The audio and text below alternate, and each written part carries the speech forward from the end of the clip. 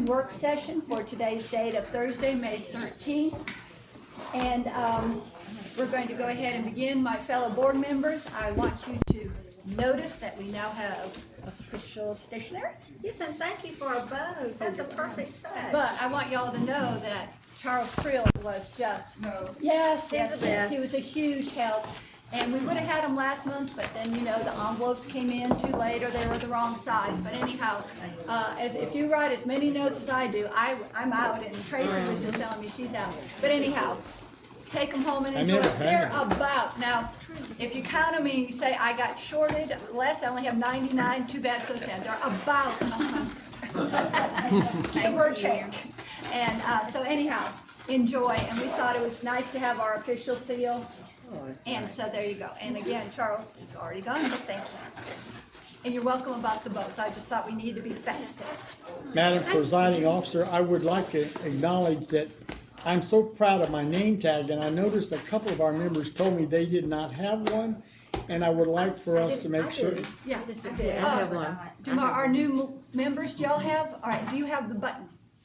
Okay, and you They don't have the the name tag either. Okay, neither or. Okay. Yeah, we have the, that's the one to get you sort of in and out, but no, you need, let me write myself in, on my new note card, let me write it. I think Dr. Boyd will handle that. Sure. Wait a minute. Since I already congratulated him for his service. Yeah. All right, name tags, and I'm just gonna call them the buttons. I think Those are beautiful. they are. Do any of our other board members that maybe have washed it and is missing theirs? I've known mine done the to- virtual, so Yeah. I haven't been. Or you find them on the inside if you're dry or stuck in No, there you're because good, they're you're good, magnetic. thank you. Okay, thank you. All right, we're going to start with number 1, updates from the state superintendent. Dr. Boyd, would you be so kind to Yes, start the ma'am. ball rolling, please? Absolutely, and good morning Good morning. to everyone. The first item on the agenda is a presentation regarding Montgomery Public Schools. I'm going to ask Mr. Terry Roller to come up with me here, and we'll share some information. While Mr. Roller's coming up, I'll ask Charles Creel to pull up the PowerPoint. Dr. Boyd, or any of the members of the Montgomery School Board here with us? Absolutely, Ms. Ziegler. We have several members of that, and I'll go ahead and let Ms. Would you I'll turn it over to introduce them, Dr. Moore at this point to introduce the Dr. individuals Moore? here. Okay, thank you. Please. Yes, we have several board members with us. We'll let them introduce stand. themselves as we go. Please. I appreciate you being here with us today. Good morning, everyone. Thank you for the opportunity to be here and speak with you. I am Brenda Duranus Coleman, a member of the proud member of the Montgomery County Board of Education. Good morning, everyone. I'm Erica Smith, member of the Montgomery County Board of Education, and very delighted to be here. Good morning, I'm Claire Wheel, I'm president of the Montgomery County Board of Education. I am very proud to be here as well. Good morning, everyone. I am Claudia Mitchell, and I am Vice President of the Montgomery County Board of Education, and delighted to be here. Well, thank you for joining us. One more. Oh, I'm sorry, sir, my fault. Good morning, everyone. My name is Arthur Weiss. I serve as Chief School Financial Officer with Montgomery Public Schools, and happy to be here. Well, thank you. I'm sorry, I was rude. And I'm Ann Moore, superintendent. Yes, I'd ma'am. like to comment, Dr. Moore is a former superintendent in Huntsville, my neighbor, and I do appreciate it and congratulate you on the excellent work you've done in your new position. Thank you, I appreciate it. Thank you. Dr. Boyd? Good, thank you. Again, it's great to have Montgomery here at our state board meeting. And the purpose of this presentation here is to share the intervention process that has taken place with Montgomery Public Schools.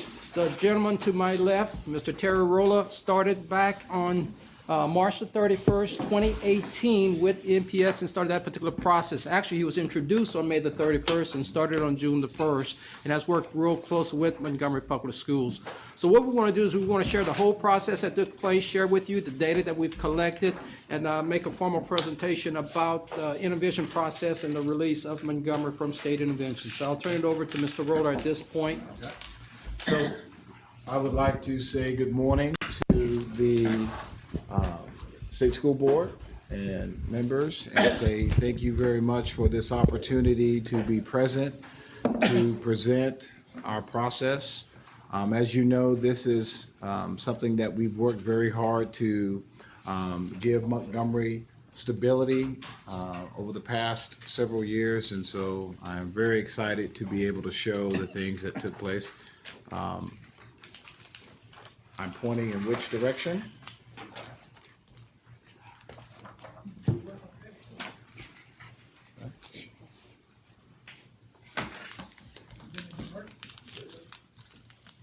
Technology. Great. Been doing flip chart, I go up and flip the pages. Or hold your tongue. We gotta change our. Ah, there we go. Okay, that's okay, thank you. So the first item that I want to show in our presentation is that initially there was a letter issued that highlighted 7 deficiencies that were the prevailing issues that we needed to address as we moved into the intervention and takeover of Montgomery Public Schools. Those items were highlighted in a show cause letter. So in the document that you see before you is a snapshot and a sample of that show cause letter. And it listed those 7 deficiencies. They were financial procedures, CNP procedures, student transportation, so on and so forth. And so when you ask, what does that mean, 7 deficiencies? Those were the issues that were disruptive to the major operations of what was going on in the school. If you look at financial procedures, you could have a myriad of things that go in to that make up financial procedures. And we're going to give you some examples of big items that were part of day-to-day operation that affected across the board the district in a substantial way that we had to address. And so student achievement, college and career readiness rates, the gap between college and career ready and graduation rate, and then we have a final item called other information, which is the accreditation process. The first thing that we did when we came in July was, at the time, Montgomery Public Schools had not chosen a CFO, a Chief Schools Financial Officer.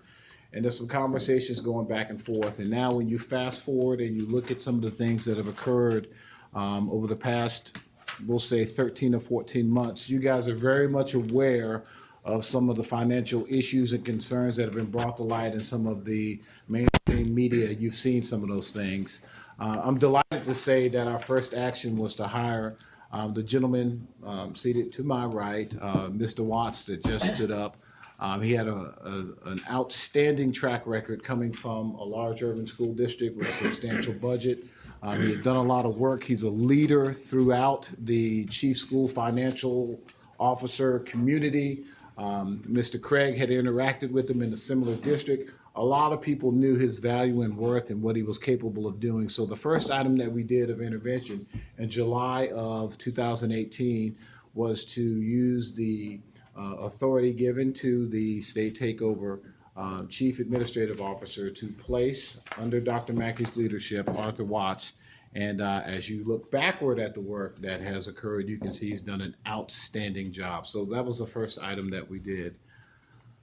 The next item was looking at the requirements that come from the State Department is having a balanced budget turned in on time every year.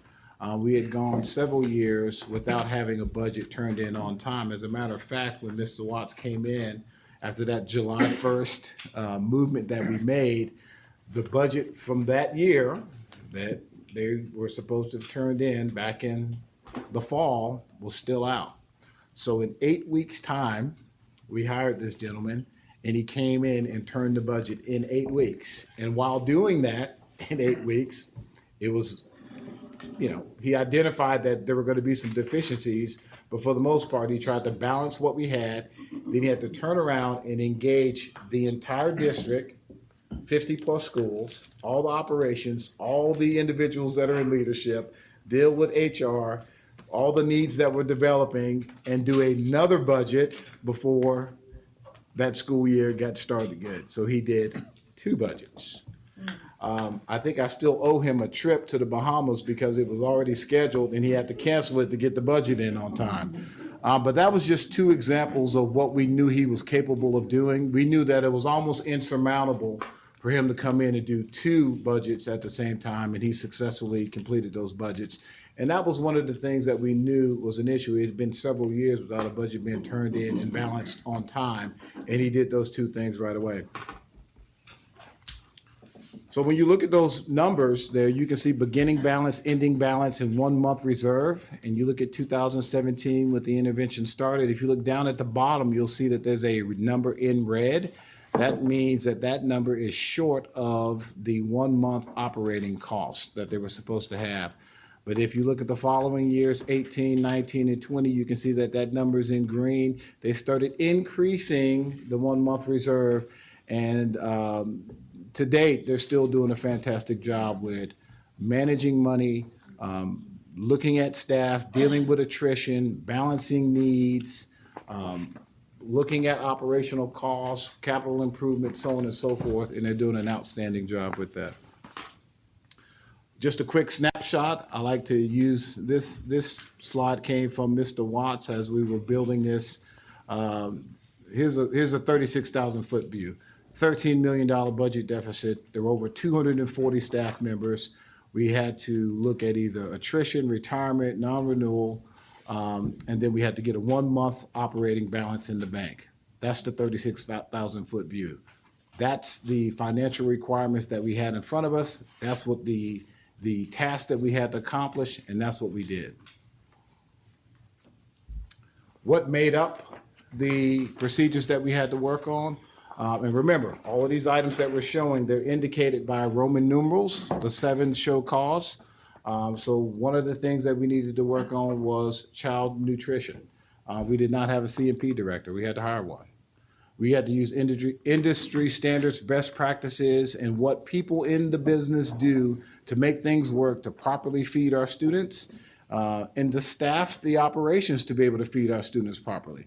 You don't get to say, hey, I need another C&P manager or another lady on the line in this place because it's a big school. No, we're looking at the meals per labor hour. How many meals are you serving for those students? How are you balancing and managing your operation and your ordering of supplies and commodities and materials and so forth? So they looked at best practices when operating their child nutrition programs. Because remember, those are one of the places where you can generate enough revenue to cover your costs. And those can also be one of the places where you can lose funding.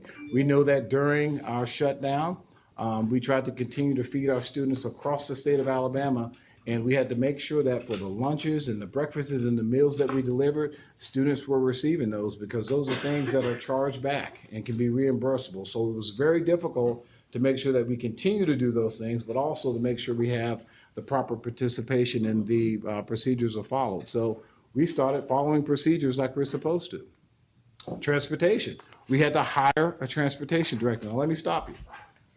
We had to hire a financial officer. Okay, that's important. We had to hire a C&P director. That's a big place to lose money. That's important. And then another big ticket item where you lose money is transportation. We had to hire one of those. So you're talking about 30,000 students, over 50 schools, and transporting a high poverty, high needs community. This was critical too.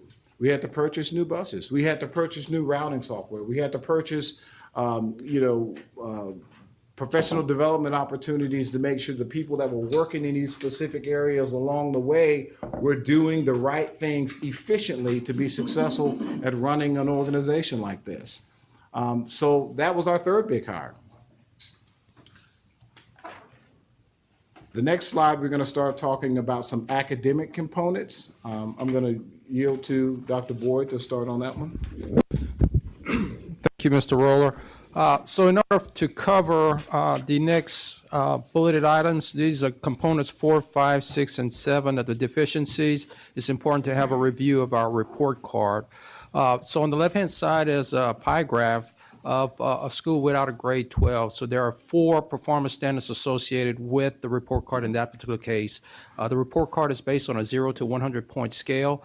And academic achievement corresponds to 40% of the total. Academic growth is 40% of the total report card. Chronic absenteeism absenteeism is 15%, and progress in EL proficiency is 5%.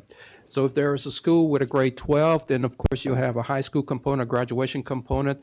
The graduation rate and the college and career readiness rate is also calculated in that, giving you 6 performance standards there. So all this is determined how well our schools are doing across the state, how well our district is doing, and how well the state is doing. Very important because a lot of those things are tied to the performance of Montgomery Public Schools. So if we're in the business of teaching and learning, then it's important that we look closely at the academic achievement, growth, and all these other subcomponents associated with the report card. So the report card grades are given here to you. So 2017, Montgomery had a 69, a 2018 and a 70, and in 2019, a 74. So when you look at the baseline information from 2017 all the way to 2019, there's a 5-point growth increase between the baseline and the final year of this study, which is 2019. Keep in mind that we don't have any data for 2020 because of COVID, and of course for 2021 we won't have any either. So the report card, as I stated below, is based on subcomponents. The 3 major subcomponents are there on the right. So in this particular slide shows the percentage of schools that have increased, comparing it year by year and then comparing the baseline to the last year. So from 2017 to 2018, 58% of the schools increase in terms of academic achievement. Again, this is one of the subcomponents of the report card. From 2018 to 2019, 86%, and then comparing 2017 to 2019 overall, 86% of the schools improved in the area of academic achievement.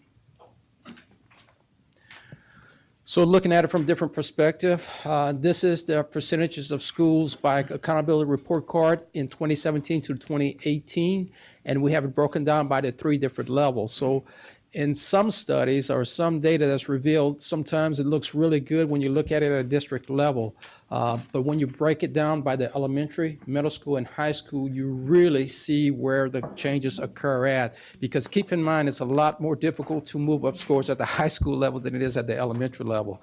So the bar graphs are colored blue for elementary, orange, red, dark orange for middle school, and a yellowish orange for high school. So you can see from 2017 to 2018, 43% and 89% and 88% correspondingly. What's really telling and really amazing, if you look at the overall 2017 to 2019, 87% of the elementary schools improve, 78% of the middle schools improve, and a whopping 100% of the high schools improve. That is truly remarkable work in Montgomery. It's to be commended for that good effort. Looking at student achievement, and here's another way that sometimes data can sometimes not show exactly what it should be, but to really know whether or not a difference is being made is you have to look at the lower performing schools. Based on federal government guidelines, we have to classify the bottom 5% of our schools as CSI schools. So the CSI schools are the bottom 5% across the state. So in this particular case, we looked at the data in 2 different classifications, CSI schools and non-CSI schools. And the reason why this is so important, again, is because it's those bottom schools that are hard to move, the schools that are in the blue graph. So looking at 2017 to 2018, in this case here, 40% of the CSI schools went up, 64% of the non-CSI schools went up. But look at 2018 to 2019, look at that change, that huge transformation there. 93% of the schools that were CSI schools went up in 2018 to 2019, and 82% of the non-CSI schools. Looking at it from a holistic point of view, comparing the baseline to the final, 100% of the CSI schools went up, which is really, really good. That means that a lot of work is being done in those schools that had performed at the lower level on the report card, and 79% of the non-CSI schools went up. So looking at academic achievement by the huge high flyers, these schools we really want to spotlight because they've really done some impressive work when comparing the baseline to the final year.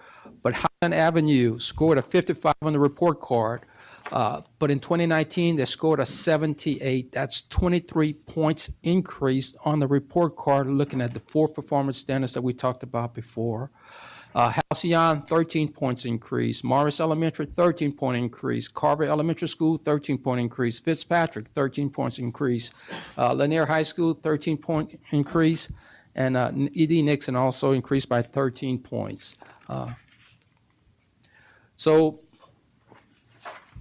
the fifth point I would like to make here, and this is based on the letter that Mr. Rolla talked about before with the 7 deficiencies. This relates to deficiency number 5, which is college and career readiness.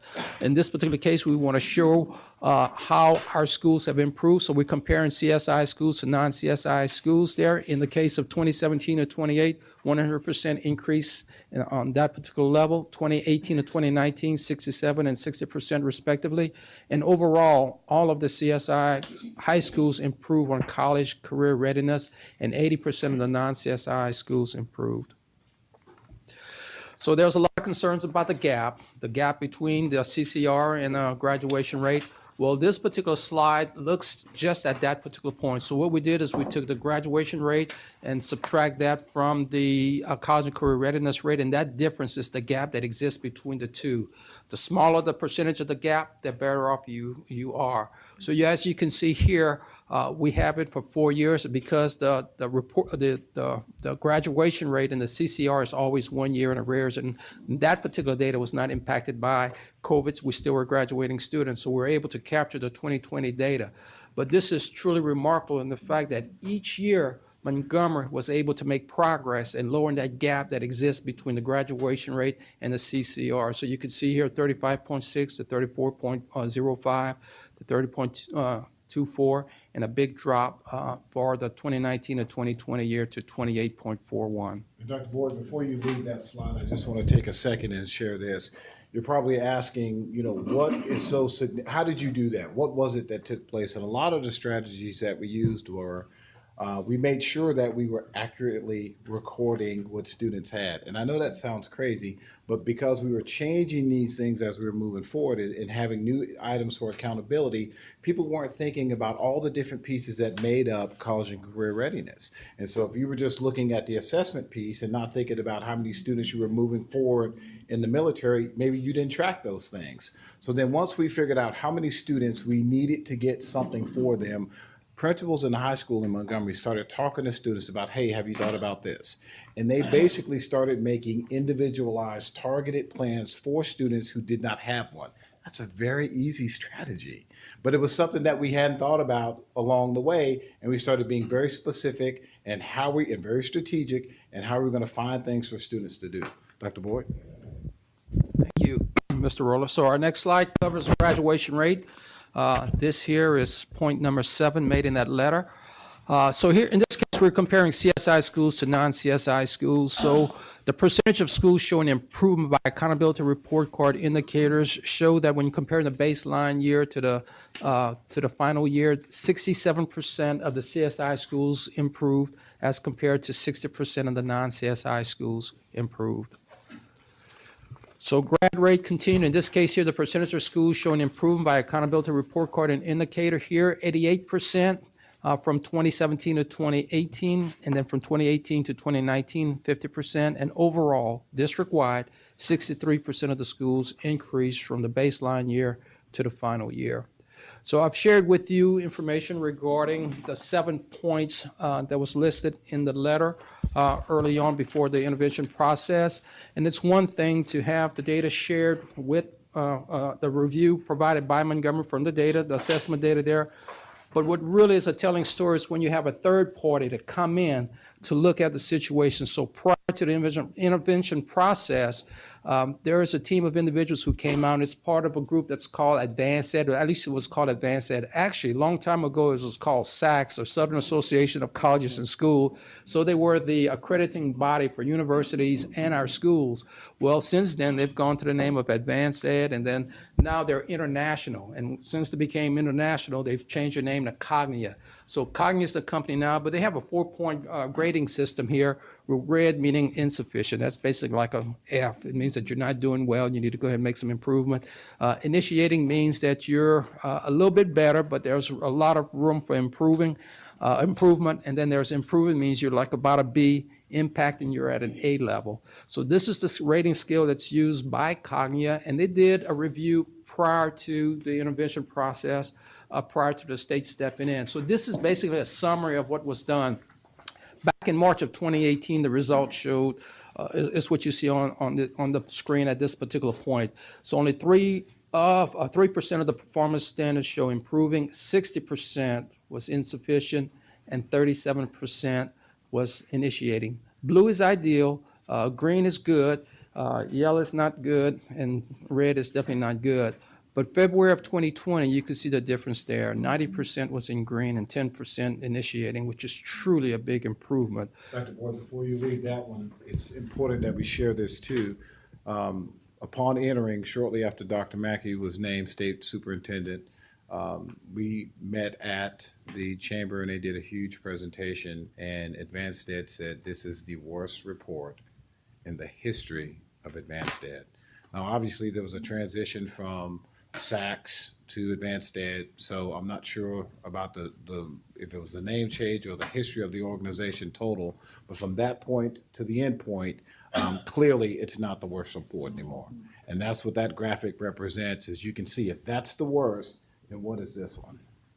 And that's the question we want to leave you with as we leave this slide. Dr. Boyd? So the performance standards used by Kanye is here, and you probably can't read it because it's a scanned copy of the original document here, but it's important to understand there are three broad classifications.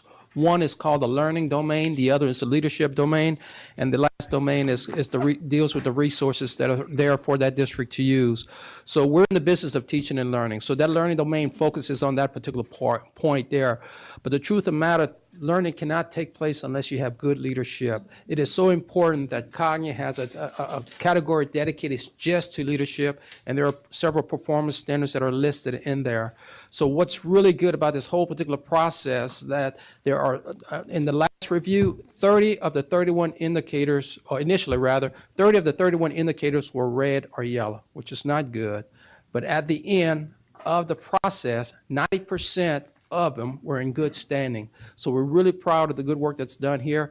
This is an example of what it looks like and how the grading system was used by Cognia both in 2018 and 2020. The same instrument was used through that particular process. So even though they had a name change from Advanced Ed to Cognia, the same resource was used for this, and the same resource is still being used to this day here. So you were comparing apples to apples in this case here. And the last domain, as I mentioned before, is the resource domain to make sure that there's an environment that's conducive to learning and that Montgomery Public Schools uses their resources to make sure that that good environment exists. So at this particular point, I would like to share with everyone the intervention release and the plan that we have in mind for Montgomery Public Schools. So I'll read to you the Alabama Code, which is 16-6E49. The Alabama State Department of Education suggests the release of Montgomery County Board of Education from educational intervention effective December 1, 2021, conditioned upon compliance with the following. So 3 conditions here. The first one is maintain an adequate academic process. Montgomery has done a really good job since the start of this particular process, and we feel very confident that will exist. Maintain fiscal sustainability by having a minimum of 1.5 months financial reserve. Mr. Arthur Watts has done an impressive job thus far, and we strongly feel that he will do that and better. As well as the team, not just Mr. Watts, but the whole team, rather. Maintain adequate operational standing in the areas related to transportation, child nutrition, and all auxiliary departments, the information that Mr. Roller shared. So we really feel that is the case there. And I want to say that, too, that even though we're planning this release, this intervention release, we will not work no longer with Montgomery Public Schools. We have 5 individuals who are working from our Office of School Improvement. They're working now in the Montgomery schools. They'll continue to work in Montgomery Public Schools. And these are some of our most veteran, hardworking individuals. Cumulatively, and I just added this up yesterday, there's 152 years experience when you add up the years of those 5 individuals. So they're seasoned, they know exactly what they're doing, and they'll continue to provide assistance to Montgomery Public Schools. Also, we're laying this on the table here, but all the conditions are subject to periodic review. Dr. Moore and I communicate on a regular basis. We'll continue that communication. We'll make sure that they stay on the right path and make sure that they continue to work to improve teaching and learning for all the boys and girls of Montgomery. So at this particular point, we'll take questions at the end, but I would like for Dr. Moore to come up and maybe introduce or reintroduce her team and share some things about Montgomery Public Schools. Dr. Moore? Thank you, thank you, thank you. So I'm going to be brief, but I want you to bear with me for just a minute, if you don't mind. So all of the things that you've heard about when I came in 2018, I should say, those were things that were seriously deficient in our system. And so we've had a laser focus with a skeleton crew in many ways. 3% of our budget goes to central office support people. Normally, you recommend about 5% of that budget. So we've all been double dosing ourselves to try to make this work. But our laser focus was on making sure that we met these areas where we were deficient in the show cause letter. I think it's worth bragging about to say that with Cognia, many people were saying, do you really think you can do it? And I said, yes, we can do this. We know what it takes. And then we're going to address each one of those things. And that's what we did. So we went from a report that said we were the worst on Cognia to being invited to present at some of their conferences. COVID got in the way, so we weren't able to do it. But hopefully we'll be able to do that at some point in the near future. The boards, both the current board and the former board, had to take some serious looks at some things that we were proposing, especially when it came to finance. And so we had to make some cuts. We did a reduction in force because at the time we were living, and we still are, living off of the 10 meals and basically what we received from the state. So we had to make some cuts. The referendum passed, so we're looking forward to that being a good thing for MPS. But overall, we worked really hard to look at student achievement, to look at finances, to keep our accreditation, all of those things that were in the show cause letter. And I do believe in looking at what a report says and then looking at how you can do better in that area. So that's what we've done. Everything that's been addressed, we've addressed as far as improvement goes. So I want to thank everybody who works on our team, Mr. Watts, of course, our board members, the people who are not here, who had to look at things in HR and look at things in transportation and CNP and all that. Those people have worked really hard and diligently to comply with everything we've asked. We've guided them through a lot of things. We did a lot of guidance on Cognia because we felt like to bring that many teachers and principals in, we had to guide them through the process and say, these are the things we need to do. And once we laid that out and said, these are the things we need to do, they complied, they did those things. We checked them ourselves. We went back and forth ourselves, many times checking after we laid it out. And they were able to pull it off and bring it out. And so we're proud of them. And I think based on how this works, we've done what we're supposed to do.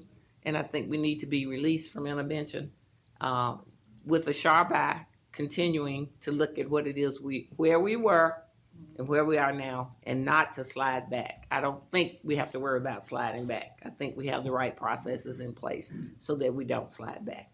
So thank you all for your attention.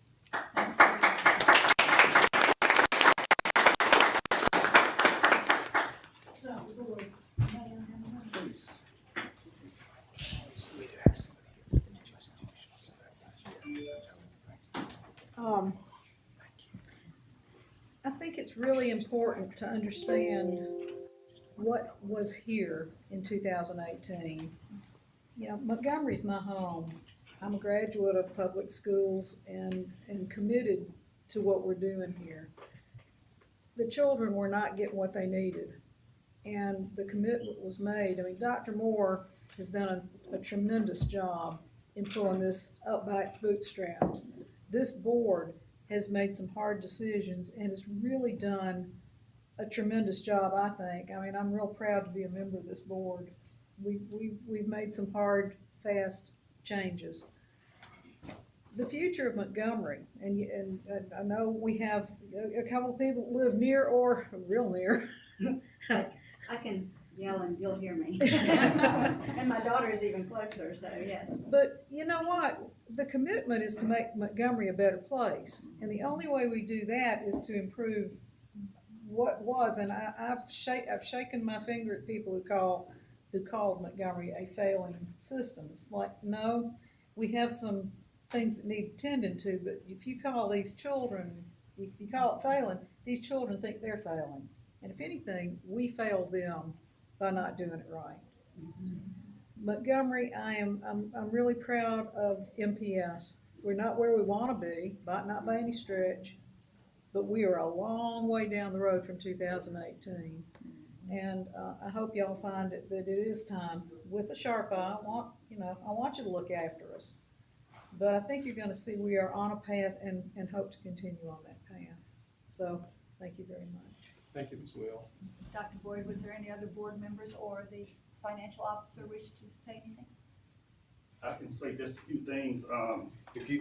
Can they hear him? If you'll come down here just cause of the live stream. Here.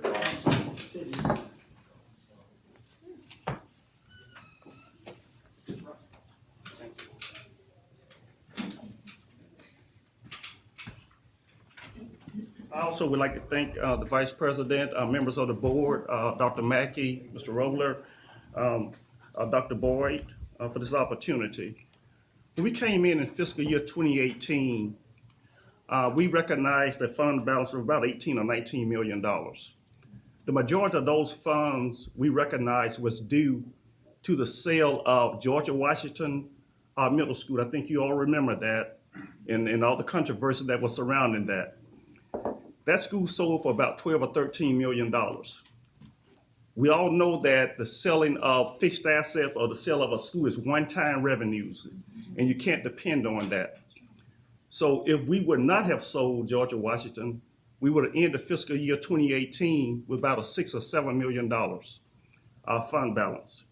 Now, the state required fund balance for Montgomery Public Schools right now is about $18.4 million.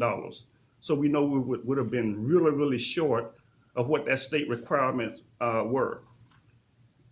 In fiscal year 2019, in reviewing the finances, we came up with a financial recovery plan working with the state and several of our administrators. And we put together a financial recovery plan, which included a reduction in force. We looked over contracts and looked over every single line item as it relates to our expenditures. And of course, we were able to cut our budget by about $12 to $13 million. Therefore, we ended fiscal year 2019 with a fund balance of about $21 million. In fiscal year 2020, we ended with about $34 million. I mentioned to our board about 2 months ago that we're projected to end fiscal year 21 with more than 2 times the state required fund balance of over $36 million.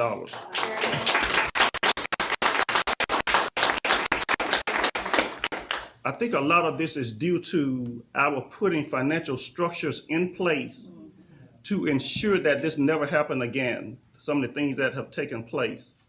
And what I've been really focused on is that whether Arthur Watts is the CSFO or whoever comes in, that those structures are in place, whereas we're going to present two budget hearings to the public each year and provide the public an opportunity to ask questions. We're going to present financial statements to our board and to our superintendent every single month, open the floor up so board members can ask questions as it relates to our financial position. We're going to have financial accountability and require training from principals and bookkeepers every single year, and also have a requirement that our bookkeepers obtain bookkeeper certification from the Alabama Association of School Business Officials.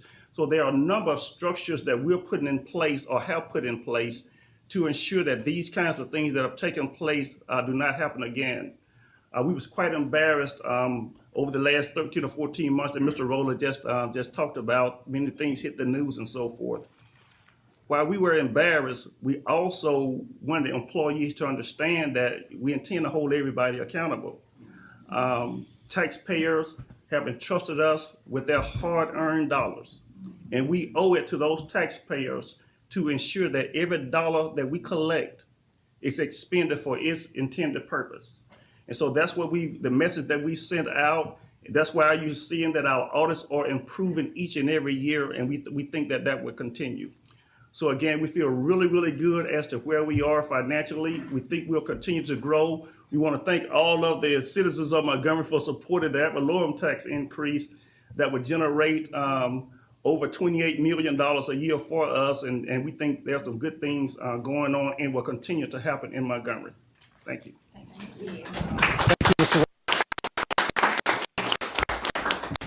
Ms. Siegler, Yes, ma'am. unless there's someone else, is there anyone Well, else? Dr. Chestnut and whomever. Okay. I think I'm the only one who actually is a graduate, as a member of the state board, is a graduate of the Montgomery Public Schools. Am I correct? Did anyone else? I actually attended Montgomery Public Schools from the first grade and graduated from Jeff Davis and 19-something. 89. And I have 4 brothers who also are graduates of Montgomery Public Schools. I know that Claire and my husband often have conversations about their time at Lanier and your brother. And it's always special to reflect back on those days and what I have. I can't even think about how I could possibly repay what Montgomery Public Schools what they've done for my entire family. And the contributions that my former teachers continue to make. And I know Claire probably has seen a lot of us walking in the neighborhood, and he probably joined us. But there are a couple of those former students, fellow students, and teachers who just live their neighbors. And we're all concerned about the state of the schools we attended. Very concerned. And so when I don't smile, it's only because I'm reliving those times that meant so much to me and contributed so much to my life. And even sitting here on this state school board, I never even thought about it. When I was a little reporter for our not just the Plainsman, because I wrote about the Montgomery Public Schools back then, but the Spokesman newspaper at Jeff Davis. I was the co-editor, and I would go to local school board meetings and cover it. When I was a reporter for the Montgomery Advertiser Alabama Journal, I'd go to the Montgomery Public School meetings, and I would cover them and actually get paid for that job. But the bottom line is that Montgomery Public Schools continues to be a big part of my life. And when Ella and I got together, and yes, Ella was a dear, dear friend, and I sure do miss her. And I know that she would be proud to have Tanya as her sitting in her seat, and the leadership that you provide and what you will continue to provide, because she did. Ella said, Stephanie, now we're going to have to do something. And we went to the former superintendent, and we told him he needed to do something. He's new to the state, new to the schools. And that was the first big step. The chamber got involved, and everybody knows the history of how that evolved. And then we had a former principal of mine, Dr. Richardson, who came in on an interim basis, and he didn't like to mess around. He would sometimes say things that maybe others were thinking, but he would just say it like it is. And when he was our state superintendent during my early years on this board, I appreciated that about him. He was an excellent teacher in the Montgomery Public Schools, and his wife, I believe, was a teacher in our schools here in Montgomery. He was my principal at Cloverdale Junior High, which is no longer in existence. But I sure do enjoy driving by because, again, those were special days. And so when the board was unanimous in the decision. It was not a difficult decision, knowing all of the things that you've presented in making that decision to intervene. We did it because it had to be done. We just couldn't. The people I would meet in the grocery store, and I still meet some, they're very concerned about the future of Montgomery Public Schools. Obviously, COVID, the pandemic, has certainly halted some of the things that we could have been doing, not only at the state level, but at the local level. And that's important as we reflect on releasing the schools, because one of the questions that it's consistent, are they ready? And yes, I understand what you're saying. I would like to see the ACT scores. I understand all of those, like not just the overall report card score, but I'd like to see a breakdown. I'd like to see all of the schools, because I know those schools so well. They may not be physically in my district. They may have been, because I've had my district changed 3 times, so I kind of have to keep up with it. But people think, and I know it will be the same thing with Dr. Chestnut, they see that you represent the area and they see it as a whole, because the schools are not just the magnet schools. It's every school, but we need to preserve those. That's the second question I always get. What's going to happen to the magnet schools? And I can remember in the early days, I get telephone calls at all hours, because for one example, the former superintendent, local, and the former state superintendent didn't realize that we had a deadline to make sure that LAMP, and we recognized one of the students this morning, would possibly lose the advanced placement status, because they had to pay something like 20 or 30,000, which is really, the return is so much better, but we had to pay that bill the next day. No one knew about it, but the families of those students, I had calls from, you name it, teachers, and the principal was 100% behind it. But we need to make sure that as we release, that we're not just releasing it, and I know the board members pretty well, and I can see the passion and the commitment. But that's one program that's the second question I always get. What's going to happen? And then specifically, they'll talk about the magnet program. And that's one thing, it's one reason I call it magnet, because it's one thing that's keeping a lot of families in Montgomery physically, but also in Montgomery Public Schools. And we see the results, because you look at the national list and how well our schools have done. But the other schools concern me. Jeff Davis, Danley, I attended both, and their scores have been, sadly, very low. They've had major discipline problems. One of the things that motivated, and this is not during the tenure that we're talking about, but one of the things that motivated me to run for the state school board was I was considering where I was going to send my own children. And in just a very short span of time, a student was killed during the summer program in the parking lot at Jeff Davis High School. And then we had across the street a 6th grader who held the principal at gunpoint. And my nephews attended the school, and people may remember that, anybody who's been here for a while. So that hasn't happened recently, thankfully, but we did have a situation at Lee that everyone pretty much knows about. And we just have to be, and I get calls from teachers and little things like their tires are punctured or they're tripped in the hallway.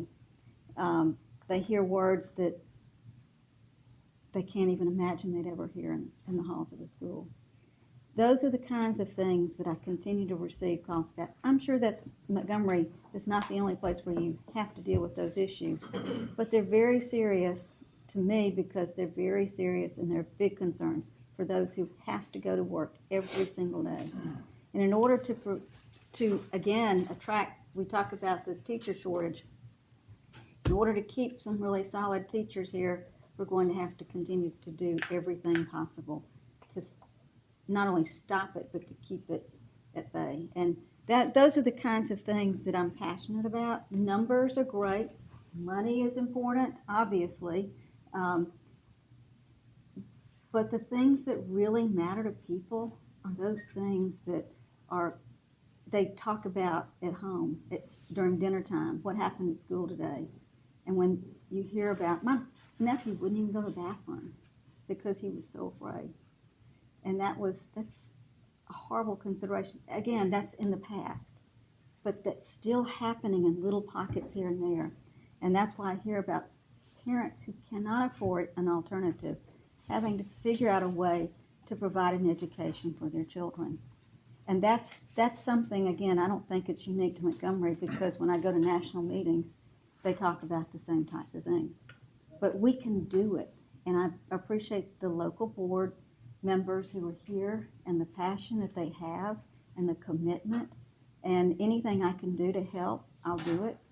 And that's where the intervention, I think, has been a tremendous way to show our support in any way. Because what I would do when I get a telephone call, I would call Dr. Richardson, because it sort of subsided, and I'd still, Dr. Mackey knows, in the cell of Georgia, Washington was not an easy process. But those things have thankfully changed. And I'll end with this, but I sat next to, and people talk about the military, someone who was being shipped to South Korea, who's going to be right there on the line during a very difficult time when North and South, there was a lot of tension, and there still is, but he was leaving his family. And he told me about how he was concerned, and he told me where his children were in school and the ages, and he didn't know what I did. I didn't even ever share it. But he was telling me, I said, it has to be difficult, those little things that lead into responses. But it was a real, it was not easy to listen to, but it was something I needed to hear. And it was something I wish we all could hear. And I'm sure a lot of the local board members have had those telephone calls as well. But this young man was very concerned about leaving his family. And I said, well, I know some people at the school. I'm sure if they ever need anything, call me. Tell your wife just to give me a call.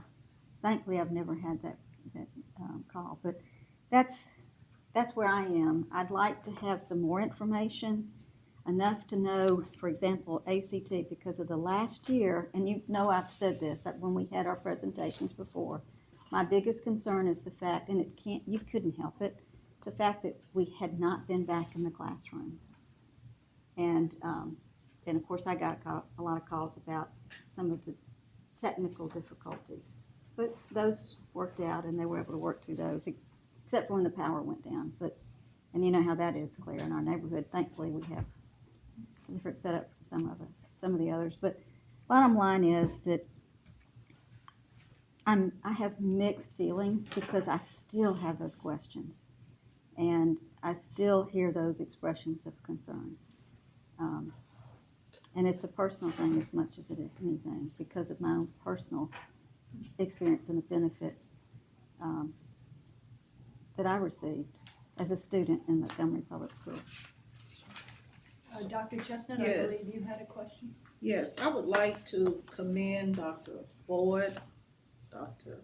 Mackey, Mr. Roller, Montgomery Public Schools Board, Superintendent, Dr. Moore, CFO, hats off to you, the entire faculty, staff, administrators of Montgomery Public Schools.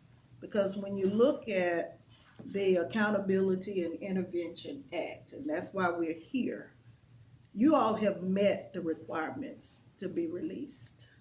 I know that there are other areas of concern, but those areas are not applicable to this act. When you look at the law, it specifically states that that school system must address the deficits that are identified, and you all have done that. And I just want to commend you, say thank you for your untiring efforts that have proven to be quite successful. And I just believe that you're ready. You know, when I look at the support that will be and has been offered by the State Department of Education, and I've had the opportunity to serve in that capacity as a principal coach years past. So I know the benefits of having the state's support. And I'm glad to hear that we'll still have that support. But I just could not sit here without saying that you have done an outstanding job. You can say what you want, and I respect everything that's been said, but the issue at hand is what's written in the act. And you all have met those issues. The deficiencies are clear, and I was waiting to hear what needed to be done. I heard clearly what was stated by Dr. Boyd and Mr. Roller, as well as Dr. Mackey. You've done it. Yes, you have school systems that will have issues forever because there is no perfect school system. But the issue at hand here is whether or not Montgomery County has met the 7 deficits, and you have. And I just want to commend you and say that I believe that you're ready to be released. I have a question, please. Oh, You go first. Okay. I have one also. all right. In line with the intervention release and the 7 deficits that have been addressed, I had a question. If they've been addressed, I'm looking at the date. You know, right now we're in May. Yes. It happened to be December 1st. I was trying to see if the issues have been addressed. Why are we looking at December 1st, knowing that it appears that they've still got to maintain the items listed, Right. which means they're gonna have to have a plan that will be submitted. But if they've already addressed it, and you're gonna be monitoring, and we're in May, why are we having to wait until December? I'm just asking. I don't know if that's in the law or something, but that's what I want to know. It's a good question. It's added insurance, and we want to go through this particular transition process. So when my son was a kid, he didn't want to ride the bicycle, so I had to be with him at all times, and he was able to ride with the training wheel. So these next few months is the training wheel period there.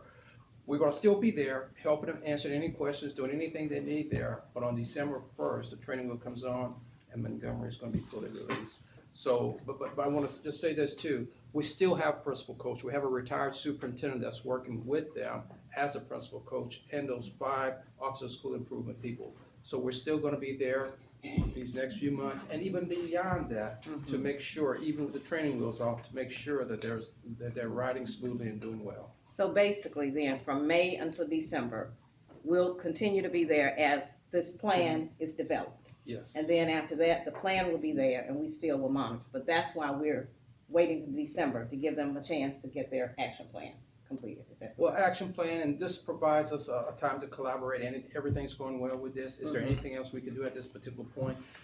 And there are 3 bullets that's there. Maintain 1.5 months reserve. We feel real confident to be able to do that. Maintain everything from an instructional point of view, and also make sure that the ancillary programs, which includes transportation, also child nutrition, those types of programs, make sure that that's going really, really, really well. Okay. And based on their performance in the past, we don't feel that there'll be a problem there. Go well. But we'll be there to help out.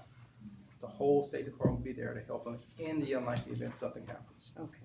Thank you. And Ms. Dr. Richardson, if I may add one Yes. thing to that, technical assistance is a part of our process that exists Right. all the time. And so it's very simple that Dr. Moore or someone on our team could seek support in any department all the time. Okay. And as they continue to hire the right staff and train people and give them the ability to do what they're doing, they will have discretion to request additional technical assistance as problems occur. So we're always there for all people all the time. There's a state monitoring review process that comes up every so often. They'll still have that. So there are things in place, even though we're saying December, but there's some annual things and, Yes. every 3 year and 5 year and so on and so forth, we'll come through Right. and continue to look and support them. Dr. Richardson. Okay. Perfect example of that, it's on yesterday, we had a teleconference, a Zoom meeting with the assistant superintendent and 2 of his individuals, and there were 3 of us, me and 2 other individuals, answering questions and guiding them through a particular process. So that's not gonna go away, we're gonna always be able to do that with them. Okay. Thank you. Ms. West had a question. Very simple, and please know that I want the Montgomery Public Schools to be the jewel of Alabama. This is our capital city. This is where our leaders do their work. So my question is just simply a process question, help me understand a little better. I've been through 2 accreditation processes at the local level with Advanced Ed. First SACS and then it became Advanced Ed. Was this process a deeper dive than a normal accreditation process that you would be working through at the local level? Did they dig deeper into the data to help identify these 7 items, or was this more of a standard procedure by the company? So let me answer that. when we came in, they had already completed an advanced ed review. Right. Then they turned around and issued another one right away. So just doing two back-to-back would indicate to me that it's a deeper dive. Let me give you an example of the process that took place. All administrators were required to do walkthroughs. Whereas in the past, you would select a group of administrators from, a couple elementary, a couple middle, a couple high. All administrators were required to do the walkthroughs with Cognia. So when people ask, what were the things that really transformed teaching and learning in Montgomery Public? Obviously, we had school improvement people from the State Department leading leadership activities with leaders. But really, you had everybody that mattered doing what they were supposed to do because people were watching and supporting and helping and being with them all the time. I can't even tell you how many walkthroughs I was a part of. We were in the school so much, kids knew our names, and so we were really a part of the process. So when you say, was it a deeper dive? Absolutely, just from the mere fact that we did more of them than you would normally do, and everybody was required to participate in the process, opposed to selected by the review team. And may I add this, because I was here before, Yes. and I'm not sure that you were either one, perhaps you were here, Dr. Boyd, in the early stages. They were actually very close to losing your accreditation and dealing with probation, and that was why Dr. Richardson was just so, he didn't mince words. And this, again, was a former local board as a whole, some things that had to be addressed. And so the process goes back even beyond that point. That was where you were able to step in, but it was a really very serious situation academically and just so many different avenues. But that was why. May I address that slightly? To answer that question, we had several what they call special reviews, which were more detailed than what you would normally get under Cognia. So from those special reviews, which were conducted by the folks from Cognia, then they gave us information. And from that information, then we had to do a series of things to address the issues related to the Cognia review. So we spent a lot of time in the schools working with principals. And in that last review, typically you're able as a system to select a number of, say, principals that they're asking for, the number. In the last review, they made their own selection about the principals that they would visit. I felt very comfortable with that because we had prepared our principals and they had been doing the work for several months prior to, a year prior to. So we didn't have anything to say about where they went at the last review. And that to me was an extra layer to guarantee that there was nothing funny going on because they picked the people they wanted to go see. And we did not do it. And that is atypical. Remind me your total enrollment, Dr. Moore. Right now, we'll just say about an average of 28,000 students. And I want to tell you this too, one last thing. We normally have about 2,500 kids signed up for summer school. At this point, we're at over 8,000 signed up for summer school. We've done a really, really great job of marketing, telling those kids who have missed something because of COVID, not their fault. They've been doing virtual, they've been face-to-face, but they still have had some learning loss. So right now, as of yesterday, we were at 8,200. I'm predicting that today we're at higher numbers than that. And so we're gonna have to scramble to find teachers probably, because I'm not turning any kids away. If I have to go teach a class myself, that's just what I'll have to do. But I just think that shows now that people are beginning to latch on to what we're trying to do in Montgomery Public Schools.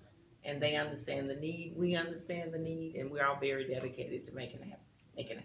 Thank you, Dr. Reynolds. I'm sorry, Yes. were you finished? I know, thank you, Dr. Moore. I know we have a very collegial relationship between the State Department and the school system, but all conditions are subject to periodic review by the ALSDE. Dr. Boyd, are you going to develop a schedule for those reviews or can you clarify that or expand on that Absolutely. Every school system. precondition? Yes, sir. So every school system across the state goes through a comprehensive monitoring program. Montgomery is just like all the other schools. So they'll go through that particular process where we look at everything from instruction to finances to services provided to students and so forth. That will still exist. In addition to that, I have a team of ladies, 5 of them, who will go in and work with the schools. And we do have a gentleman, a retired superintendent, who will also work with our principals as a principal coach to continue to do the good work that's been done in the past. I think it's really important to note the fact that we've talked about Cognia, but Cognia has a lot at stake. They're not going to put their neck on the line doing some report that's halfway done or so forth. This is an international company, so they're going to make sure that the information they provide is valid and reliable. So that first review, when only 3% of the schools were categorized as green or being good, to going to 90%, that is huge.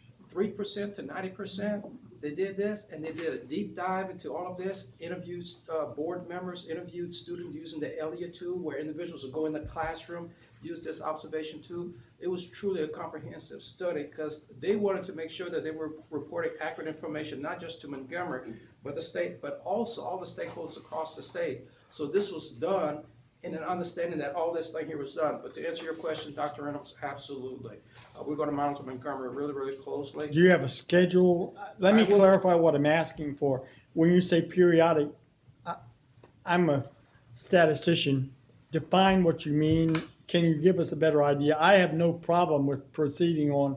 I'm just wanting to clarify what we mean by that phrase. Every month I will contact Dr. Ann Roy Moore and her assistant superintendent of instruction, curriculum and instruction, and have a chat, a discussion with them. And every single month I will talk to the Office of School Improvement, the individuals who will be visiting the schools, to make sure that there are any concerns that exist in Montgomery Public Schools. If they are, then I will work with Mr. Roller and Dr. Moore to rectify those particular concerns. If it's really bad before I leave, I'm going to leave this task to Angela Martin. Then at the point before December 1st comes around, then we'll have another discussion on whether or not we should proceed with that. Thank you very much. You're welcome. Just one quick point of clarification, and I appreciate so much all the hard work that's been done, and the improvements that have been made. I just like communication to be as clear as it possibly can be. And so one of the points in this intervention release says maintain adequate academic progress. Well, adequate to me may be very different than adequate to you, right? And so do we have a definition for what we mean by adequate? Because I don't want you thinking one thing and us thinking something else.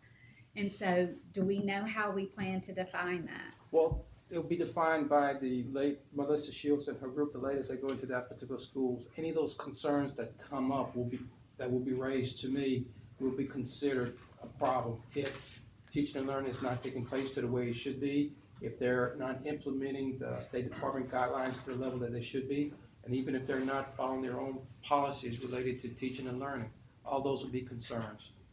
But academic, would that be like to refer to Ms. Bell's comment about a request for the ACT scores by high school?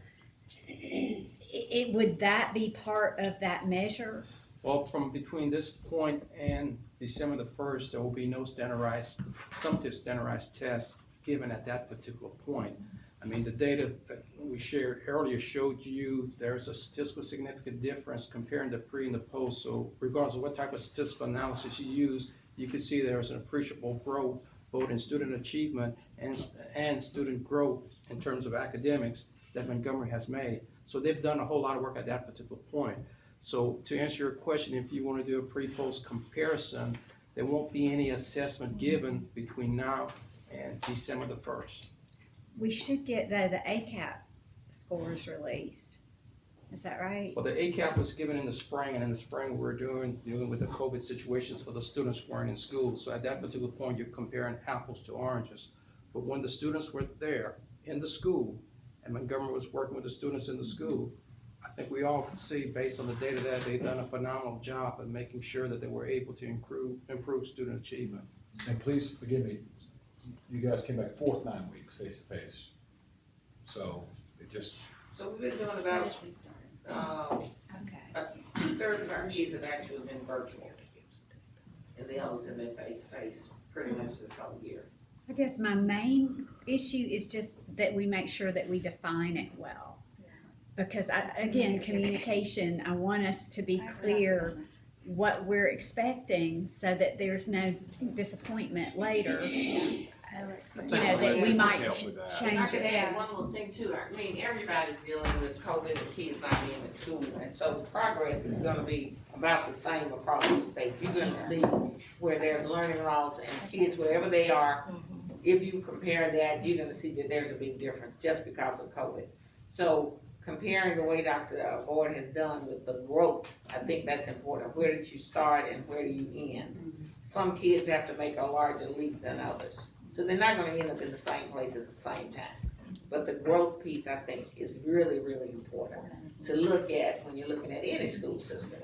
To show that there is something happening, that needle is being moved. And I think that's important to look at for MPS also. Ms. I think McRae, we- I'm sorry. Let me just say to that, I think we can probably work on some targets. I think like Dr. McCarty's looking at on the finances, it's 1.5 months. So there's a Right, number, right. there's a target number. And I think with Dr. Shields and Dr. Moore's team, we can probably just come up with some targets, what those are. Because I think, and I want to speak for you, you're not saying test scores have to go up these many points. You realize it's COVID, but Right. what are those things we're saying that would indicate that academic progress That's is it. there? That's it. And I think Thank you, Dr. Mackey. Well, the other part of that is having it specific, because you have the report card, and then you also compare those with, high schools versus the other schools. And especially at the high school level, which is where I'm hearing a lot of not the magnet high schools, not BTW, not Lamp, but, or Brubaker even, but the other high schools like my alma mater, Jeff Davis and Lee, teachers have expressed concerns, not just because of COVID, but just overall. And I'd like to have those specific scores, not just wrapped up in one package. You know what I'm talking about. Sure, so you want ACT scores by each individual high school? Please. Sure. And then any other, and if it helps, provide the other specific scores. I'm not trying to make it look good or bad, I just want to know. Because what I'm hearing, when I talk to a parent, I'd love to be able to say, and of course I always refer them to their local board member if I possibly can, but the bottom line is that they want some information and they want that breakdown. And I would like to have it as well, especially if we're going to be discussing releasing them by the end of the year, which is wonderful if we can do that. But I don't want to release it just to release it and say everything's okay because on paper it looks good and the money's there, because people don't ask me about the money as much as they do about the other. And you understand that. I do. Ms. McRae? I think it's fair that if we said that you have these 7 deficiencies and you need to meet them, they've done every single thing in their power to do that, and the results show that they've done a phenomenal job of meeting that. And this is not just the State Department of Education, this is a third party saying that too. That speaks volume for their effort and the work that they have done. And we've had this discussion. We have, So yes. you understand where I'm coming from, and I certainly understand where you're coming from. Absolutely. We don't necessarily disagree, but to me, this is a big step. It is. And especially, and we came from a situation that it's not good. And I don't want it to ever return. I'd like to, as others have said, I'd like for it to continue to improve. And again, it needs to be, it's a capital city. It's the school systems I attended, we were nationally ranked even then when we didn't have magnets. And I could go down my graduating class. We would never have thought about saying bad words in school. If we did, we'd be in trouble. And I remember there was one knife fight. It was one that they brought from the home, from the neighborhood. They were upset, but that was the big thing that year. So I'd like to get back. I know teachers would as well. But anyway. Yes, I'd like to congratulate you on your success. Having served on a school board for 16 years, I can't imagine facing this situation. It's my understanding that 240 locally funded units were reduced, and I'm assuming some of those were through attrition. but that a lot of pink slips went out. I know every year, when I served on the board, I dreaded the week that pink slips went out. I couldn't go to church, I couldn't go to Walmart. I can't imagine, this was such a gutsy thing to do. And I really admire you for making that stand. It's tough, and you had to, did you go out of town for a month? I pack my lunch a lot of days. Well, that's huge what you just said. So they released 240, less 240, but still improved to the level they did. So they were working harder with less people and got really good results. Can I say one thing too, to address, Stephanie Bell? I share your concern. But I wanna just say this, I have the utmost confidence in what's been done here. We have met what you've asked us to do, and then some, but it's just a beginning, because this board and this superintendent, Mr. Watts, we're not contented with getting to just the green. I want that to be an entirely blue circle you're seeing. You know, some of the things with the passing of the ad valorem tax, and you'll appreciate this, the main thing that I wanted to see back in schools was art and music, because I think that's the beginning of what you can do to have a really great school system. Well, that's in our plans. And I hate to say that anything good came out of COVID, but the money we've got coming in allows us to start this now. That's gonna start this summer. I think that's one of the reasons we have 8,000 kids coming back to school, because there's enrichment. I wish I could ease your mind that we are at the beginning of something great. You and I got a great education. I want that now for our kids. And it's gonna be a process. It ain't gonna happen tomorrow. But there's a plan to do it. And we are committed. This board is committed. This administration here is committed. And if I could just put your mind at ease a little bit, that we're just starting. I mean, you just hold on. We'll see amazing things coming out of our students, out of every school. Okay, wonderful. Well, we thank you so much, and it's been a hard journey just being in here, but we appreciate you taking the time and answering our questions, and I'm sure there probably may be more, and we know where to find you, so to speak. So with that, maybe. We can, so I think we're ready to move on. I couldn't say better what you just said. A great appreciation of these local board members. I know they stood at the beginning, but you know, people on this board know it's going to be a thankless job, but they really stood up. And about, I'm looking to see, maybe all the ones that are here with us today were able to come, actually ran for the board while the school system was in state takeover. If you think about, I mean, you talk about walking into the swamp to say, I'm willing to take this on in the most difficult days. But there's some outstanding, and they have great conversation. I've had the opportunity to be with them in public meetings and also to be in executive session with them. And they have good discussions about what's going on. I can't say enough about how much I appreciate them, Dr. Moore, Mr. Watts, and Mr. Mitchell. I mean, the whole group's done so much. As we move, let me tell you what Ms. Ziegler and I were looking here. I'm going to ask them to give up their seats kindly, because items 4, 5, 6, 7, 8, and 9 are all university programs. Now, with us coming back in person, we have been having discussion with the college deans, and they have all either, of those colleges, have either come today or they have sent a representative. So what we would like to do, so they don't have to stay all afternoon, is take those items and let those people come in and introduce themselves. A couple are in the room here and the others are next door in the overflow room, and go ahead and address those items if there are any questions from those institutions. I thought that was a very good move, that now we'll have the deans or representatives of the deans coming when they've got programs up for review, so they can answer questions. And we I thought, we had the discussion about the gasoline shortage, and some of them yesterday were also a little worried about coming. But they all made it down here, and fortunately, there is gasoline in Montgomery for folks to get home. So if that's okay, I would, not trying to kick out my friends from MPS, but Goodbye. let them give up their seats so that all the deans can.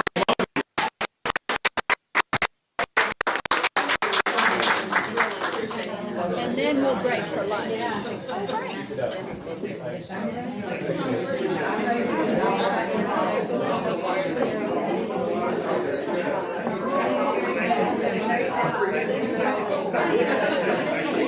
Thank you.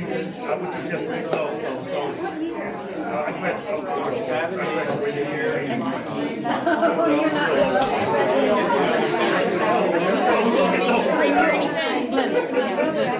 Yes, ma'am, I'll bring you something.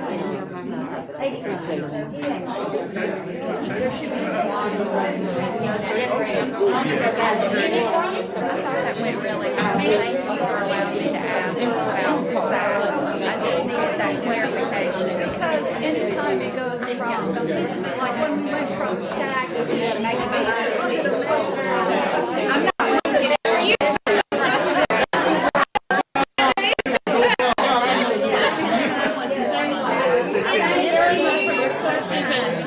I just want to, I don't like to be for a while, and that's why I want to. That's what's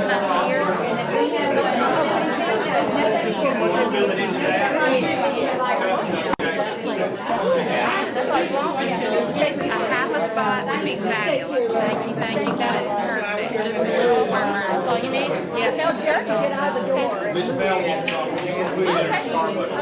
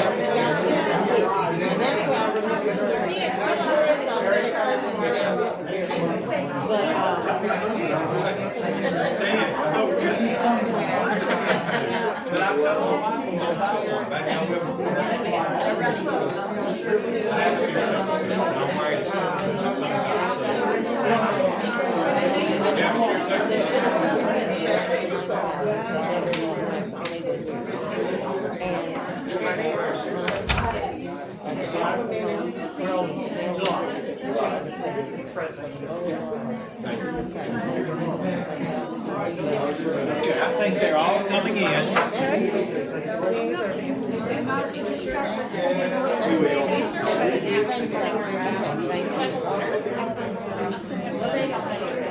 Thank you. We can. Well, they should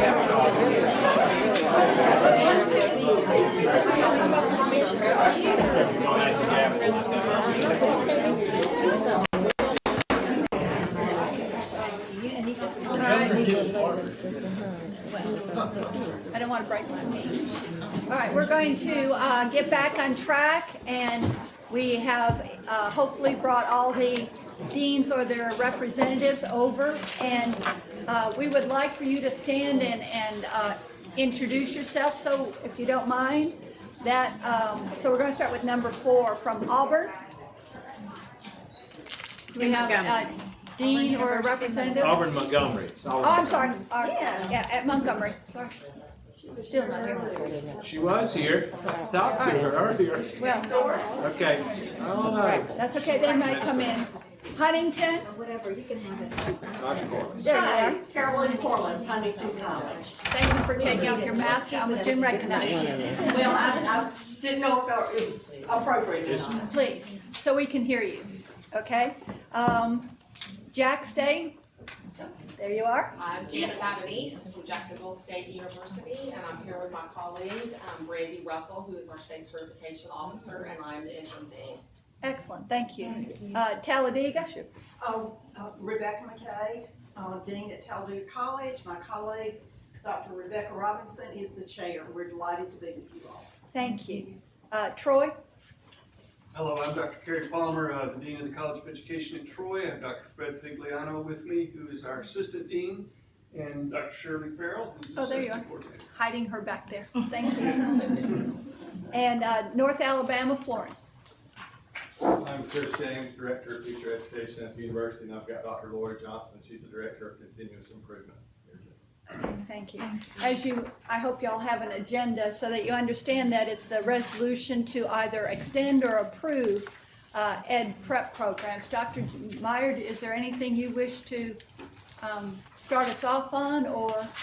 No, they have been thoroughly reviewed and have met the requirements, and we also have Miles College here. Oh, Miles is here? Yes. Okay. Well, I'm sorry, sir.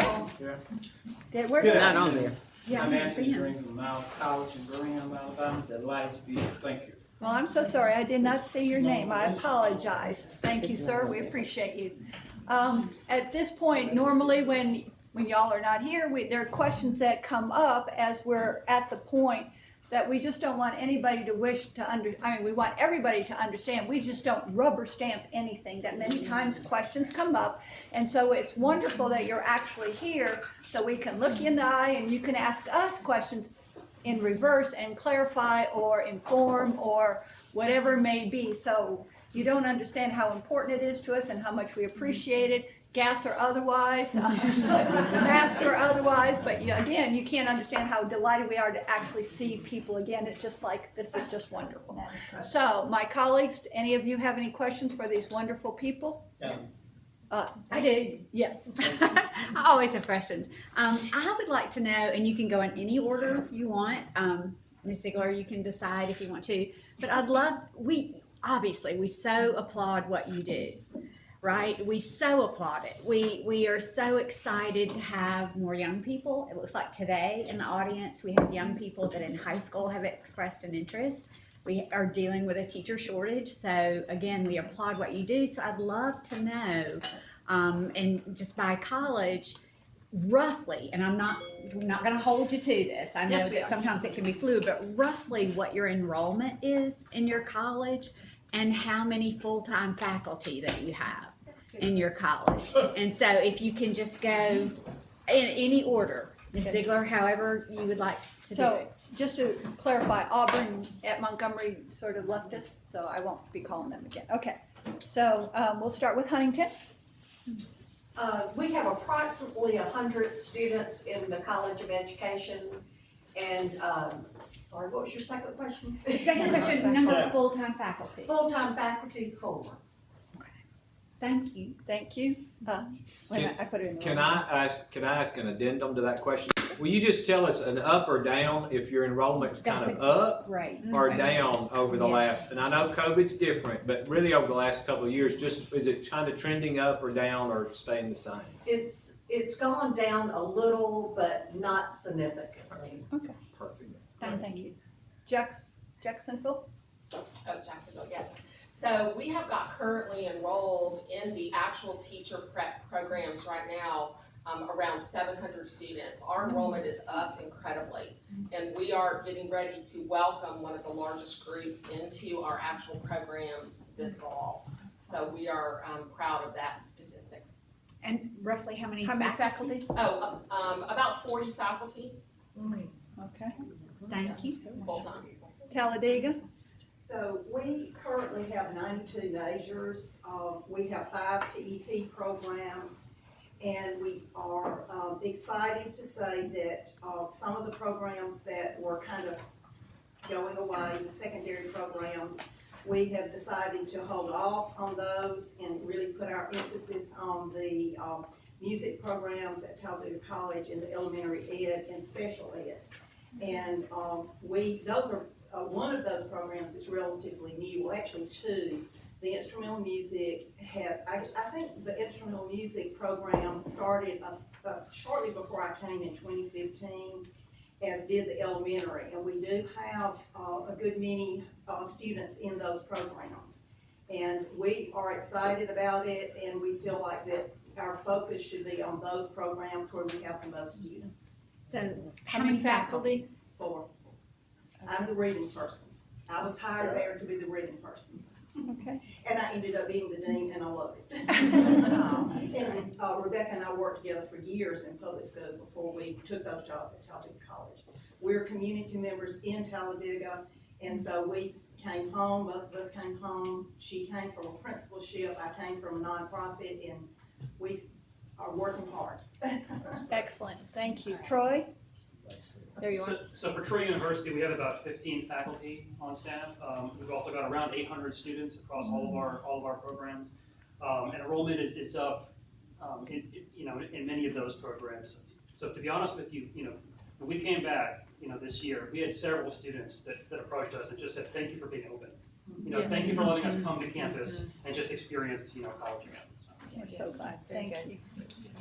North Alabama, Florence?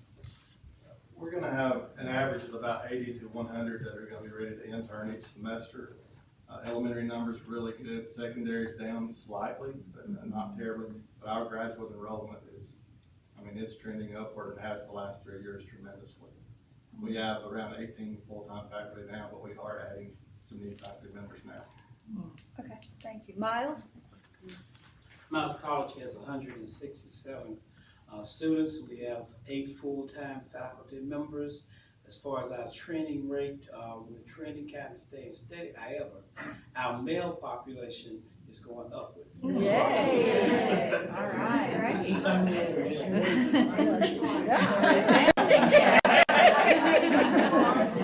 That's wonderful. As the only male board member, I certainly appreciate.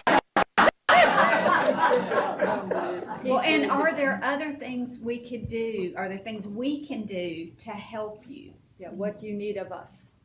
How can we best serve you? Send it.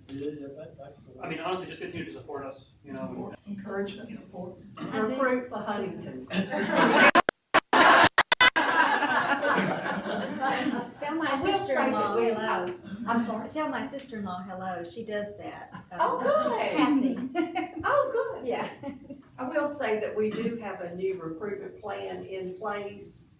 There were lots of things I've only been there since June 1st, so we're trying to, I came right in the middle of the pandemic, but there are lots of things that we plan to do to recruit in all programs, not just secondary, but all programs. So there's a lot of that. We're going to get out in the community more, and there's several things that we want to do to improve enrollment there.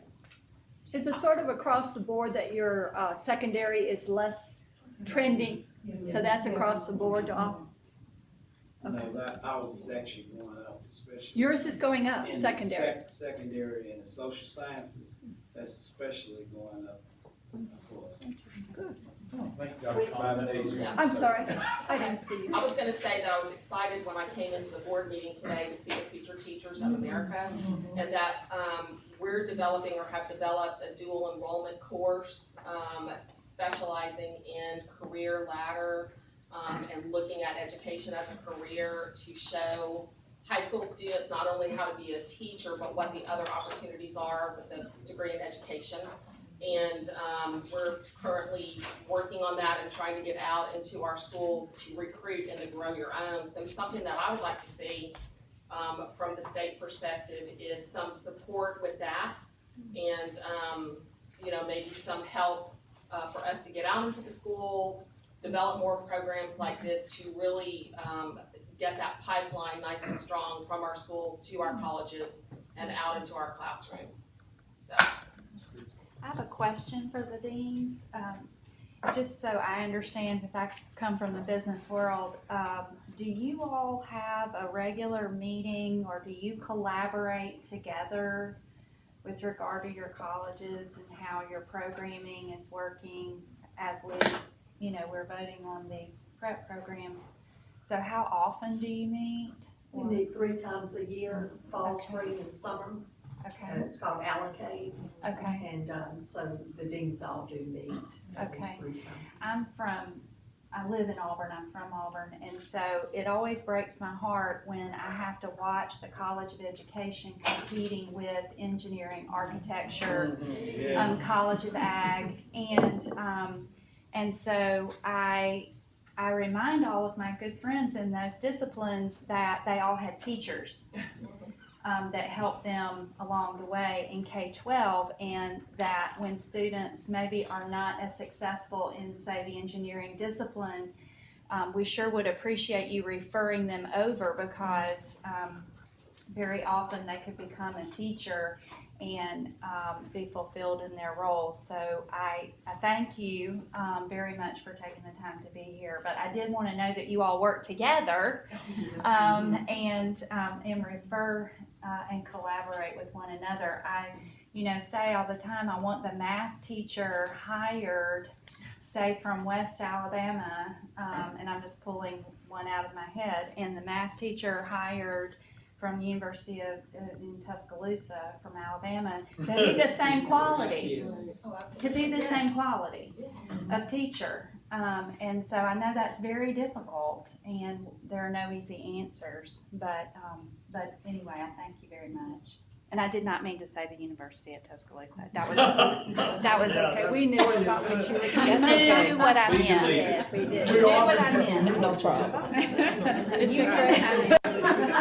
Ms. McRae, you have a question? Yes, next year, the high schools are really gonna need some help with those FAFSA forms.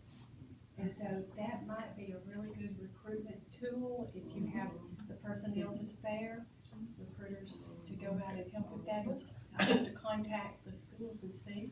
I don't know how much of that you do, but I know the two-year colleges are going to, that I've spoken to the presidents, they are going to really try to do that.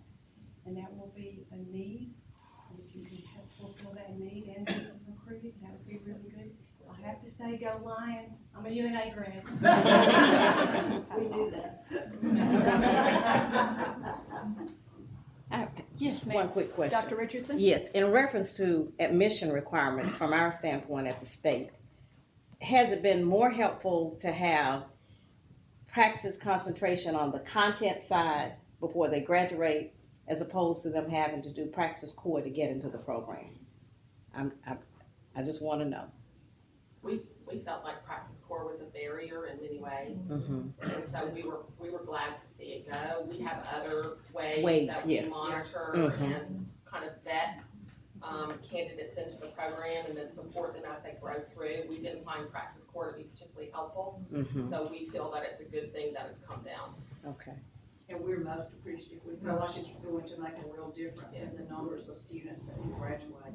Right, because they are still assessed in their content before they get out. Yes, okay. And we're very appreciative also because when you think about the costs of all these tests, if you were a student, you think back, you had to pay for the core, you had to pay for the practice, you had to pay for the background check. After a while, that kind of runs you out of education over to just regular English rather than English education. So yes, that one too. So we're appreciative to that. Okay, I just wondered. I do have one question. Ms. Bell? Did you have some more? No, that's it. Thank you. In the past, in the distant past, and Dr. Meyer knows this. Yes, I was a historian in the room. Yeah, we're two historians, actually. She's young. But yeah, you're younger than I am. So anyway, the bottom line is that we've had in the past, and I think we still do, a guarantee for those teachers who are graduates of our colleges of education.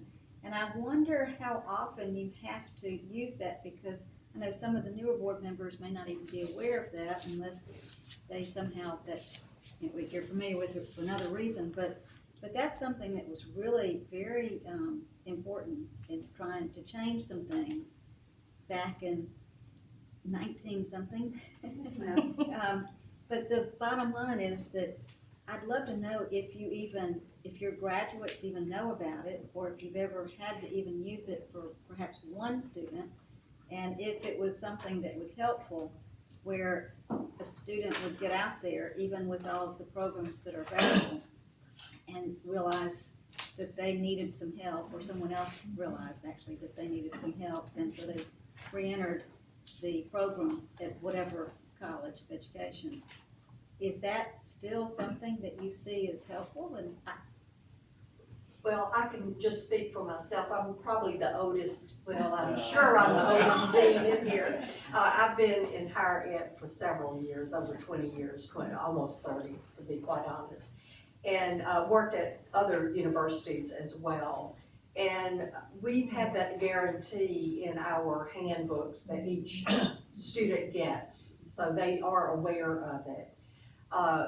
Out of all the years that I've been here, and since that requirement has been put in the regs, it's only been used by 2 people, or, requested by 2 principals or by 2 students out of all these years I've been in it. So for us, or for me, it hasn't been used that much. I don't know about other colleges.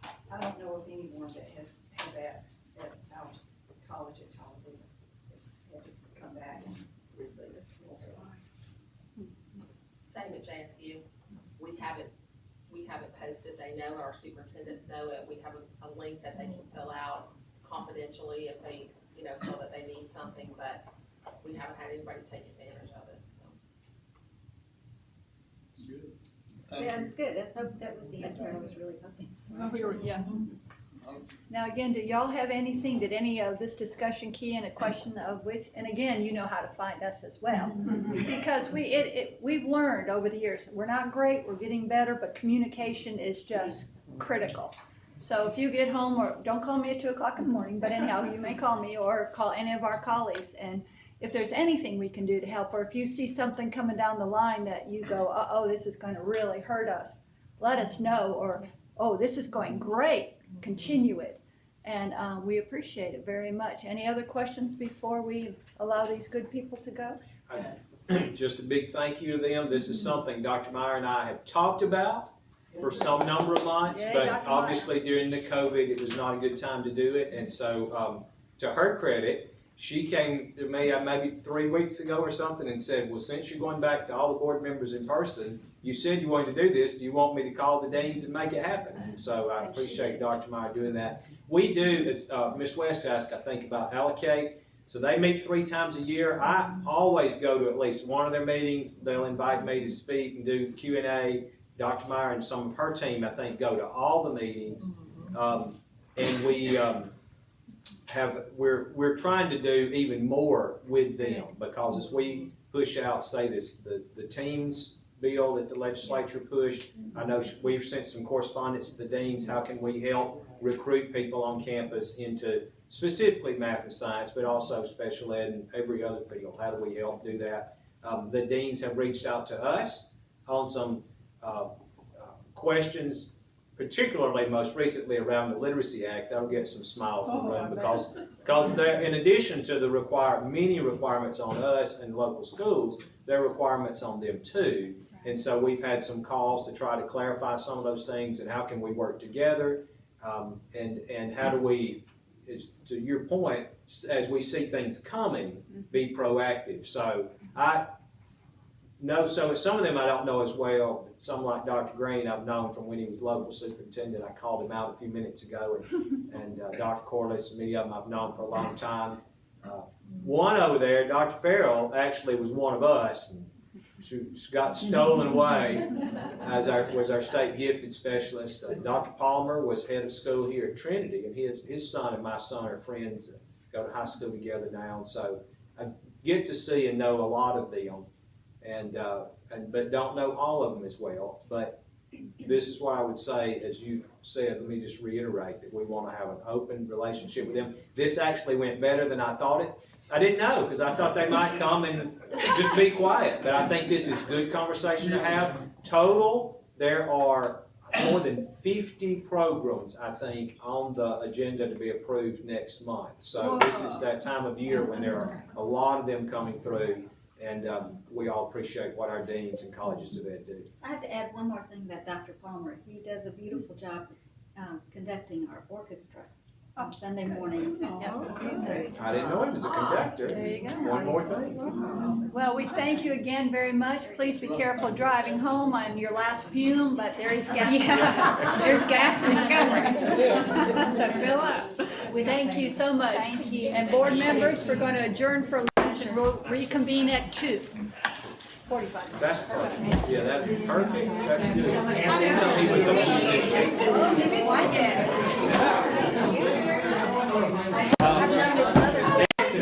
Had me come up and speak at chapter. That was President.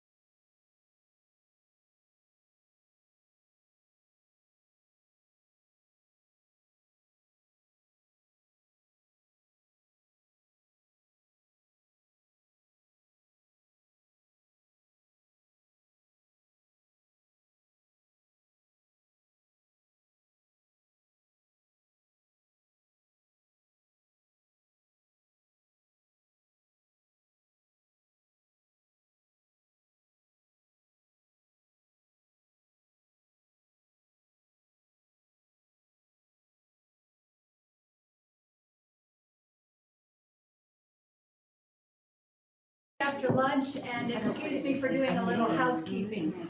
Board members that are newbies back again, we've gone through an array of different type of microphones. The ones that are on the table do not need to be in front of you. Dr. Boyd, you're not supposed to move your microphone. Ah, So I'm sorry, I saw you moving, but, you know. I don't even have one.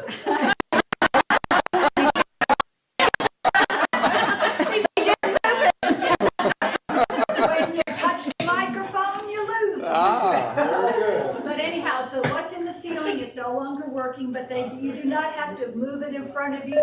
And as a matter of fact, I believe it was Charles or whomever said they're very sensitive. Yes. So, no secrets, no whispering, So we can't whatever. talk about you? No.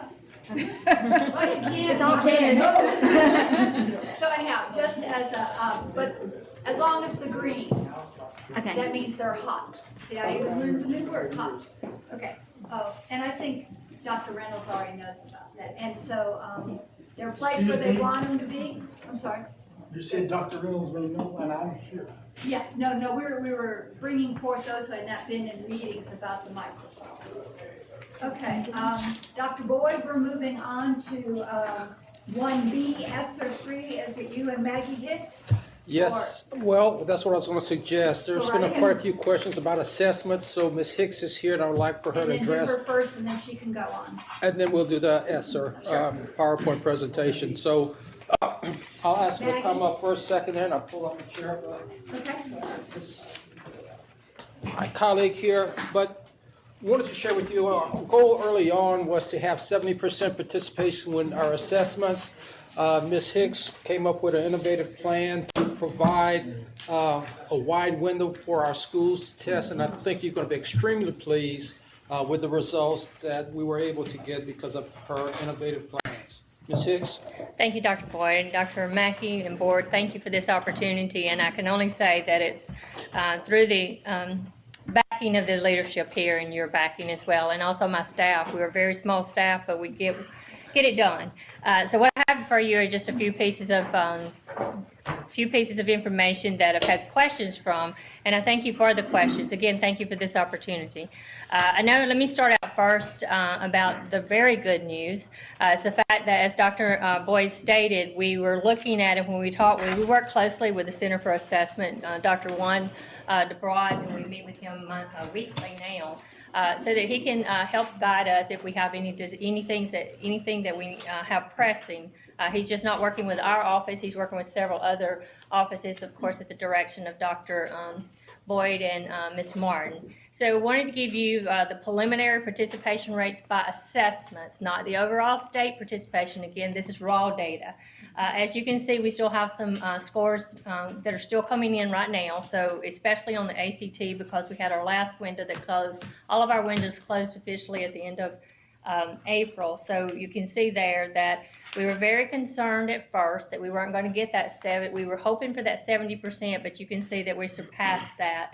The lowest we have right now is our ACT, and we know that that's going to go up a little bit more because we've already mentioned several times today about some of those districts that just went back the last 6 weeks.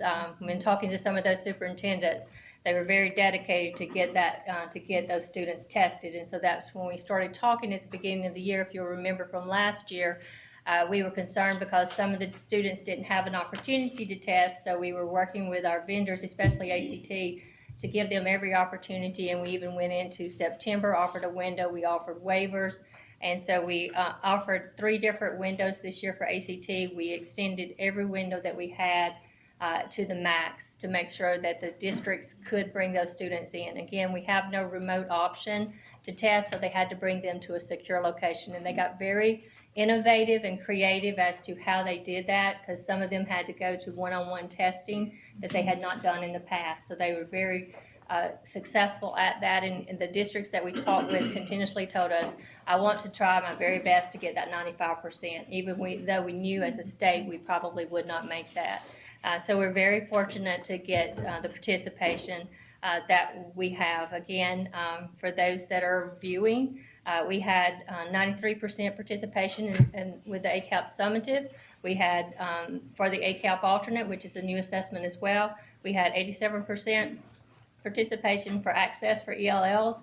We had 96% participation, and for ACT with writing, we had 86%. And again, these are preliminary participation rates just now. Do y'all have any questions about that? Sorry, y'all stop me at any time. Thank you. Also, we've had quite a few, before I move on, we've had quite a few questions about ACT and looking at different options for the ACT. We are working with ACT to look at some plans for not this upcoming year, but for the future, for the next year. I know that there's been some questions around some districts are wanting to look at offering ACT twice, either in 10th grade or 11th grade. And also, Dr. McCarthy had asked about offering the pre-ACT, that's what we do now instead of playing because it's sunsetted, in more than one, in maybe 9th grade because we don't assess the students in 9th grade, and possibly doing it twice. Well, there is a plan that we're talking about, and leadership's going to be talking about it as well, is possibly looking at, if we want to look at the 9th grade, which economically would be a lot better than offering, well, I'm not going to say that. We're going to get the cost analysis for that and present that to you all in, I think, August. So we'll do that. But if we want to look at an option of doing the pre-ACT in 9th grade, we can do the pre-ACT again in 10th grade. We could do the ACT in 11th grade and do a retest in the 12th grade if we choose to do so in the fall. And it would be only those students that wanted to participate in that retest in the fall for the ACT in their senior year. Okay, I vote yes. Okay, that is an option. Okay, so those are options. Again, we're going to bring you back several plans. I think you wanted us to look at possibly August to look at the cost, number one, because I see Andy eyeing me because he knows when I come to his office, I'm always have a plan. But we'll bring that back to you all in that. And I know that right now Tennessee does the retest. They do it in 11th grade and then they do it again in the retest in the 12th grade. Right now we are offering Work Keys, which is an optional assessment. We already offered that in the fall of their senior year, and then we offer that again in the spring for those students who haven't benchmarked. So we're already looking at that. So we'll bring that back to you all. Would that bump up the numbers of potentially of the national merit? I would think that it would. PSAT. With the PSAT, right, or the SAT, Well, then you become a national merit. The PSAT. It's a PSAT, and we don't administer that as a state assessment No. because we did that one year. Right. Yes, ma'am. But as far as trying to encourage the other, I would think that would help because the numbers, when you start comparing them nationwide, have sort of gone down in various locations, except for in certain states where the numbers are already statistically higher in other areas as well. But that would, to me, that would be a way to also encourage AP courses and a lot of potential that the students show on that pre-SAT. Right. So anyway, I just wondered if you had any information about how that impacts overall the number of students in the state. I do not at this time. That's something that we could look at to bring back. As a way to sell it. Right. To the money guy over there. Are you going to discuss No, this I don't think handout you have to about sell the it. Yes, sir. PSAT numbers? I'll wait. Yes, sir.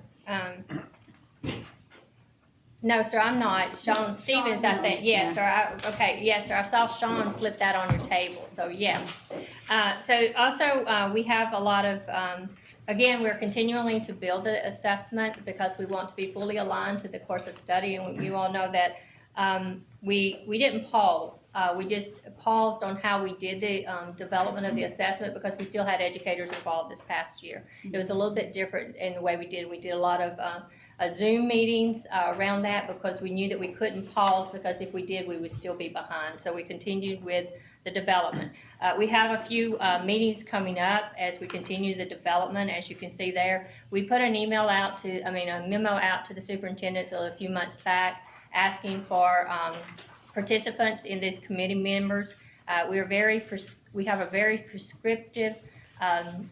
We try to be very prescriptive in how we get those committee members, whereas when I say that, we have to make sure that all board districts are represented. We make sure all demographics are represented. We make sure the special ed is represented. So we have very, it is a prescriptive Allocation. formula, yes, sir, that we go by to make sure that we're doing that. And we have to make sure that we have all grade levels on the certain bands. And then when we start looking at especially our standard setting meeting, when we start looking at our grade 3 test, we've got to really take that a step forward. And our technical advisory team has given us some guidance on that as to looking a little bit more in depth at who are on those committees. So we're continuously looking at that. I know that you all have had a lot of questions about data. We stated when we started developing this that the first year there's no way for us to get it back before school was out. And we hate that. If we were sitting here this year and we had tested last year, we'd be a little bit different. But due to the fact that we're not going to have standard setting until the end of July, we can't get it back any earlier. And so it will be August the 16th before the districts have an opportunity to see their first set of the summative assessment. What we do is we give them a review of it before we actually have to provide that to our accountability piece for the report card. So we have a timeline and I have a memo that's going to go out hopefully next week to our superintendents with this information to let them know the timeline of when their data is going to be available. What we do first, we did this process 2 years ago and it worked really well, is to where we give them the student level data in our what's called the AIM portal. And they're able to go in and look at each student individually. Whereas in the past, sometimes they would get those summary reports and they were only looking at their district or the school as a whole, not actually the students. So now it gives them an opportunity to look at those students and start looking at where they need to do some of that prescriptive PD. And I know that that's a little bit later than they had anticipated because they want to do some of that this summer, but in hopes that we can do some during the school year. Maggie, in the future, Yes, like ma'am. this year, Mhm. like you said, the standard setting and the TAC committee has Yes. to meet Mhm. and that sort of thing. But in the future, will they get the results before the end of school? That is our target. That is our That'd be target. great. We have a few analysis that we have to do. Next year, we're going to do an analysis of the data around pandemic. So there's some things doing that. And so we have to just look at some, how we can get that. And that's what we've told DRC, and they've been challenged to work as hard as they can to look at a timeline. I have asked, go ahead. But it's only the multiple choice portion that we'll get before Right, and the end of that's the school fair, year. The yes. essay part is Yes. going to be after And the then summer. that's fine. Right. And I don't even know what comment I was going. Sorry. No, you're good. No, you're good. I'll say this, she's a very modest lady there. What she did is she worked several times to make sure that window was wide enough to get as many assessments as possible, and that's why the participation rate was so wide. That So number's outstanding. it is. It's Because amazing. we're really shooting for 70%, hoping we would get that. And that 70% was really important because according to Dr. DeBrock, we will be able to make generalization based on statistics, the sample, make generalization about the population if the sample was 70% or higher. Well, she blew that completely out of the water. And part of that was the fact that she said, the superintendent said it would take 3 administrations. So she widened the window, so 1/3 of the students could come on these 3 days, 1/3 on these 3 days, and 1/3 on these 3 days. Hence being able to increase it as much as she did, so. Really And good work. I just have to join on the brag train because y'all know we were talking about 70%, 70%. And I can tell you on the calls I was on, my colleagues across the country thought we were fools for shooting for 70% because they thought we'd be below 50. And some states gave up already. did. They just said, we're just not even going to try to give spring testing. So for us to give it and to get 93% participation rate is really. That's huge. It is. I have to say thank you to my team and also our vendors, because without them, and also kudos to the superintendents and their teams as well, because without them, this is not possible. They made it work. I know that they were stressed to the max with everything that was going on, and then you're going to put an assessment in the middle of this. Kudos to them, because they made it work. And we know that we're an outstanding state anyway. We just proved that because the conversation that we had with Dr. DeBrot, there were some states that were shortening their test. And he had talked to us about, there was one that was even at 40% participation. So, they had some very low participations around the states. So we're very fortunate to be showcasing this. And hopefully he'll be talking to other constituents as well. But yes, ma'am, we are targeting to get this back earlier and earlier every year. And then for the meetings, I know that you all probably get questions about, okay, I've been asked to nominate people for these committee meetings, so I want to just give you a brief description of those meetings, so I put that in for your reference, so that when you get that, and this will be a continual thing until we say, okay, we can't keep doing this, we have no more money to continue building this. He closed his eyes over As there. long as we have, it Yes. looks like if money keeps popping in from Washington, Yes. that'll be a while. Yes, sir. So as long as we keep doing this, our goal was when we wrote the RFP is that we wanted to make sure that we included as many educators as possible, because they are the ones that are going to make it happen in the classrooms. And so we continue to do that, including continue to have those educators buy in, because they're very informative in the committee meetings that we have and the conversations that they have with us, because we take their feedback and we make that assessment work for those students. In addition, every single committee has representation from every single state board member district, so we're very careful to do that. Yes, sir, and we challenged our system test coordinators yesterday to make sure that we had a recommendation from each district within the state as well. And Maggie, Yes. the ELA standards, we voted on the ELA Yes, ma'am. standards. But I don't think they've come into action yet, right? Correct. And so y'all will adjust the test questions. Yes, ma'am. To We can give you reflect. that. Yes, ma'am. We can give you that plan in August if you would like. We're already working on that because we're already building for that. So we're working closely with Dr. Davis's team as well to look at those ELA standards, because they did change drastically. So it is going to change the assessment just a little, but we'll give you a little more information about that a little later. Which is a really good question, because before this test here, or way before that, we had the Stanford Achievement Test. So regardless of which standards you had, the test was the same, but this per day and age there. So yes, very good question. We do change the test Yes. because of the change of the standards. I think I got an A. Yeah. In Dr. Boyd's class. I've worked hard for that A. I want you to know. Yes. One other question. In the ESSA plan, I think it said that we would do at least the ACT in Spanish. Do we offer, or have we offered it in Spanish? ACT does not offer that just yet in Spanish. Okay, but We when said it does, that- do we plan to or not? Yes, because we do offer our work keys in Spanish right now, and we do offer the summative in Spanish. Okay, Yes. well, thank you. Yes. I just wasn't sure. where Yeah, we were. had, we directed that we were, any assessment that we could offer in Spanish, that we were gonna be looking at that, and so that is something, and ACD just does not offer it just yet. But when they do, you'll let us know. Yes, ma'am, I definitely will let you all know. And then I know that you probably may get questions about our test schedule, but I just wanted to give you our update, our testing dates for next year, so that that's on your radar, just in case you get questions about that. And again, we always put that clause at the bottom that dates are subject to change. We hate that, but Districts received that? Yes, ma'am, they already have. I think they received it, whatever date is on there is when they received it. They've received it back in February. Yes, ma'am. It goes to the superintendents, and then we send it out to the system test coordinators as well for them to start. And see, that's late for them to get it. They're already building their schedules for the next year, because they're already asking us when we're gonna start for the next year. And NAEP will be administered next year. Yes, ma'am. We're working on that now. They're working on getting the schools pulled. That's going to be a bit later this year. NAEP usually notifies us in May as to those schools, and we notify them, but it's going to be later in the summer. We put that information out as well to the district's system test coordinators yesterday. That is going to be later in the summer as to when we'll be notified as to what schools were pulled for that. But yes, NAEP 22 is now going to be our 21, so it's going to be a big year. Yes. And we already have a meeting scheduled with Dr. Mackey and team to look at how we can promote NAEP and what we need to do here at the department to help those districts.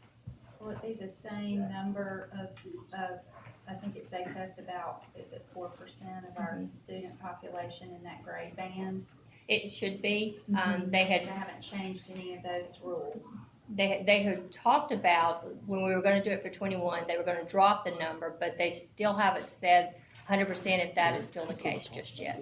So we're not sure how many are going to be pulled.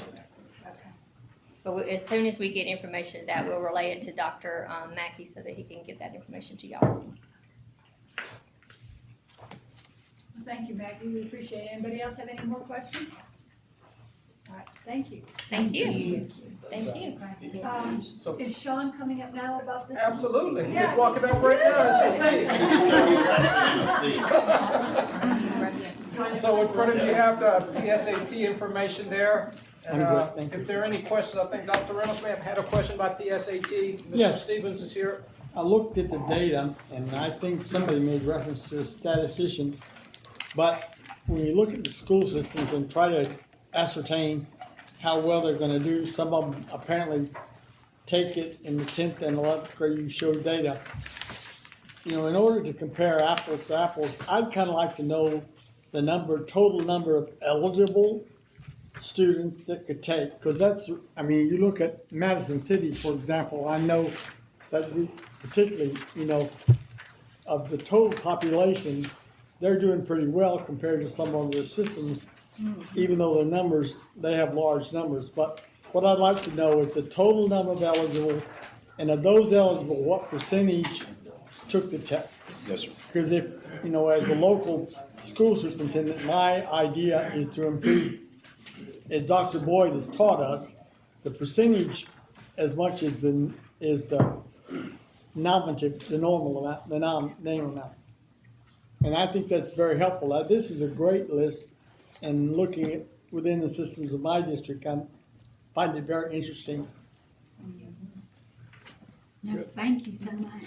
Thank you to Amanda Dotson from Career Tech to help me with creating the heat map. I do think for consideration, because the PSAT is given in the fall, and that's the difference between, you may hear, you know, the PSAT, which is all part of the national merit, but then there's also a PSA 10. The PSA 10 gives the school systems the flexibility to choose a window in the spring to give it, whereas, of course, the national merit one it must be on that Wednesday in the fall or the Saturday, you know, no exceptions. And so that's, there may be questions later on, you know, why are some choosing this versus the other? One gives a little extra flexibility in taking the assessment. Also, it gives them additional time to prepare for it, obviously with coursework, but they get benefits from it as far as the AP potential and some of the scholarship opportunities. But you must be in grade 11, generally must be in grade 11 to be eligible for national merit. The only exceptions to those are for kids who plan to truly graduate a year or two early. And so that's why sometimes people do ask questions about that.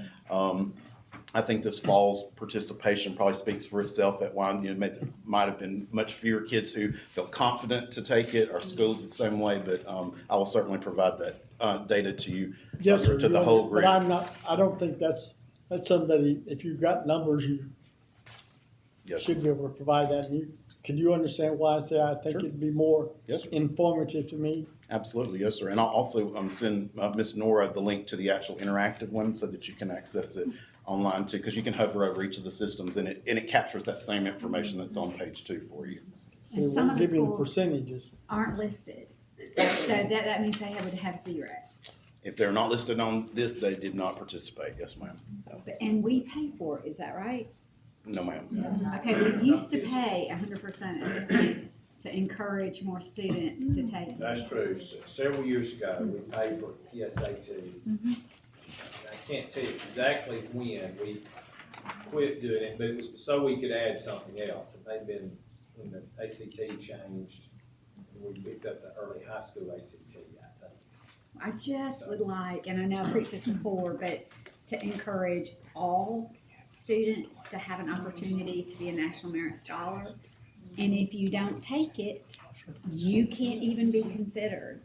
And so, you know, I don't want this just to be in our wealthier school districts. I would like for it to be offered in all. And maybe it's not a high priority, but I just like opportunity. I like opportunity for all our students. So maybe possibly it's another thing we could consider. Oh, yeah, we can look at, so I know Dr. McCarty and I have talked about ACT, because that's, as Maggie just mentioned, we're looking at whether we might do ACT twice. And some districts want to, some districts don't want to, but they're going through that now. But she did get numbers for us. I think it's about $2.5 million increase in testing we'll have to ask for from the legislature if we go to that. because it's just increasing the testing budget, that's just, so Unless we realign. the early ACT early high school is like $17 a student. The real ACT is like $55 a student. And, we'll try to negotiate some, we might get some off of that, but ACT is not a great company to negotiate with. Because they also want people taking it on Saturdays. And then we have that, if you qualify for free reduced lunch, then you can get one free test on a Saturday. They will not allow us to use that for in-school testing though, because they want to contract with the state of Alabama. So that option's not there. So if it's a state required test, we can't use a voucher for some kids and not for others. We would have to pay for the test for everybody. So we're looking at that, and that's not to say we cannot, if that's where we head, then this summer, August, believe it or not, it will be August when we start talking about next year's budget request. We'll work that into our budget request. But I only say that because the PSAT will be the same thing. If we want to pay for it, if we want to provide it for everybody, we've got to ask for the money to be put into the budget. And, that's because wouldn't be fair for us to say we're going to require it and tell the districts they have to pay for it. No, we cannot do that.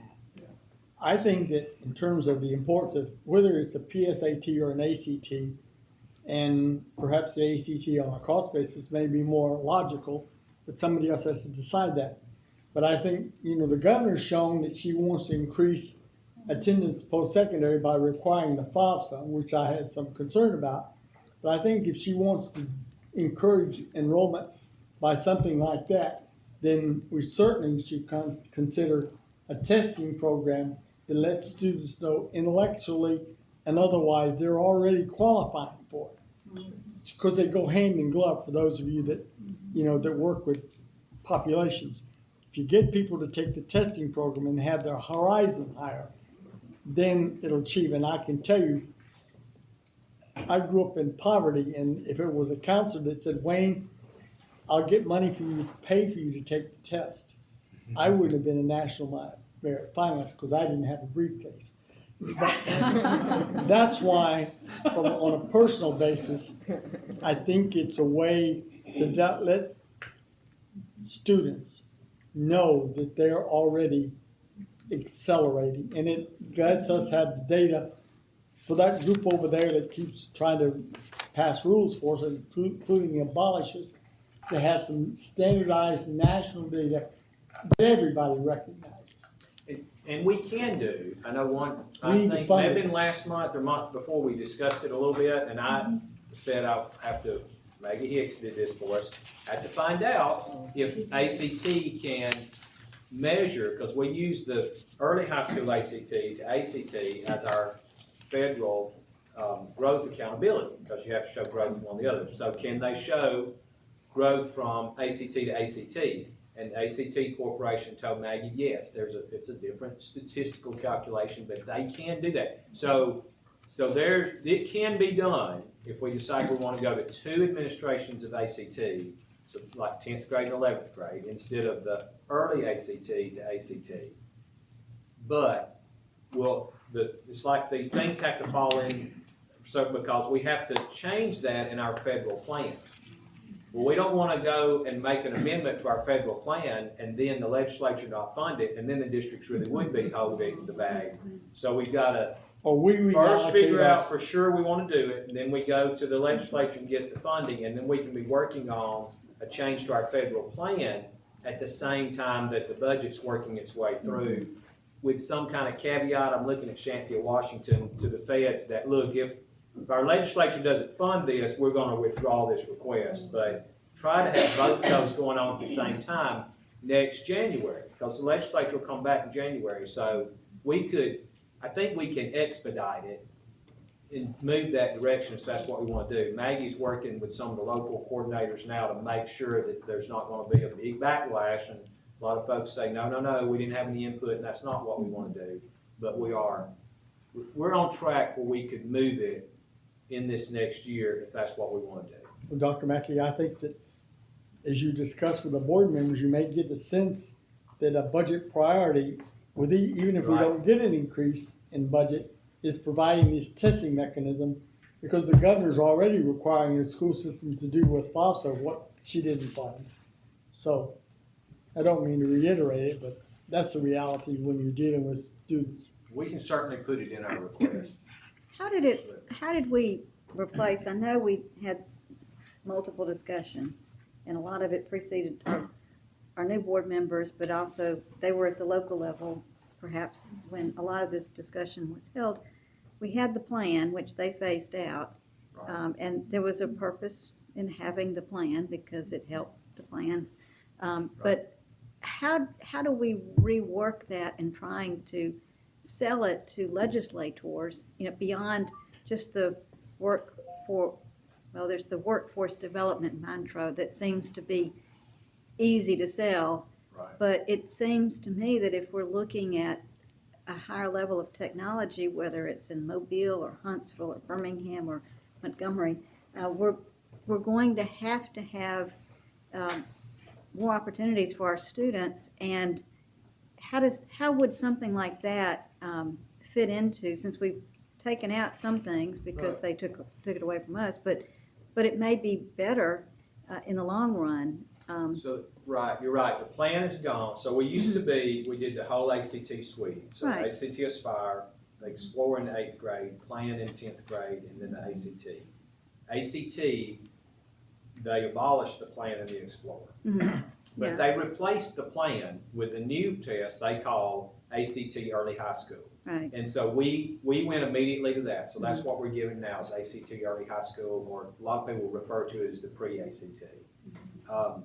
Which gives, now I may get too over my head here, Maggie may have to help, but it gives a lot of the same information the plan did.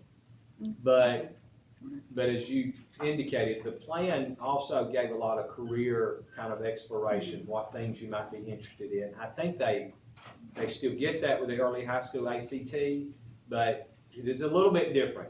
The big loss was the Explorer. So the 8th grade test is gone. And of course, we have some middle school assessments we're doing to help kids with, figure out what career options are out there that they might be interested in. But the Explorer Plan ACT options not on the table anymore, like you say. So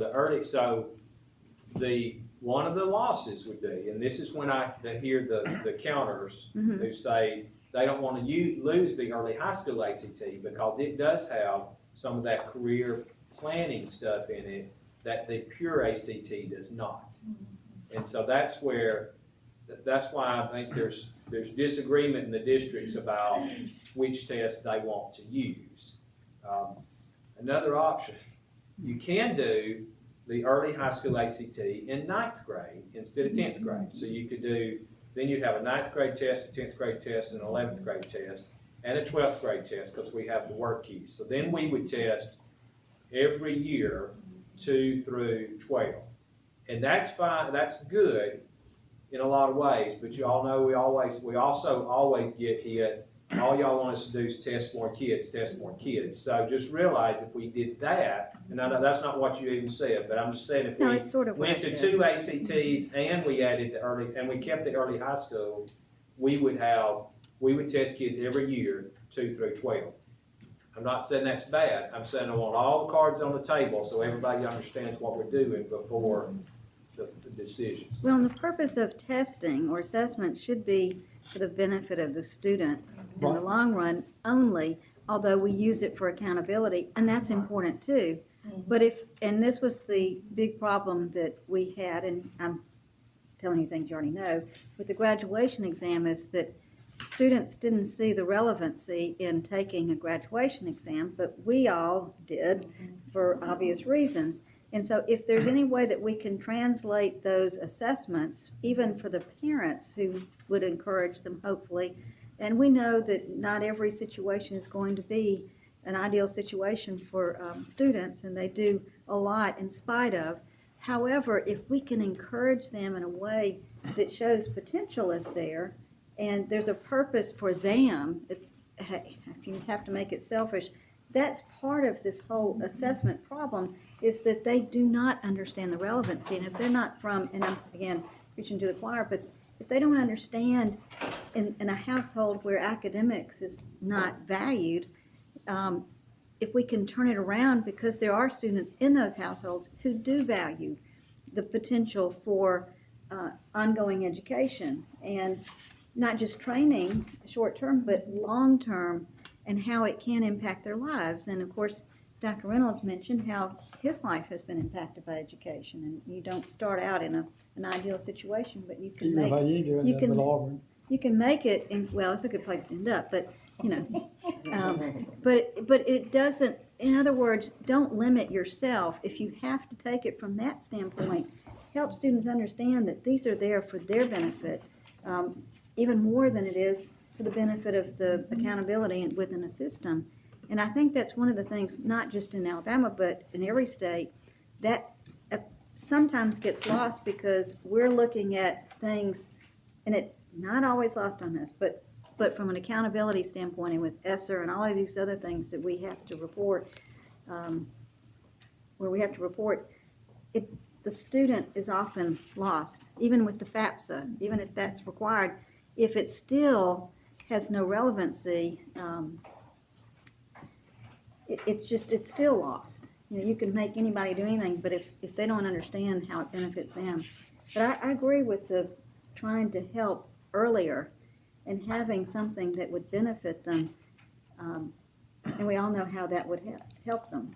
But if we can get that into some kind of translation for the student, I know in so many parts of my district, I don't have to worry about that. But in other parts, it is a big concern.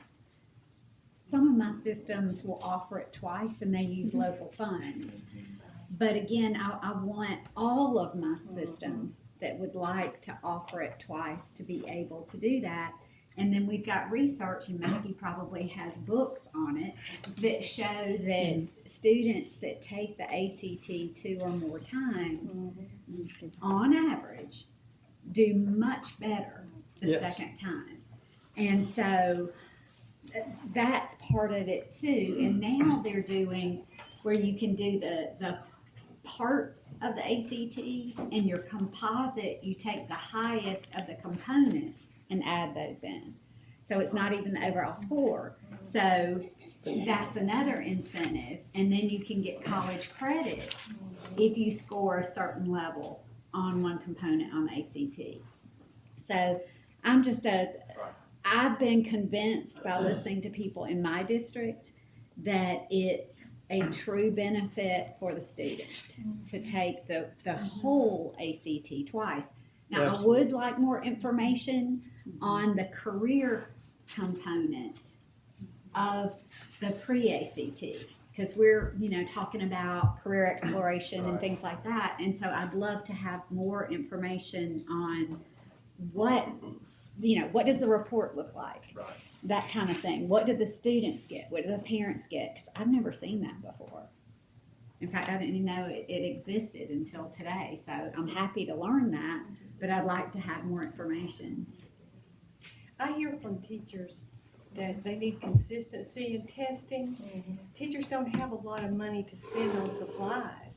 And we give them a certain test to give, they buy supplies to fit that. And then in a year or two, we toss that out the window. Well, here they are, they have to start over.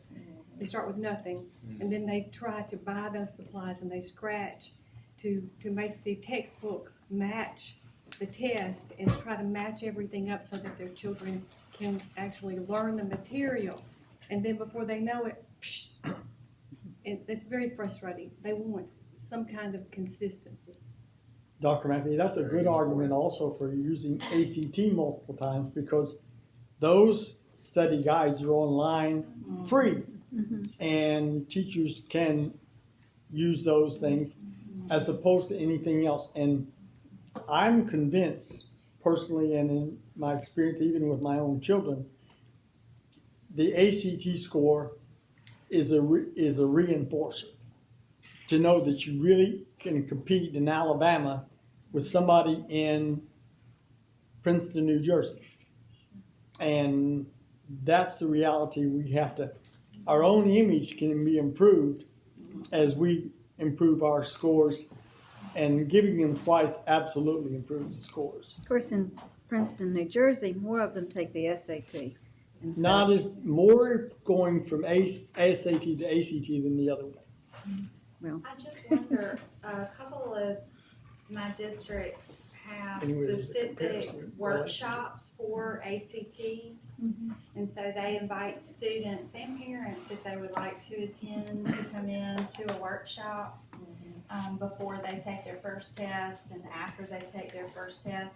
And I wonder if we've collected any information regarding those districts that have put that professional addition in for their students and compare the scores. If those students are able to attend an ACT workshop, I know a couple of my districts do that. They really, the counselors really insist that they attend a workshop session before they take their test. And so in listening, I just wonder if we have any information, if that has really been a benefit. I'm sure it has, but in raw numbers, you know, how many districts do we have doing that sort of additional work? Amside has an ACT boot camp. And I don't know, I know they've measured results in some, and it may be more of a pilot program, but in the programs I've heard about where they've gone in, it has been very successful. Yeah. Well, I'm just thinking, if we're gonna lean toward two ACTs, then the addition of that workshop would be very helpful. I think our districts need to at least be aware of what their peers are doing and the benefit it's bringing to those students before they take the assessment. If I can just Start add- making, you start giving comparative data of who actually has and what their scores are. Superintendents and school boards are gonna wanna compete, and they'll do those things. We have to do, I think we do one, the other is gonna naturally follow, just personally. And just to add a couple, as our districts are, working through their road to recovery plans, I think you'll be pleasantly surprised that many of those are choosing, activities that focus on students and their families on transitioning to post-secondary. There's a lot of flexibility in that, and I'm not going to steal anybody's thunder because I think ESSER 3 is about to come up on the screen. But then also just as you talk to parents and families, please know that as part of the career planning system, students have, and the teachers as well, have access to test prep for ACT, advanced placement, PSAT, the SAT, as well as AccuPlacer, which many of our community colleges use in the placement, and it's free for every student in Alabama, and that's something that we've had in place because of our partnership with Career Tech. This will be our second school year with that, and it's been very, very successful in the number of actual core teachers who come to the training to learn more about how they can supplement their activities in their classroom. It's been really great. So two things to also encourage while you're out there. Thank you. Thank you. Appreciate it. Thank you very much. Dr. Boyd, are we just going right on into ESSER? Yes, ma'am, we are, and I would like to welcome to the front here Mrs. Shantia Washington. She retired with the State Department some time back, and she's joined us back up, and she is truly an awesome lady, has a lot of wisdom, knows federal programs, a lot of different programs like the back of her hand, so it's good to have her back and all of her wisdom and knowledge. So welcome back aboard. But I'm interrupting her before she starts, because she also, Ms. Washington was so involved in all the testing stuff over the last several years and accountability, and that she did not get up and run out of the room and say, this was a bad idea. I'm glad she's still here.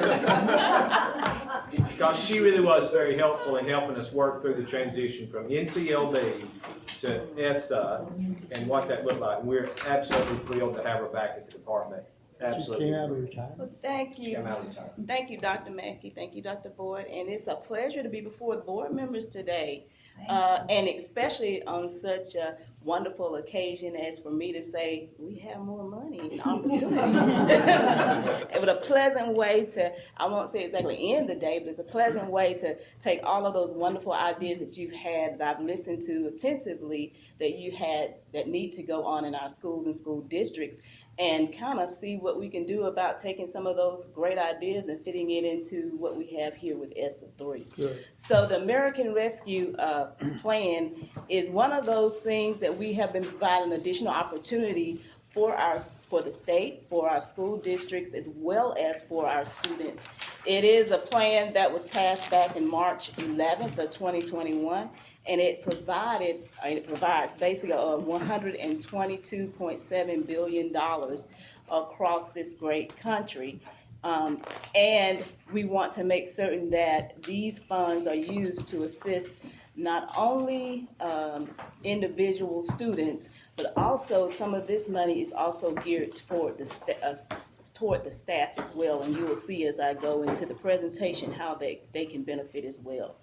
Simply stated, the funds are basic to help the students to return back to in-person instruction. That's the main purpose. It is to provide maximum instructional time. It is also to return them to a safe environment in order for our schools to operate appropriately. And also it is to address the impact of the coronavirus pandemic itself. And when I say the impact, we're speaking of not only academic impact, but social, emotional, and mental health. Many of those things that have caused problems with not only our students, but also our staff at the schools and districts, inclusive of the teachers. With this, there are some things that we want to take a look at. For one, the allocation that we're talking about for the state of Alabama, how it impacts Alabama overall. There are approximately $2 billion that we will receive in an allocation for the state of Alabama. Of that, 90% will be distributed to LEAs. So it's about $1.8 billion that will now go to the LEAs as a result of this particular act. Inclusive of that is the state has an opportunity to reserve 10% of that amount, which adds up to be about $202 million. And that is the amount that we can use up until not 2 years from now, which would be 2023, but because of the General Provisions Act, we have the tiding amendment, so we have until September of 2024 to actually expend that money. As we take a look at it, unlike some of the previous ESSER dollars, these particular dollars actually have some restrictions. And as it relates to the state's set aside, part of that restriction is that we reserve money for 5% of the amount to evidence-based interventions that are aimed at addressing learning loss. I heard a lot of talk about learning loss. So 5% of that money should go toward learning loss. And again, we're talking about at the state level, 1% for evidence-based summer enrichment programs and 1% for evidence-based comprehensive after-school programs.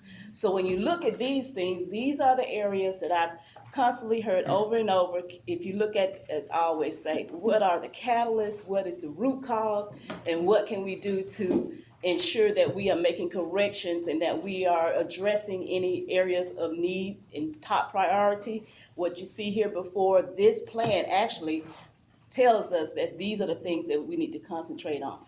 Now, we're not only restricted to these areas, understand this is the minimum percentage that we should spend based upon this criteria. 5%, 1%, and 1% is illustrated here. We can always do more and go above and beyond, but these are the areas that they require us to look into as we look at how we will spend the money. And remember, our focus is really going to be on those vulnerable population of students, those that really need the assistance, those that really have huge learning loss gaps. That's the key word. Who has the gaps? So of course, as you well know, in determining those gaps, we're looking at data to make certain that we can identify where those gaps are and ensuring that we close the gaps as it relates to the students overall. In addition to the reservations that I just talked about, we also are required to do a state plan. And what makes this opportunity so great for us is that this is not a plan that we do in isolation. it is a plan in which we seek stakeholder involvement. So it's a matter of consultation that we must have across various entities across the state, including of various stakeholders. Those individuals who really know the impact that COVID has had among them, talking with parents, talking with students, talking with teachers, talking with administrators, and ensuring that we are addressing those things within the plan itself. And what you see before you are the specific items or topic areas in which we have to address it relates to the plan. They talk about the priorities and progress and needs that we have in the state currently. How can we safely reopen schools and sustain it to be a safe environment? Planning to ensure that we are coordinating our efforts with funds, ensuring that we are maximizing on our state level funds to support students. And in supporting LEAs and planning and meeting the needs of the students and showing them exactly what it needs, consulting with them and working with them and providing technical assistance to ensure that they understand how to look at it from a perspective of what students truly need. Supporting the workforce with educators, as well as monitoring and measuring progress. So not only are there specific requirements for the state as a whole, but also for LEAs. So portions of the money that I just talked about previously, they must at a minimum use 20% of their funds to measure any academic loss as it relates to students and how it has impacted them. And the one key thing that we want to remember through this, they not only have to use that 20% to address academic loss, but they also have to make sure it's something that they're using that is considered to be evidence-based, so that we're not just haphazardly using something to say that we're closing the gap, but actually it's something that's evidence-based. Cynthia, do we recommend a way for them to measure the loss? Because like the ECAP score, they're not coming back, so we don't have those yet. So how do we give them that here are the recommendations for how you can assess how this first grader didn't learn or this ninth grader? I know that like the SEALS task force, when y'all worked on that, you asked for that there be a measure for every grade, to determine what the learning loss are. Are we working with that now so that we can determine the academic loss? Absolutely. We don't give summative assessments, but at the beginning of the school year, every school district has the opportunity to use Global Scholar. Global Scholar is a Scantron test, and the Scantron test has two major components. One is called the Achievement Series. The other one is called starts with a P. Performance Addition. Thank you. So the Achievement Series is typically used by districts who want to use it at the beginning of the 9-week period and at the end of the 9-week, but a performance could administer at any time. So that kind of gives you a benchmark, an idea where the students are at and where the prescriptive assistance is needed for those particular students. Not only gives you information to help those students, but you can use that information to tailor-make professional development for those particular teachers who aren't reaching the mark. So it's like a double-edged sword. You can use it for two different things, to help the students and to help the teachers. And all of this, Dr. McCarthy, board members, is free to every school district. We as a state offer this opportunity to the teachers. Not only that, but there's the 6 assessment companies that we use associated with the Literacy Act for grades K through 3. They're using that. Dr. Boyd, the operative word you used was opportunity. Yes. My perception is not an opportunity. If we provide it free, what mechanisms do we have in light of COVID and ESSER fundings that are flowing through these schools to not let that be an opportunity, but let that be a requirement in order to provide the services to children that they should? Good question, excellent question. So Dr. Davis and her team, so Ms. Moore, Ms. Martin, they work with the management piece and work with Mr. Craig for the money piece. In terms of the instructional piece, that's handled by Dr. Davis and her team. So what she has like a rubric or almost like a scoring guide, which forces the superintendent and his or her team at the local level to assess different things. So they ask what learning So loss. they're going to require this assessment that you said was an opportunity as a requirement, Dr. Davis, is that what you're saying? So in the fall, they'll all be given, every child will be given this assessment? Yes, please. Sorry. I'm sorry to, No. he referenced you and you turned around and I could tell you wanted to talk. Just, Ms. Washington and Dr. Killingsworth and I have been talking about that too, because what we know and what we've read, even as up to early as this summer with the summer learning, because they will start that. Like Dr. Moore said, 8,000 kids. They're asking really from what we're gathering with all the webinars we're on. They want us to start with some baseline that is, what are the structures? What are the programs? What PD are you using? So if you take, because with these, what we looked at, those three areas, whether it's summer learning, whether it's after school, and then the use of those evidence-based interventions, they want a comprehensive look, which starts at the programs that you're using this summer, how many kids attend, how many kids, at the end, what does it look like? And then what training so if you're using, I don't know, I'm just gonna make up something, Coca-Cola product to teach with, how many teachers got that training? And then when you look at long-term, those same kids, we talked about this yesterday, those same kids, we need to look at what their ACAP is compared to those that didn't go.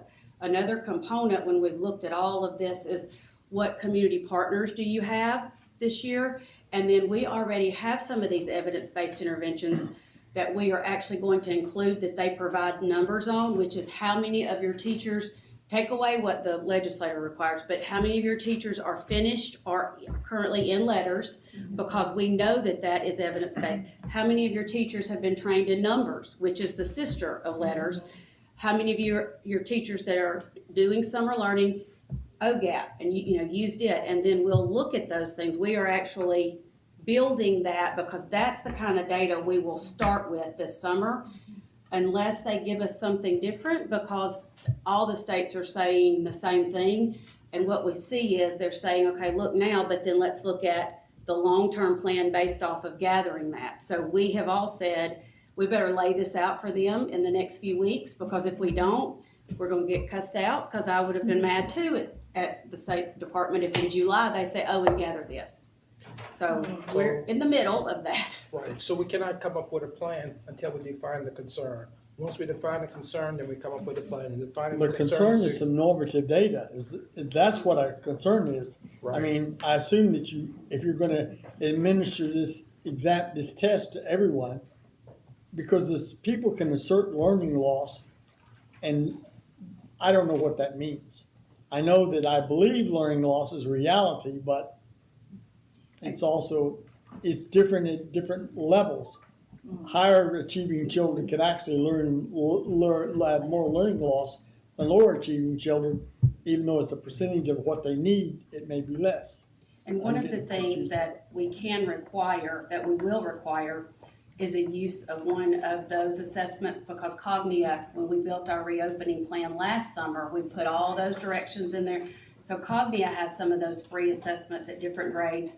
Scantron Global Scholar does, so because they can give a pre and a post and take away the K-3 early literacy and math, but all those others, even if I'm there for credit recovery or, so the way we've talked about it is that they can say, okay, this is what we're going to administer as pre and post, because there's not one this summer to do as far as wide scale. So that's where we want to start, and we are every day, read some more stuff while we're sitting back there, trying to get and make sure that that's what we're supposed to do. But that's what we are hearing and seeing.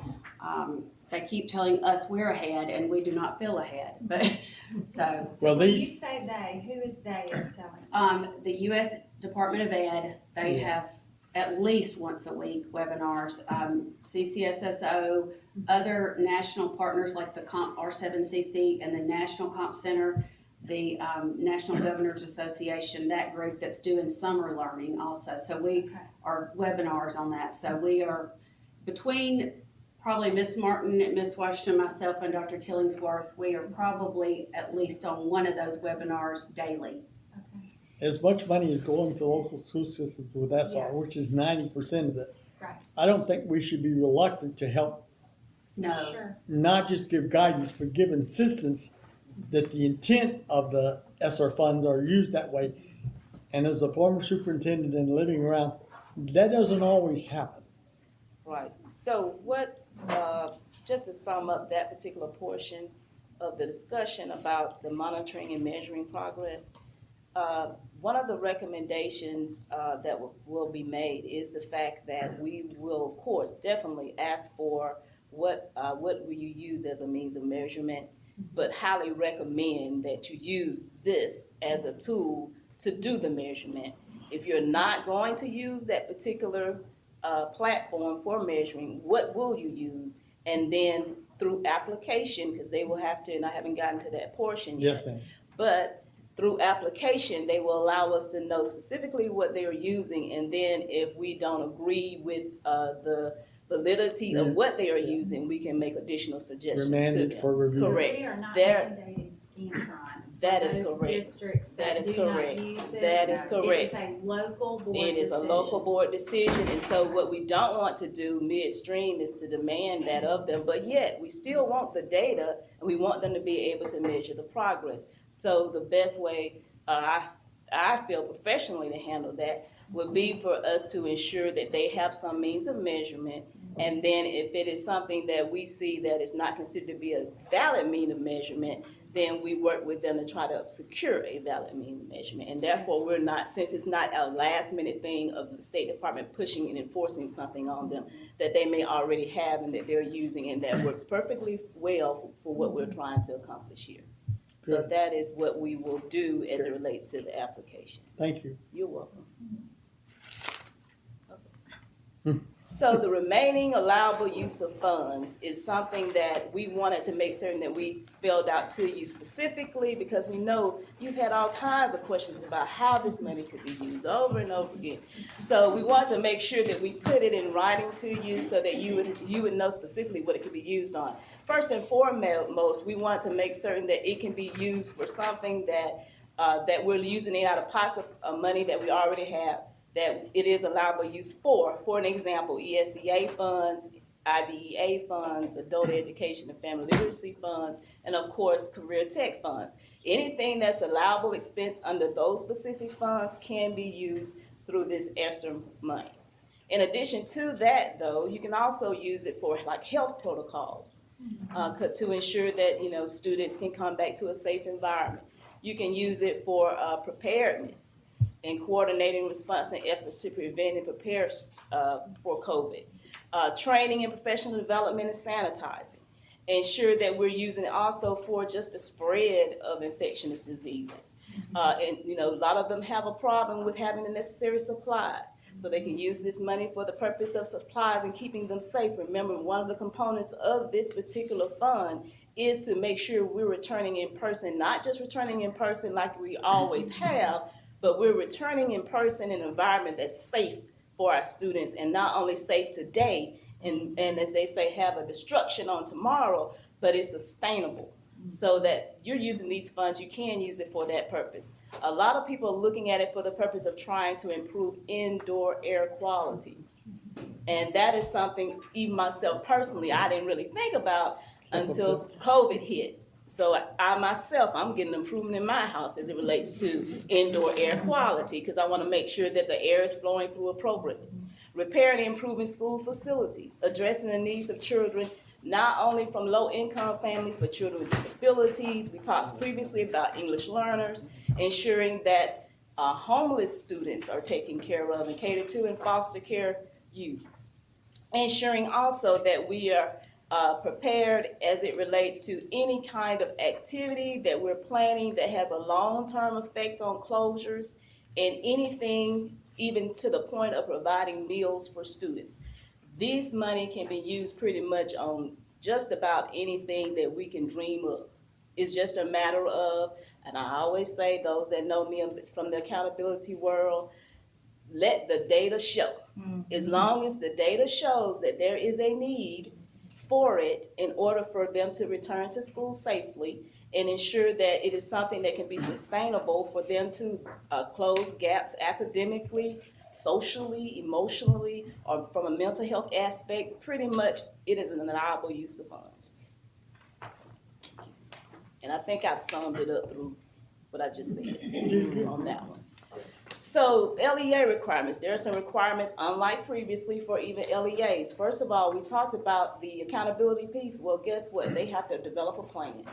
And part of the plan is to ensure that they too seek stakeholder input and that they too look at it from a point of view of ensuring that it is an in-person environment that's safe not only for their students, but for the staff as well. And ensuring that they post all this information up on this website. Inclusive of that, they have to do what they call an in-person plan. It can be encompassed within that one plan or two separate plans, but as long as it also addresses like some of the CDC regulations that are required. So all of that is part of their requirement as well. We do have some key dates that we want to kind of let you look at quickly. At present, we've only received about 2/3 of the allocation from the U.S. Department of Education, and we received that particular money back in March. Then, according to the U.S. Department of Education, we have to ensure that we are pushing that money out to the LEAs by May 24th, so that's a very important date for them. If you see it, there's an asterisk there for June the 7th, 2021 as part of the application submission to the U.S. Department of Education. Well, I put an asterisk there because we have already asked for an extension for that time period because if we're truly wanting to involve our stakeholders in development of this plan, we have to make sure we have enough time to do so, inclusive of involving you in the development of the plan. So we've already asked for an extension that we are awaiting to ensure that we can make certain that we have opportunity to involve all the stakeholders that need to be involved.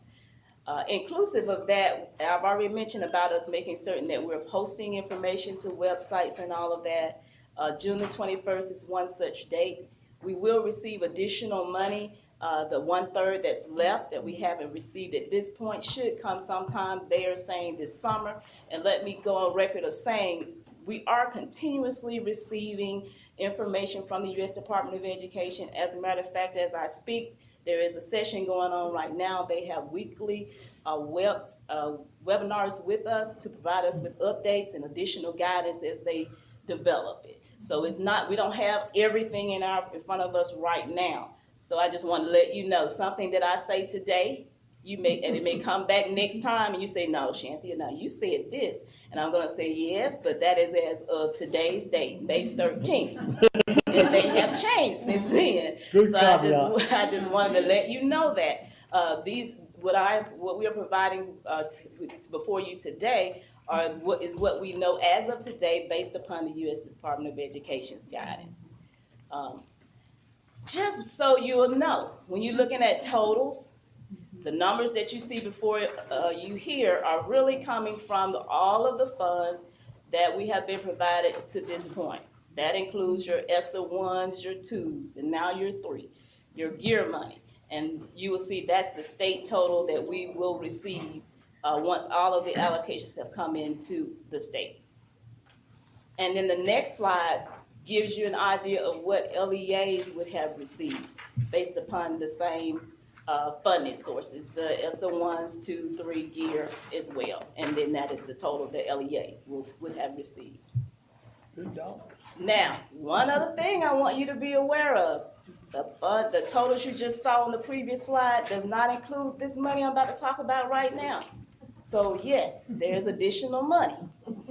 This particular money is for homeless students. Remember, this is one of our most vulnerable populations of students.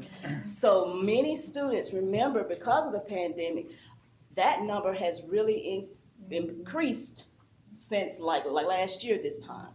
So to take care of that particular area, Congress felt it wasn't just enough to give money for the ESSER 3 funds, but also that they needed to specifically outline students that are homeless. So in doing so, any school system can now take a look and say, hey, I have homeless population of students and I need to really help those specific students that maybe there are additional funds I would need to take care of their needs and their gaps. So in doing so, the ARP Homeless Fund is a supplement to the McKinney-Vento homeless funds that we already received with the state. We are to use it, though, for identification of those homeless students. And we are to also use it to help provide what I heard earlier, and I was like, yes, wraparound services. To actually cater to wraparound services for our students who are impacted by COVID-19. And we also are we have to use those funds to provide assistance to homeless children to make certain that they can attend school and participate fully in in-person instruction, because that is a barrier for some of the homeless students. In doing so, we get an opportunity again, that's my big word for the day, opportunity. We get an opportunity again to provide total allocation for the state is right at $13 million. We get it in 2 disbursements. The first disbursement will be for the purpose of catering to the needs of those districts that already receive the McKinney-Vento homeless allocations. And then the second disbursement amount will be used for all LEAs in the state. So I just want to make those 2 distinctions clear about what we receive there. Ma'am, is this fund dispersed based on the number of homeless students identified? Yes. And so there is an inducement for school system to increase the identification of homeless because the money does follow those numbers. Is that correct? That's correct. That's what I understood. Yes, sir. Yes, sir. Thank you. You're so welcome. Now, I just want to leave you with this before you ask me any questions, and if there are additional questions. But this also provides us an opportunity to carry out a plan, a strategic plan that you have so graciously put together for this great state. And in doing so, I want you to think about these funds that I spoke about today as that motto that you have in that plan. And that is making certain that we are serving and giving every single child every chance every day. And that's what these funds are about. Okay, now I will entertain any questions if you have any additional questions. Well, I do. Yes, ma'am. And I want to say that on the edge of my seat, I've been listening intently. I think this is probably the greatest opportunity that we have to really get it right in Alabama. And so while I'm very sorry for what brought these circumstances to us, I am so focused on accountability for these funds. And so I just want to go back to the state requirements slide.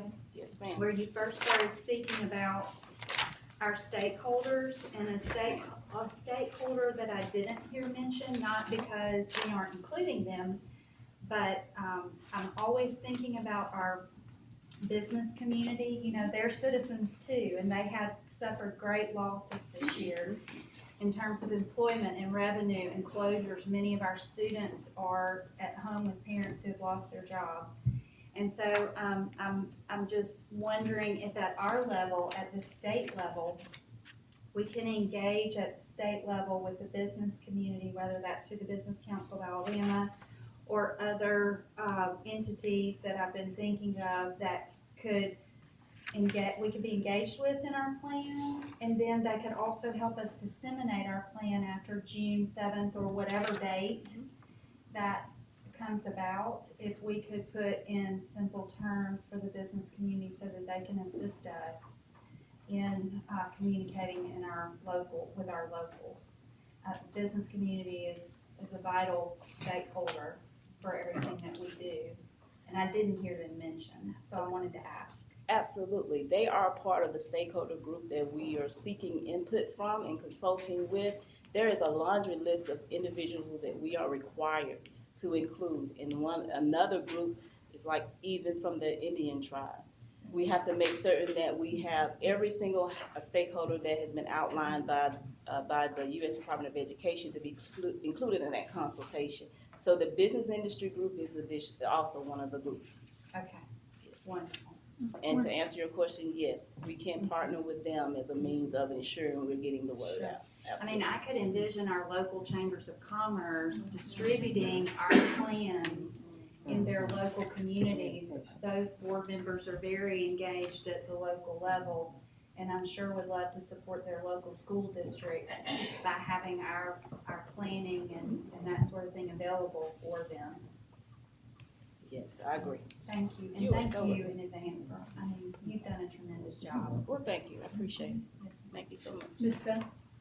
I think that in speaking, when we talk about accountability, one of the things with this much money coming out of Washington, and it's not just Alabama, as you know, it's across the country, and the states like California and some of the larger populated, more populated states are facing, and the more diverse, Texas, where you have a lot of,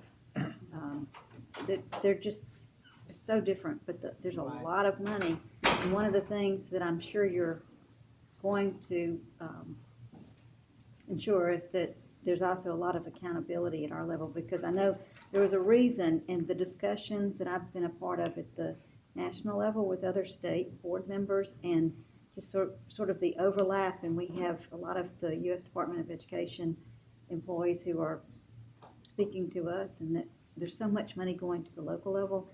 There was a reason why our Attorney General was very specific when he was speaking to the local school officials about making sure that where they put the money is where it's supposed to be going, according to what the law requires. And some of the U.S. attorneys in some areas may be busier than some of the U.S. attorneys in other areas, but the AG in Alabama, hopefully, and some other things that have happened, will make sure that that doesn't happen in Alabama. We don't need it. We don't need to spend more money to try to defend our locals, but we just need to make sure that we use it the right way. And you're correct. There's a lot of, in certain parts of the state, there will be some Indian tribes that will, or Native American tribes that will be benefiting because of the population in those areas. But at the same, and then we'll have a lot of the families that have moved across the border and are perhaps not even U.S. citizens yet, the ELA. There's so much going on, but that money is very specific in terms of how it has to be spent. There's some flexibility, as you well know, but we just need to make sure that it's done right. And I know you will. Yes, ma'am, I will. But I do appreciate your concern, and I do appreciate you bringing that out, that how important that is. Dr. Renner, do you have a question? The other concern I have, and I think you will address it, is many school systems, if they incorporate these modifications with this funding, have to deal with the fact that it may go away. Likely will go away. And as a person that ran local budgets, sometimes your budgets can bloat because of monies that show up. You know, you spend the money you got that year, and 2 years from now, your successor will have to deal with the deficit. How are we, because you're conceptualizing this and helping them to understand this is, not to overuse the term, a windfall. So one of the ways I think to address that is to really, when we're providing to technical assistance to the LEAs, is think about sustainability. Really think of putting sustainability almost first to see if whatever they are using the funds for is something that can be sustained. A good example of that is what we just had, we just viewed with our young people, the Grow Your Own program, okay? If you're gonna make investments about what's gonna happen years later, as a result, you would wanna come up with innovative ideas to try to, say, close gaps with teachers that you may now have lost and have some major barriers to recruiting within your district, putting funds into those, investing in those students so that 3 or 4 years down the line, you truly have the necessary content area people that you use. That you will have to teach the students that need to be taught. Those are the kinds of things that you want to think about long term as you use the money, and not just the drive-by night kinds of ways of using the funds. So as we provide technical assistance and make recommendations to LEAs, we would definitely make sure we emphasize the importance of looking at sustainability as opposed to just, let's just go buy this now, put the money here, and then you don't see any results later. And what much kind more of major eloquently impacts. express what I was trying to say. Yes. That's right. Any other questions? Are our plans coming in? The SS2 plans are coming in. Yes, they are. And the deadline is June the 1st, if I'm not mistaken. But they are already rolling in. Well, let me compliment you. I shared with Ms. Ziegler earlier in the week that one of my superintendents was getting a lot of oversight with his particular plan and was talking with me about it, and it was very good to hear the amount of attention that he was being given to make sure that his plan is a good one for his local school district. It's a small district, it's not a wealthy district, it's very rural. And so I just want to compliment everyone for staying on it and making sure that these plans are excellent for every child. And I'll second that too. I agree with what Tracy just said, that I've heard very positive feedback. And I said, was there anything else, we could do to help you? And they said the only thing was when they were inputting all their information, they said the font kept getting smaller. Have y'all heard that? And they said it got to a size 6 font. And they're like, with a magnifying glass. They must have written too much. That's your incentive, right? Don't put so many words in. But they felt like they had to explain, to your point, what they were doing and the justification for it. And as they kept typing, they said it just kept getting smaller. So, but they were very thankful for the guidance that y'all provided. Yeah, so thank you again. That's wonderful feedback that we're hearing, so. And if I may, and I won't take this long, but just remember, so next Tuesday, or Tuesday after next, the 25th, we'll be doing a webinar with superintendents. So they don't have the information you have now. I mean, they have pieces of it, but remember, this is ESSER 3, so they're really focused on those ESSER 2 plans. And most of them have not come in yet. We'll get a few more every day. I am a little worried because you remember we said we were going to try to turn them around in 48 hours. We for sure could turn them around in about 5 days. But if they all come in on May 31st, which it looks like we may have about 60 that come in on the last day, it's going to take a little longer to go through those. Now, part of that is what y'all just alluded to, because they're like working back and forth so that they don't submit a plan and then we ask follow-up questions and they resubmit. They're wanting to make sure all of that's done before they submit.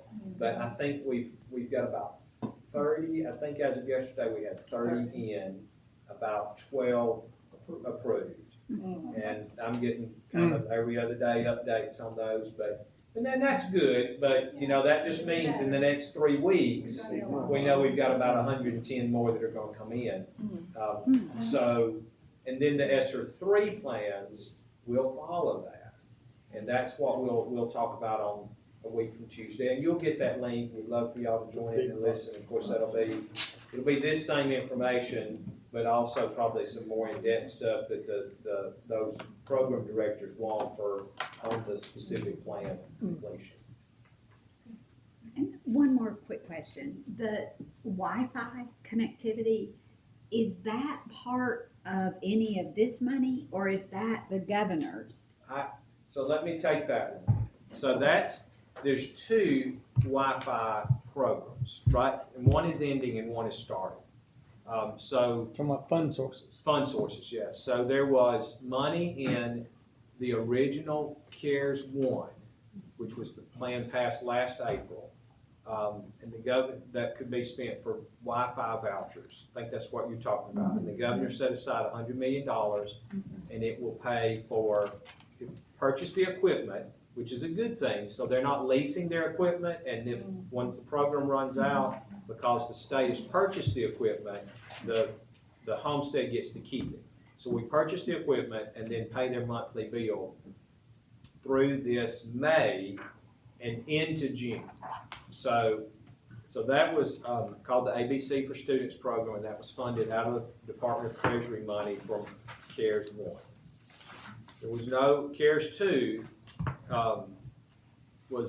There was money set aside. So CARES 3 put out of the way for now, but CARES 2, there was money given to the Federal Communications Commission to do an at-home voucher program. So we just got the rules on that last week and the week before. But what we now understand is that those students that qualified for the ABC program can immediately just transfer from that program to the new program to get their voucher. but it comes through a whole different federal agency, and so it's not just like nothing changes. Like they have to apply and say they want to be switched from the ABC for Students program to the new EBB program. And so we've been getting information out through the local schools, because that's the only way we know, we don't have these folks. So getting information out to them through the schools, it's a pretty simple process that they can do. But because it's a switch in the summer, we anticipate that we're going to see a drop off. And then in August, more people are going to say, wait a minute, I need my internet again. Not that they don't use it in the summer, but then, so there will be a step back up. But that program will find internet through next school year. So it really could be a big deal. And people who are on the current program automatically qualify. So they don't have to go through any vetting again. They automatically qualify to just shift over to the new program. And then the third round of money, ARP, there's not dedicated money for a voucher program, though there is money to build out broadband, money going to the states to build out broadband connectivity. So there may be some more long-term. I will tell you this, that on that same lines, what we are hearing from both sides, from parents and from the vendors, is they want a long-term voucher program, similar to the power company vouchers now if people can't pay their power bill. They're worried about this, a program for 12 months, and then it may or may not continue, and they feel like they could build out more capacity if they knew it was here forever. It's what I hear from the companies, the providers. How's that different than having broadband everywhere? Well, this pays pays your broadband bill. I know, but if we're talking about the role to expand broadband everywhere, not just for persons who qualify for disadvantage, because all families who may not qualify financially don't necessarily put a priority in having Wi-Fi in the home. That's right. And the difference and the impact in school systems is that it impacts all your children, even though those who may appear that they should prioritize what they don't. So it inhibits the school's ability to deliver instruction and children's ability to access instruction. So the broadband companies, which are your local telcos, the big telcos, some rural electric providers, and of course the cable companies are the big ones. And what they tell us is they're willing to build out the network, but they want to make sure they're going to have customers to sign up. And that's why the voucher program is important for them, because if they know that the families are going to be there next year and the year after and the year after and the year after, and they're going to get vouchers to help pay for it, then they're more willing to run the broadband to those rural communities because they know there'll be a customer base. And I'll what have to they're pay afraid anyway. of is, you'll have to pay anyway, but what they're afraid is they go out and build these networks and then nobody signs up for them. So, I think there is obviously that discussion going on both in our state. Y'all know we have a new broadband commission set up to kind of oversee that. And of course federally to try to build out the network and to pay for the vouchers. So that's that program. And while I'm on a soapbox, I'll get off. But one other program y'all haven't asked about, it's a little different, is the PEBT program, which is the pandemic EBT cards through the Department of Human Resources. But we're also very involved in that. So students who qualify for free or reduced lunch and who have been on remote instruction can get extra benefits. Their parents can get extra benefits on their food assistance cards. And they just essentially load more money onto them for the month. And our role has been, we've had to, obviously we have those students, but also school districts have had to identify like what percentage of their, not each child necessarily, but what percentage of students have been in person or remote for every month of this past year. And we've uploaded that, I think twice. The next upload will be the end of May. And that will be data that will be paid on the cards for June and July but it's all in arrears. So it's like how many people have been remote this spring? Right now, they're getting money loaded on their cards based on whether they remote or in person last September and October. And so it's behind. But this summer, it will finish out this school year. And then there'll be some, the PEBT program goes away for next school year, if I understand it right. But then it comes back the next summer. So the federal government already has said that it'll be back again for the summer of 22. So they can get money through this summer and then money again next summer, additional money on their family assistance cards. So what we're having to do is obviously help DHR get those names and addresses and make all those connections. And there'll be one more tranche of data at the end of May. Plus, there's a special provision that we have to, this will be a little bit of work, a lot of work on our staff, but we have to leave an application process open for people for this summer, for people who moved to Alabama over the summer but qualify for food assistance. So we have to give them the opportunity to apply during the summer. Not that we wouldn't want to, but obviously they have to apply, and then somebody has to verify whether they qualify or not, and then upload that data to DHR. So it's a cumbersome thing, but that's part of the rules. If we participate, we have to do that. We obviously won't participate. So those are two programs that we're working with, but the money is actually not flowing through education. And the other one's COVID testing, and y'all may have heard some about that, but there's $142 million to the Department of Public Health to provide testing for schools that want to test students next school year. Actually, they can do it as early as this summer. To 12-year-olds. They can test all the way down to preschool. This is testing. Okay. COVID testing. Not administration of the vaccine. Not the vaccine. This is COVID testing. And the Department of Public Health, we've been working with them to identify school districts that are interested. Most districts are not interested in it, but some are. And I think that they are, well, I know they're working with the University of Alabama at Birmingham to help manage that program. So those are three other programs that we're also intently involved in, but the money's not actually passing through us.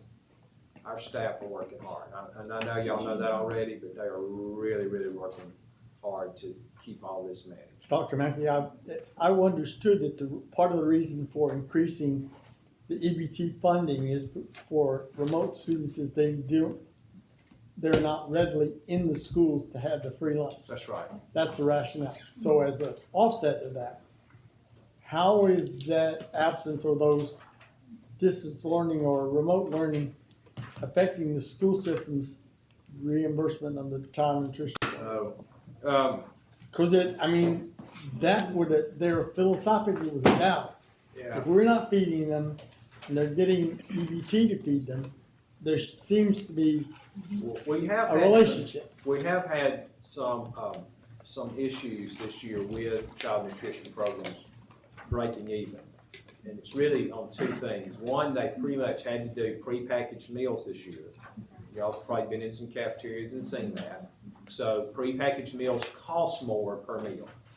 And so and some have had to hire extra staff because of that. So their costs have gone up. And to some degree, their reimbursement rates have gone down. Not all school districts, but what happened essentially was if you're in a district where every child qualifies for free lunch, like Montgomery County, what we call community eligibility, then that's one thing. But if you're in a district where they still do the applications to see how many students qualify, well, the applications went way down this year because, as you know, the USDA said every child is free everywhere for this year. Right. And so parents were like, well, if my child's free anyway, why should I turn in that application? So the applications went down, which means they get less reimbursement and their costs went up. So many of our districts have had a pinch on child nutrition this year. Now, there's some funds that they can use, some of their, I think even some of their ESSER funds can be used for that. We don't have anybody, Mr. Craig, I mean, nobody's called us and they've like run out of money and can't run their program.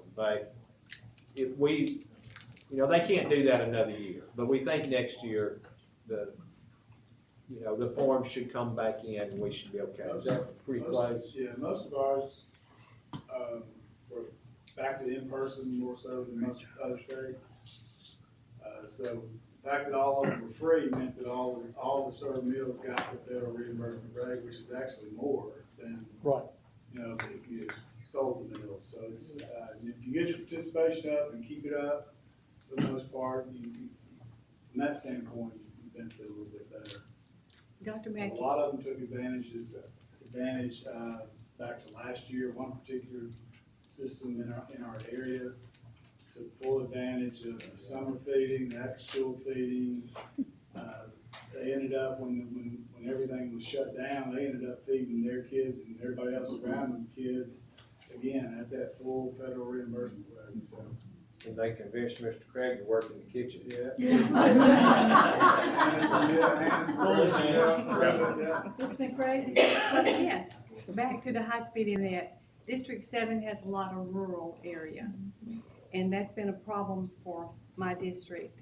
It costs $20,000 a mile to lay high-speed cable.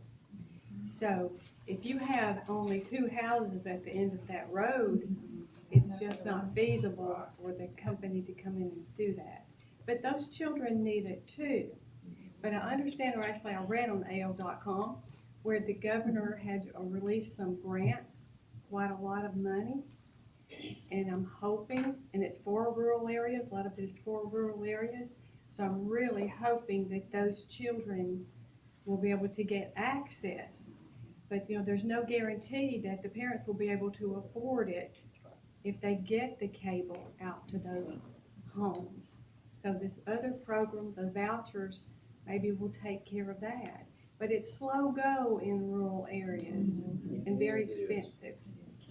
And really a company who does that is not doing that for the money. They're really doing that to help the area and help the community.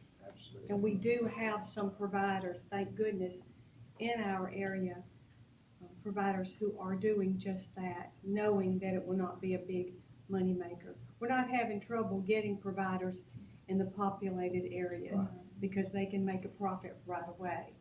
But we are having trouble getting providers to serve those children at the end of the line. And I'm impressed you had that number. I did not know that cost. I've written it down to keep. Yeah, 20,000 miles, pretty expensive. That's for five. All right, okay, on to number 2, board member questions.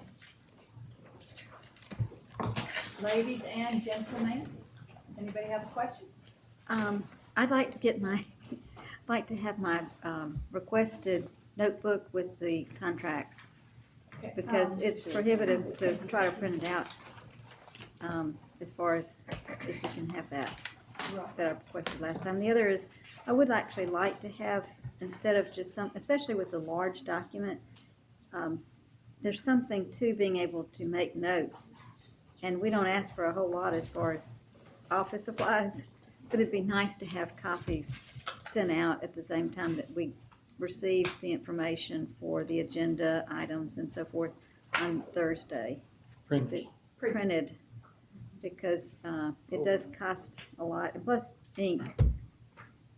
Yeah, we would have gone through at least 2 cartridges this last time because there's so much to print out. But I know that that's another expense, but I don't think board members ask a whole lot. We're pretty cheap. But I think it's helpful.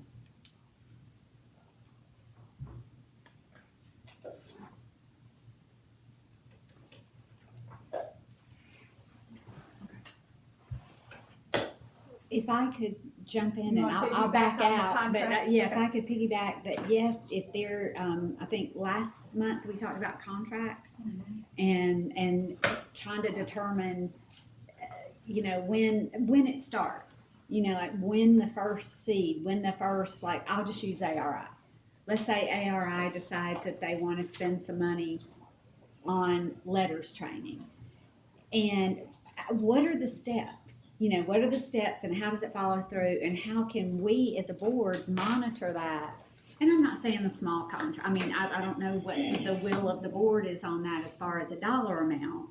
But for large contracts, and we can define what large means, that we understand what's going on while it's here in this building.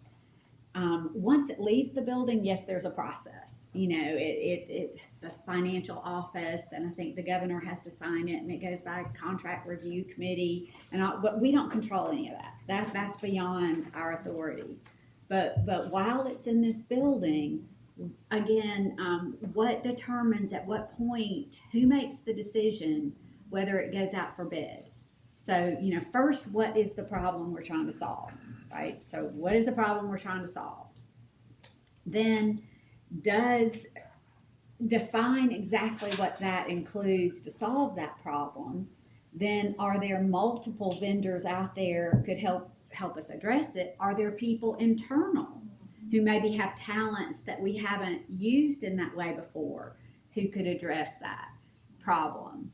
And then perhaps put it out for bid if that's the next step. Or if it's a sole provider, then we would know that they're the only ones that do that. You know, they have monopoly on that service. They're the only ones that do it. If you want this done, you're going to have to use them. But terms and accountability, we've talked so much about accountability today. And so accountability, what is in that contract, and this would probably be the legal part of that, but when it goes to the legal office for review, what protects us if they fail in what they've contracted to do? You know, and what recourse do we have if they have failed? They breached the contract? Yeah. I mean, I'm not saying that happens. It probably happens very rarely. But if it were to, you know, do we have the appropriate protections in that contract, and what recourse and what measurements do we have? I mean, just like, you know, I asked about that measurement earlier. I think the more you can specify something and get expectations all, you know, in place, the better off you are. And then, and I think this is something I brought up last time, if we start seeing over and over again that we have a particular need and we keep contracting it out, perhaps at some point we might want to say and talk with HR and say, I think we need to hire somebody, you know, instead of contracting this out all the time. This is such, it's such a prevalent demand that it's worth our interest. It's a wise use of tax dollars to go ahead and hire somebody or take somebody within and train them in that area. And I suppose as far as I'm looking at this as a governance sort of issue and fiduciary responsibility, it's that idea that the communication with us, with the board, as it goes along through the process in the building. And again, this would only be for large contracts. But I just think it's very doable, and that we could at times, just like I think all of us today have provided very valuable feedback. I mean, I've learned a lot from y'all. And so I think I don't want the department to see it as an impediment, right? It's meant as a help, you know, as a support mechanism, as maybe we could think about addressing a certain problem in a different way than perhaps we have before. So that's all. I agree with that, and the reason why, when I made the original request for the contracts, and the reason why I used the threshold of $50,000 is because, well, sort of used inflation a little bit, but having done this same thing, made the same request with the two-year colleges, and the end result was a long list of prosecutions, which I don't think we'll have here. But what happened in the past in another situation does not need to be repeated, and that's also not saying that it will be repeated based on what, you know, I agree with what you just said. But at the same time, it provides the opportunity for shared information, which protects everyone. And when the board members receive on an ongoing basis, not only does it become sort of a habit in providing it to us, but it also provides some security and safety for all of us. And so we're not blindsided later on. We're not surprised. And we can also look at contracts, like you said, perhaps there are contracts where they've provided training and so forth over the years, but the results just aren't there. Correct. Right. And that's what is really a concern, I think, in K-12. It's not the construction cost or the little things that they slide in and we'll keep it under $50,000 so that we don't have to report it. But in the long term, when you look at that and you look at, and I just made the request for a 5-year period of time, but the ongoing expenses and the lack of a positive impact should be enough for the board to look at those contracts and wonder whether it's wise. And I agree with you, perhaps it means hiring staff. And Ladies, not always, but sometimes. in terms of requesting the contracts, I remember you doing that, but we don't have them. What mechanism are you proposing for us to not be a nice to do, but to expect them to be here? Getting contracts is one thing. That's obviously, I mean, something we provide. Contracts are public. When they get signed, the last person here and they go out of the building. But now, I have real concerns about the board getting involved before a contract's even developed, like in choosing vendors and who's gonna get to, that really worries me. I do not get I don't involved in want those to be things, involved. because that's where Right, we have that had That's what part. you're saying. legal troubles before. Right, So no. I would think you don't, well, just let me finish. Okay. I think what you want is to, when the contract is, so those things are determined.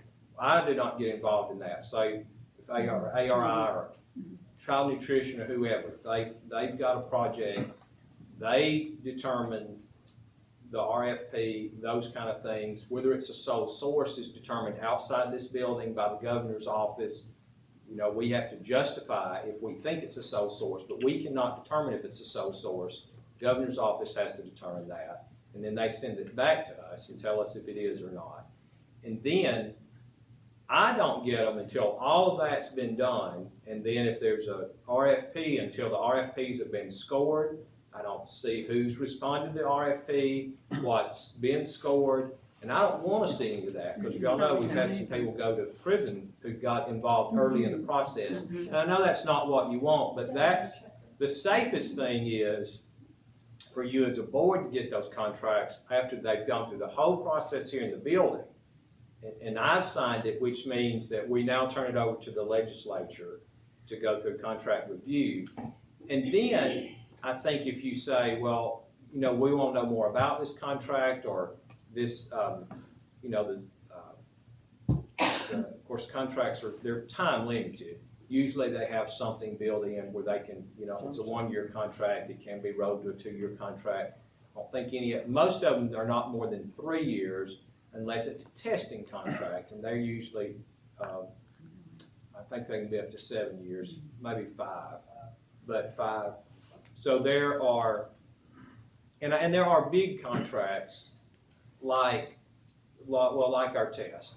And of course, y'all know this month, we sent an amendment to contract review for the ACAP test, ACAP summative that they were presenting earlier, because we changed our standards. So when we changed our math and English standards, that's costing us $1.5 million to get new test questions written to the new standards. And so I think those are very legitimate questions, but like, I can't say when early in the process, you know, you'd want to be involved in saying, well, you know, maybe we want a different vendor to do. I mean, I just think that those are things that need to be done by the staff internally. Well, and Dr. then when the Mackey, contract's developed, the board.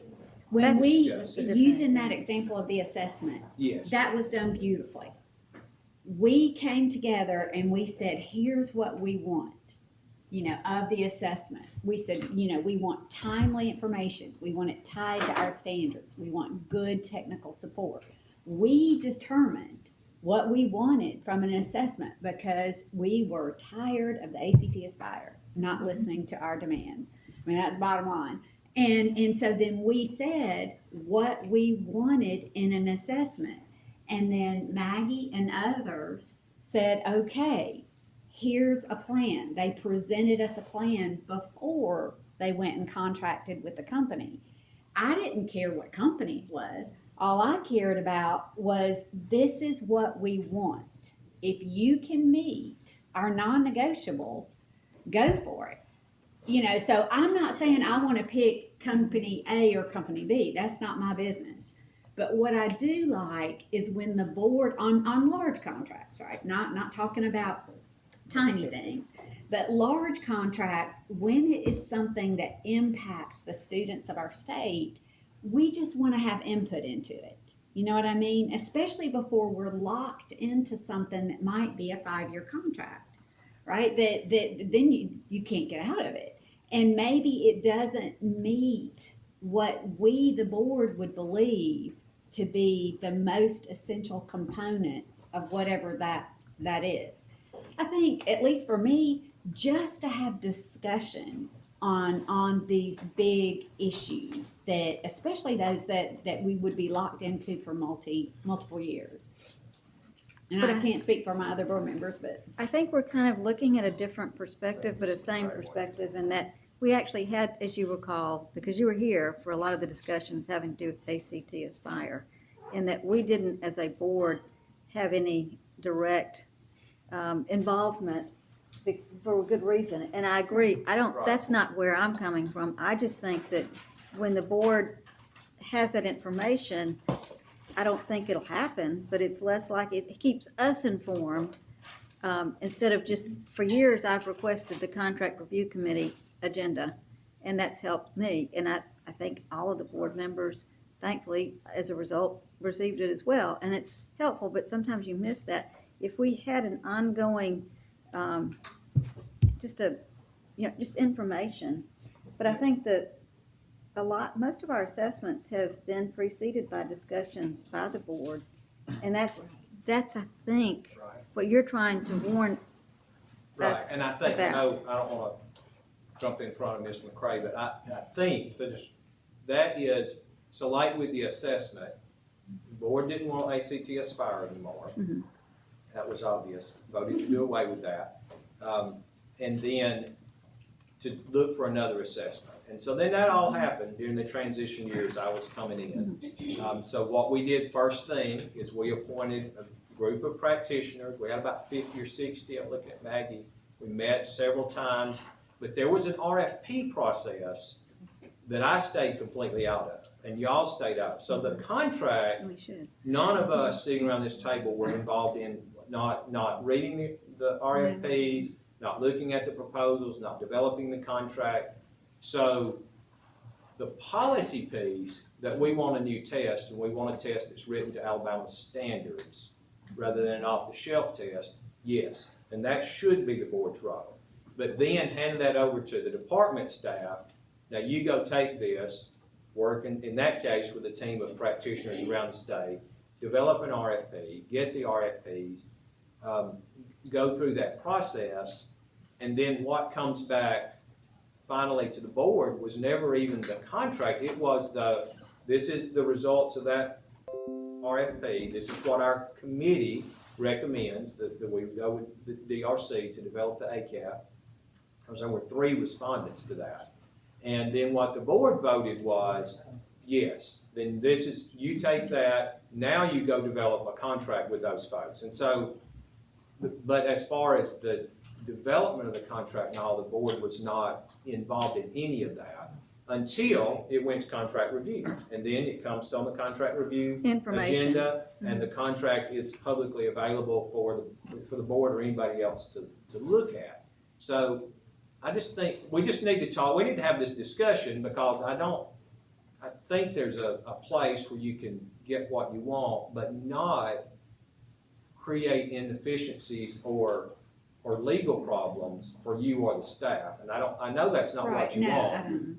And that's why I had proposed, and I know it's the last month, as y'all know, has been crazy with the legislative session, But we have still talked this week, I said, and when the legislature adjourns, we've got to get together this webinar for legal, and they've been working even with the lawyers and ethics and the governor's office on content to first just kind of explain the process, because it's a confusing process, and then figure out where those trigger points might be. But I'm talking too much, and I know Ms. McCray wants to speak, you know. Yes, when I ran for this office, I served 16 years on a local school board, and we had to deal with contracts. And I was really looking forward to not having to deal with contracts. Let me tell you, it's very complicated, way over my head on this level, I can tell you that. It was over my head sometimes on my local board, but I had to trust our staff. I did. I trusted our staff.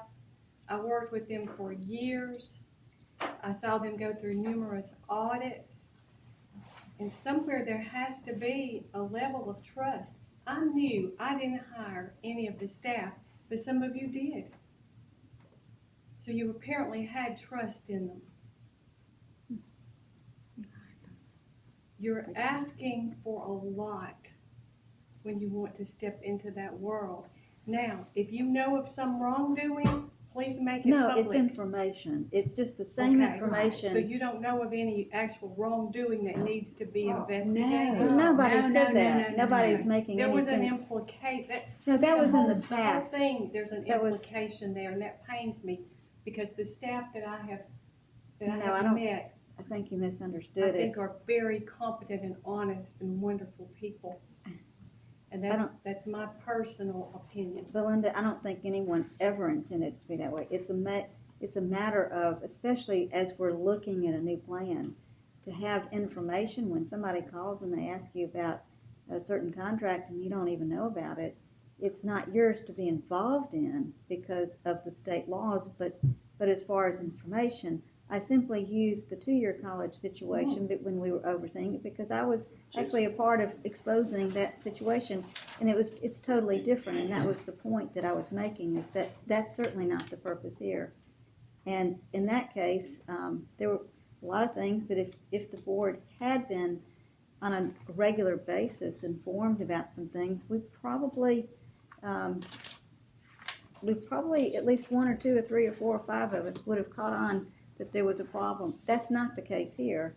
This is just simply when you get a contract review committee agenda and it has $13 million for an assessment, it's information that board members, state board members should at least have. It's not our job to be a part of that contract. And yes, I'm aware of a lot of little things that you've had to deal with and the big things, especially with construction. That's your job at the local level, and thankfully we do not have to do that. But I do want to know about something before it's either printed in the newspaper or if a vendor happens to tell me at a meeting. But it also helps me to see where we're headed as a department. And it's general information. It's not anything beyond that. But it does, I think, help, especially in the big picture items. And to see, again, where perhaps we're spending a lot of money for training, but we're not seeing a lot of positive benefits, at least we could at least look at that.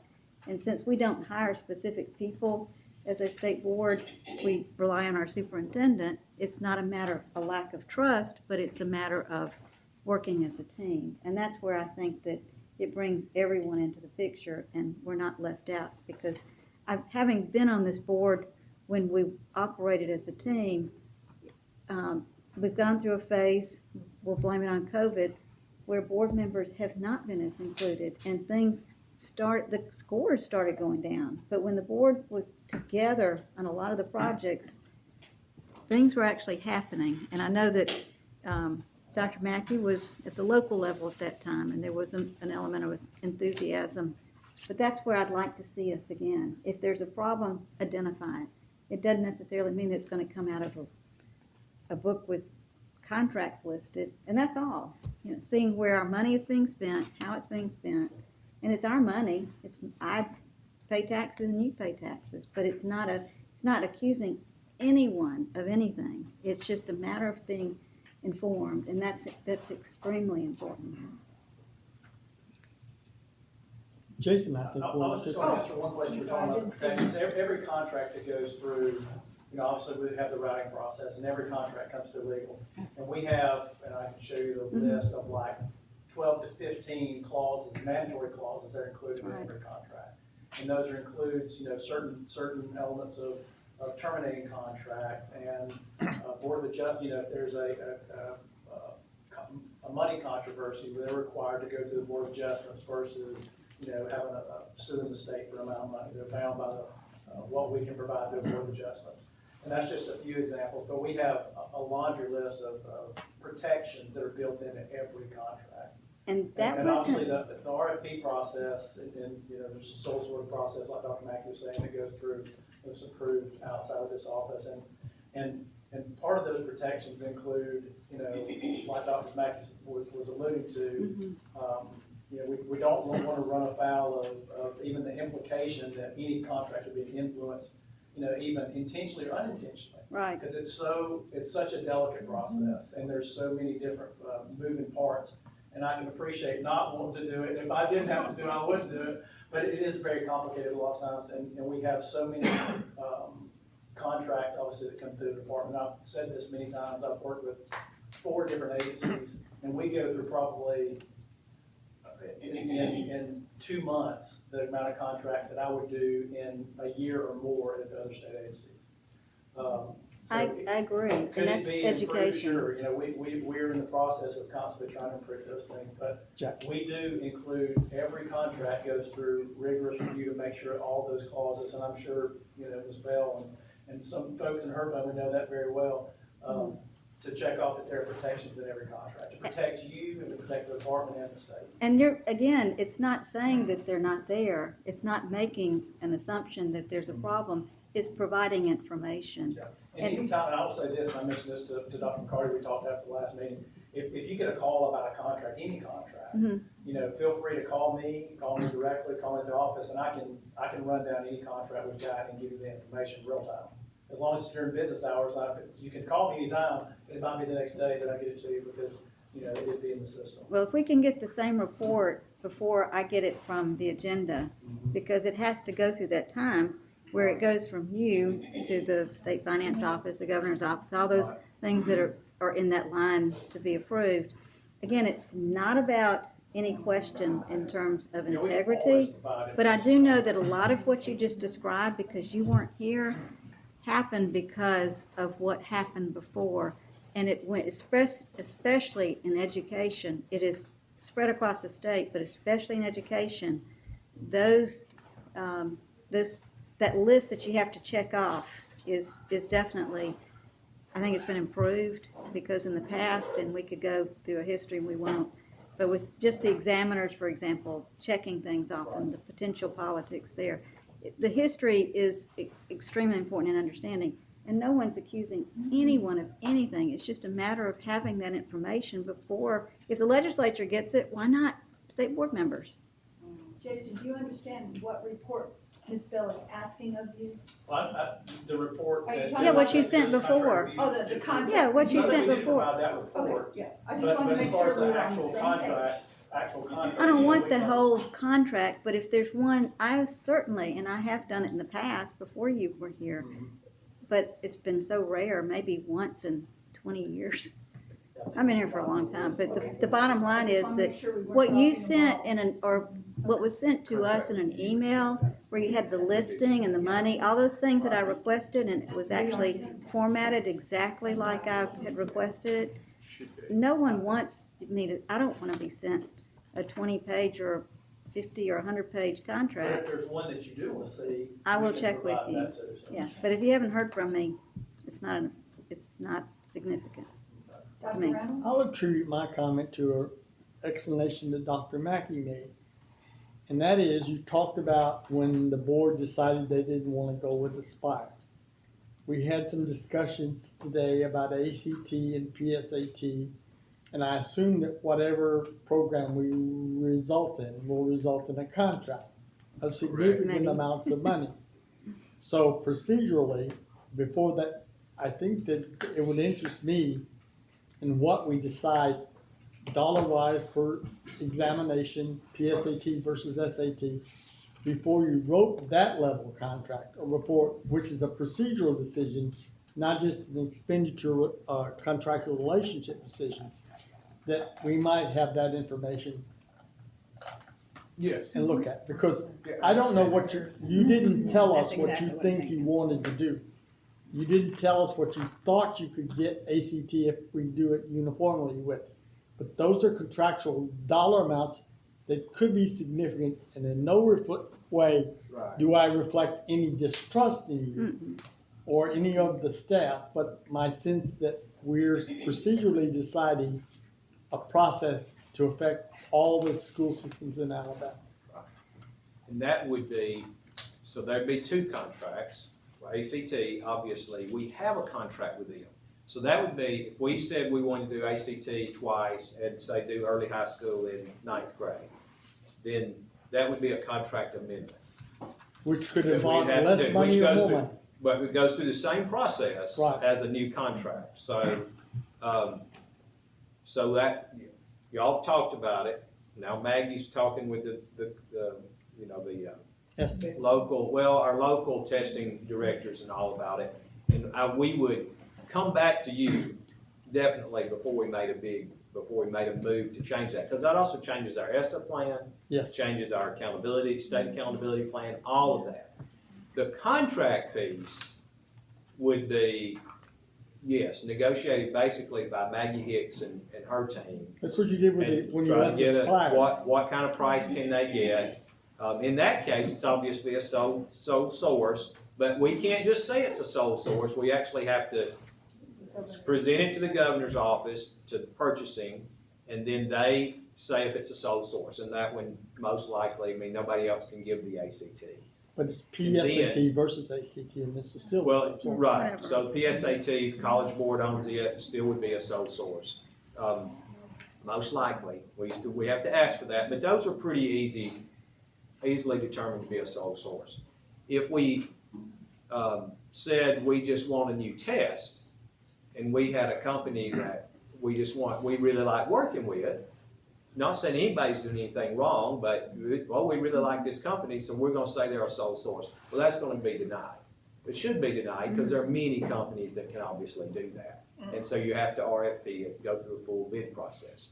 But an amendment is a little faster, because generally you can get that through fast. So the amendment we did this last month was an additional $18 million for letters training, because we had federal money. We had to get to get the training in place for the fall. It had to move fast. Now, when I knew about that, we all have talked about letters. I don't think anybody disagrees that it's a good program, but that we were going to do this new contract to expand that was probably the day before it went to contract review committee, because they were working very hard in ARI to meet all the timelines, to get it to contract review on time, so that they could get the contract back and start the training this fall. But I don't want to be involved in the level of negotiation with vendors and all of that until they have. Now, if that had been something new completely from scratch, that would be different. But letters is something we've discussed multiple times. So they had to go through the whole process though. They got a sole source letter because they're the Voyager Sopris that owns it. They're the only company that provided. And we already have a contract with them. They've been doing it for 3 years now, so it made sense. So that went to contract review. Contract review, by the way, said this is probably the last time they're going to approve a contract for letters. We've spent too much money with that company, and they don't want to see more contracts with letters. That's what we need to know. We'll see, but now in time, we'll see where we can go, and there are more steps beyond that. But see, they also they don't rubber stamp anything in contract review. It's a tough process, and they obviously are always looking for, why are you in this case? Why are you extending this contract? Staying with this company instead of opening it up and looking for other companies that might provide this same service. we can answer that question because we think letters works. Our schools, we've bought into it. Our schools have bought into it. And Jessica's our contract review person, and she did it. I mean, she had to answer those questions on the spot, and we got it through. But you know, that same day, they one whole agency, they denied every one of their contracts, every contract in the agency. We've never, in my 3 years, we've never been in a position where they just flat out denied our contracts because you know we want to prepare and get ready. But that's not saying they don't. Sometimes they'll hold contracts. Can they hold them, or can they flat out deny them and reject them? They can delay it. Well, they could can just hold them delay. for 30 days. So what happens is if you, if they, I'm gonna let Jason explain it, but they can hold them. There is a way to go around contract review. It doesn't necessarily make friends for later contracts, but Yeah, we have certain exemptions in education for certain things, but they can delay the contract, and then that could put you in a precarious position to be able to have to start a new contract or you know, renegotiate the contract, because it might be, you know, for a specific amount, and that delay causes you to have to change the contract, so you have to start from scratch. and obviously, so the governor has to sign every contract, final contract. And if the legislature's put a hold on a contract, we generally, we would get a call from the, from her attorneys before they recommend she sign it and say, well, if the legislature doesn't want this contract for the agency, why should I sign it? And so, sometimes she doesn't sign contracts that have been held. Now, again, we don't have any contracts being held, but I've watched it. I mean, this last month, there were probably half a dozen contracts. And sometimes that they're not contract delayed, they review just refused ask to approve. additional questions that you answer the next day. But they can also do that. And they have held some, and I can't remember, but it was a contract several months ago where there was a question and a temporary hold was put on it. Like, we want this information, as soon as you get us this information, then we'll release it. And it was done by the same afternoon. I can't remember what it was, but so that can happen too. Sometimes it's just, we'll approve it, but not until we get this information. But it goes through that process. But you should be getting the contract review agenda when the contracts go over to them, and Ms. Norris sends that out to you. And if you're not, we need to know that, because for a while that we had a situation maybe a year before last where they were not going out because we basically had a person that had to go on long-term medical leave, and she had done that work, and just nobody else picked up that they were going to contract review, but they weren't being sent to the board.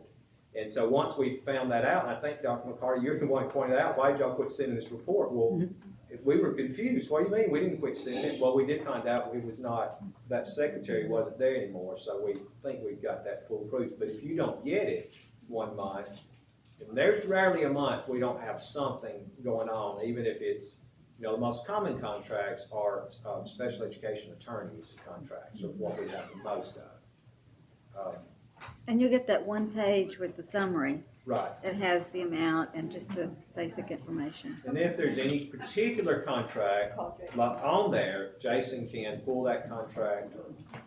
I just last time, and I cannot remember the name of the company. It was the name of I've never heard of them before, but and it was something about maybe summer feeding or something, and it was why are we spending all this? So it was more, again, not accusing anybody of doing anything they shouldn't be doing. It was information that I want to be able to defend what y'all do. And if somebody comes up to me at a school or on the street or at a Chamber of Commerce meeting, that I can defend that, yes, this was a worthwhile contract. We needed this money to do X, Y, Z. It was allocation from the federal government, which could only be used for this purpose. But when I saw that name, even when I saw the squiggly little, it meant, and I was like, why? What problem are we trying to solve? What is this? But then I felt like I had understood that once it got to contract review, it's too late. No. There's nothing you can do. So I thought, well, there's no sense in me even asking about it because it's too late. That's one of the provisions in our clauses that it is not a contract, it is not final until it receives all the requisite signatures and sign-offs and required steps. Like, and that being the last thing with the governor's signature. And I'm not familiar with what you're talking about, but anytime. I can't, and I'm sorry, I can't remember Is it either. the advertising part of it that started with Tommy Bice? Yes. Yeah, he was Yes. somebody he knew from Alex City. Not saying that there was anything wrong with it, because I don't know the history, No. except I tried, the first time it appeared, and I remember the discussion, it was somebody who was a former student of his. And it's to advertise the free lunch program during the summers, the meals. What was the name of it? What is it? Copper something. That's it, Yes. yeah. And I just thought, why, I just couldn't get my head wrapped. Oh, yeah, since Tommy Bice. Bice. The child nutrition Yeah. program, and they had already kind of created kind of an infrastructure, if I recall. Always. No, that's actually when it started. It was an RFP. It was awarded pursuant to an RFP.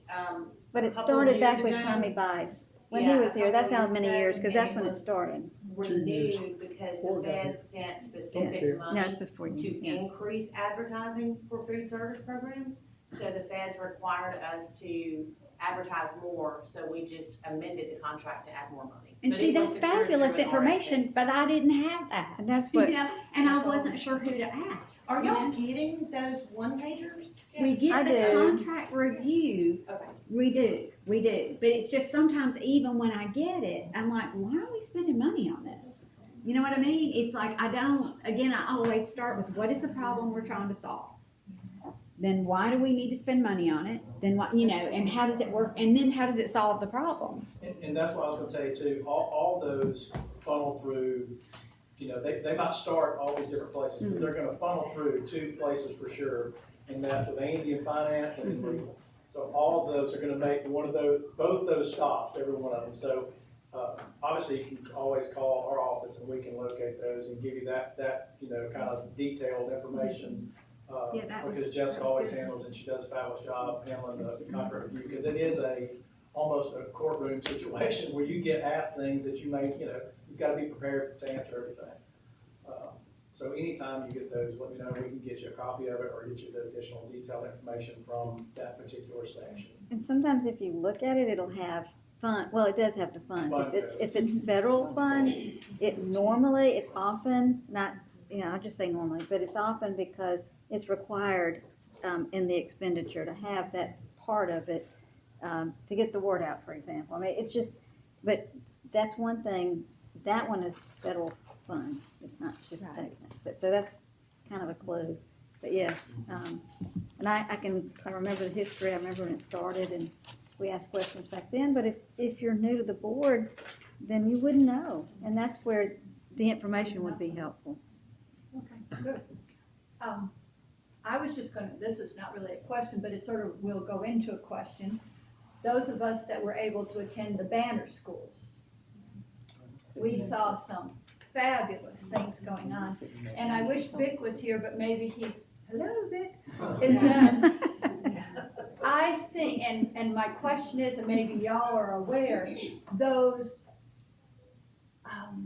videos, thank you, I was gonna try to use a different word, but those videos had tremendous, I was copiously taking down notes about the 3 B's, the boys, the books, and the breakfast or something, But I'm hoping that those are distributed to the other schools as a means, again, with all this money coming down, that would be a wonderful venue that's really cost them no more than a little blueberry muffin.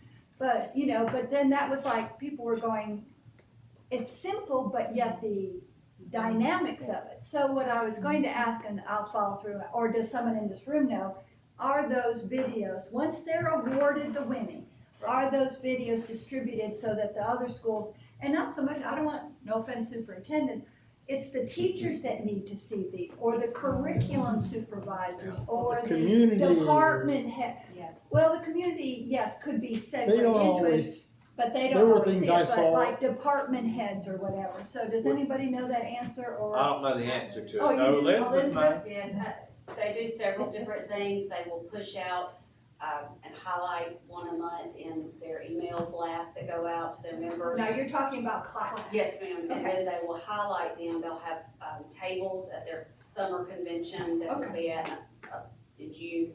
And they had them there to ask questions about, people could go and ask questions and see, and then they push out. So you see it filtering down Yes, to, ma'am.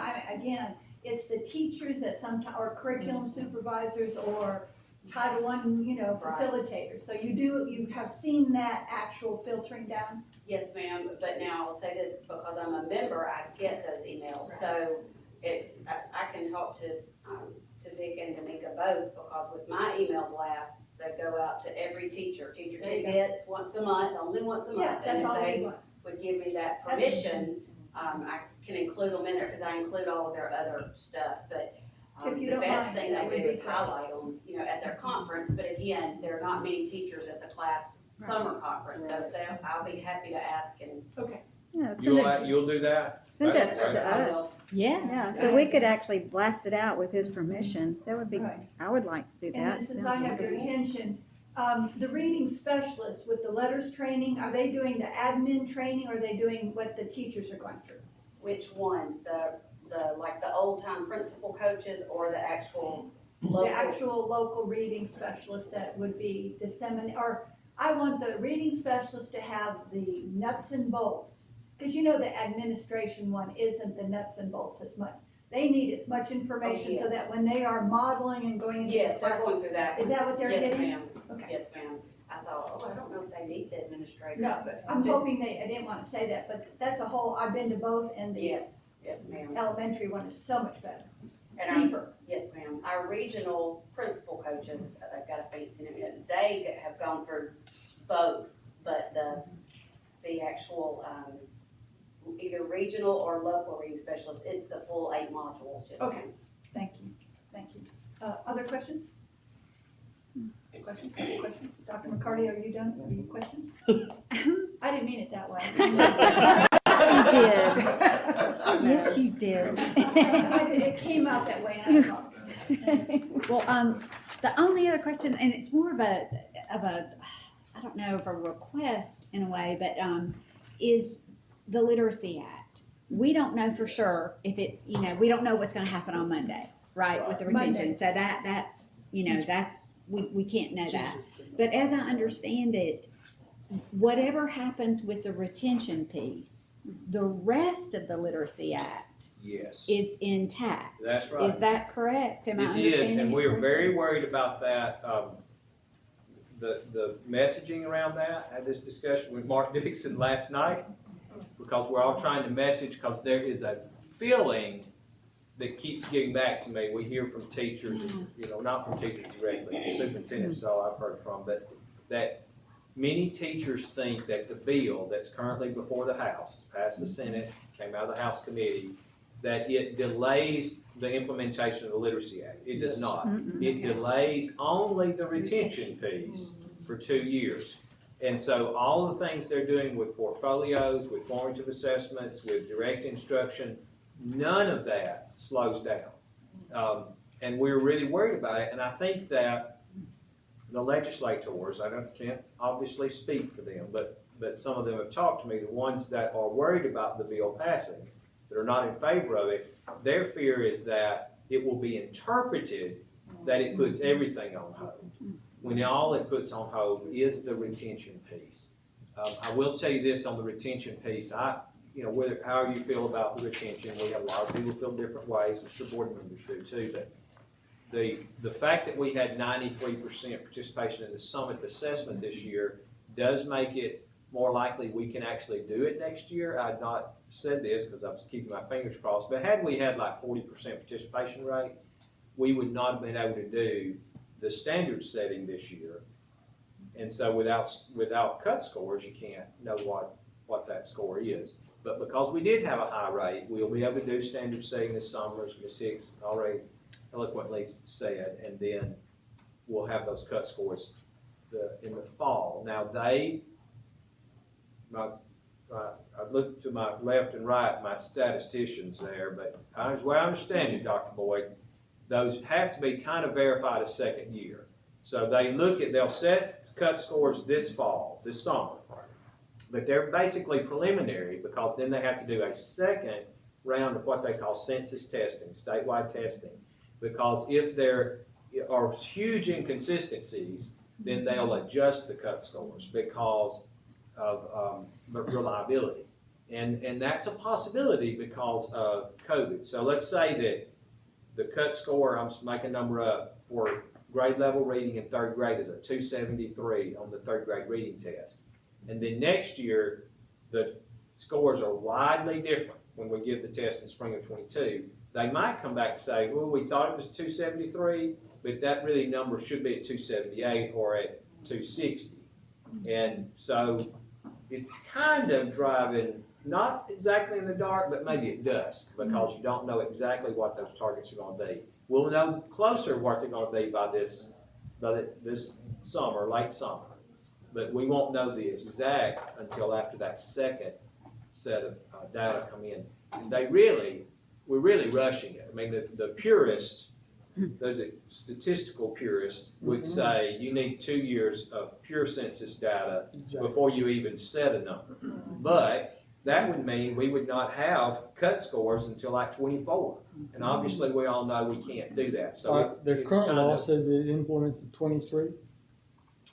It's then next year, 22. Oh, So without 21, 22. the 21-22 school year. Yes, that's what I'm saying. And then the proposed bill would delay it 2 years, so that'd be the 23-24 Just the retention. Just the retention piece. Was there somebody that thought they threw in maybe 1 year delay, or There was was- that? There was a that not- discussion about 1 discussion? year, but there was no, the amendment was Never not came. made. Okay, in committee. gotcha. It was stayed 2 years. It stayed 2 years.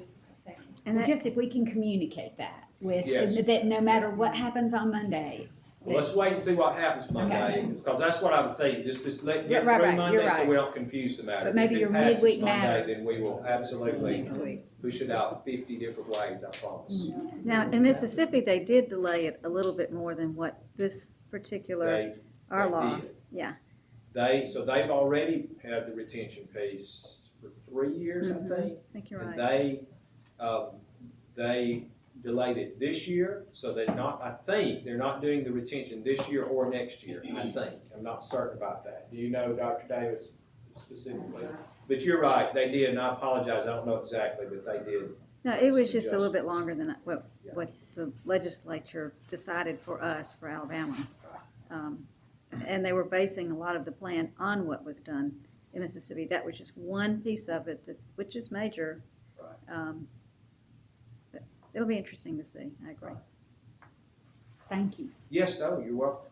We'll see. Monday's gonna be an interesting day over there. You know, we still have a couple of other things that are in play. That's a nice word. But we don't know what we'll see.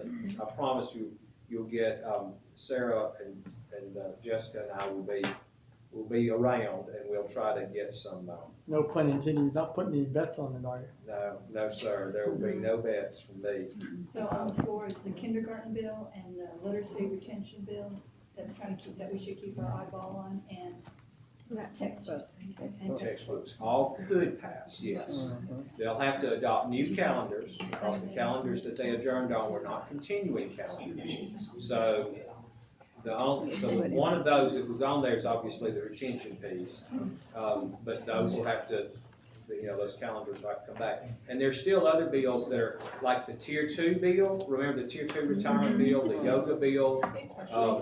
Those, they passed on the last night, but a different version passed the Senate than the House. So they're currently now in conference. And so we'll find out on Monday whether they accept the conference report or, well, they're technically not in conference. They are in limbo. When they come back in Monday morning, they will take readings from the Senate, and the House will decide whether to send those bills to a conference committee or to concur the Senate changes, or to non-concur, which kills the bill. So there are three options that could happen to all of those bills. They're not, even though the Senate passed them, they're not done yet because they had to go back to the House in a different form. Speaker's busy. Dr. Boyd, ready for number? Yes, absolutely. Number 3 on the agenda.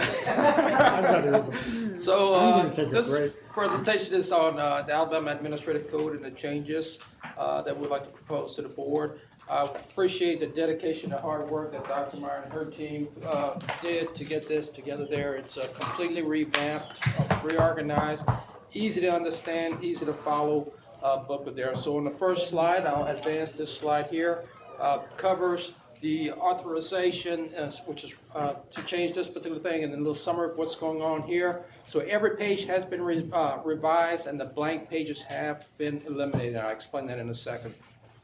The order of each teaching field or area of instructional support has been revised to alphabetize within the major categories. So if you open up the very first page, which is 241, you will see that there is some indentations, for example, with 290-3. Oh, this right here. Oh, I thought you were the one.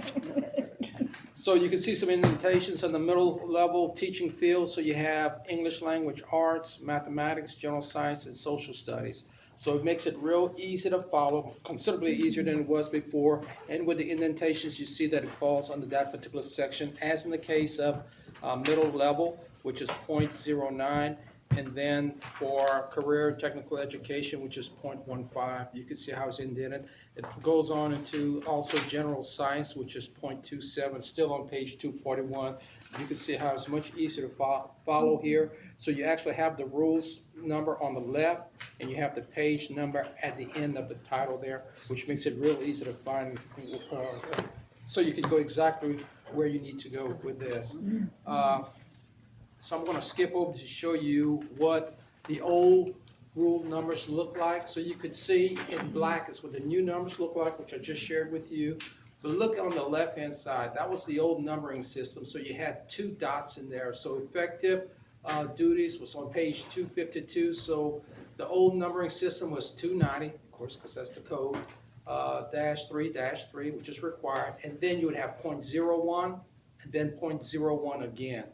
Very awkward and cumbersome. So now it's much more streamlined. It'll be easier for you to do it. Our educators to look at it and so forth, I think save a lot of people a lot of time, and it's a great job that was done by the team here. So the next things, the pages have been renumbered as 241 through -403.76 rather than 241 401.59 to eliminate the numbers such as, again, the double decimal situation, which I just talked about, having 2 decimal points into the numbers, which is real confusing for someone, particularly someone who's not accustomed to the code to follow.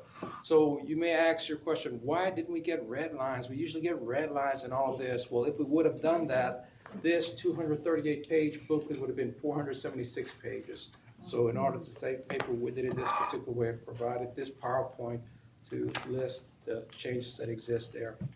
So some of the major changes there. So we eliminated the practice core, and some of our deans mentioned how that was a really good thing there. So of course, since that's eliminated for admission to Class B program course, our education preparation administrative code has to reflect that. Arts and science type majors for most secondary P12B teaching fields. In the past, our teachers of math had to take all the exact classes that a math major had to take. That changed recently, so it had to be reflected in this particular code.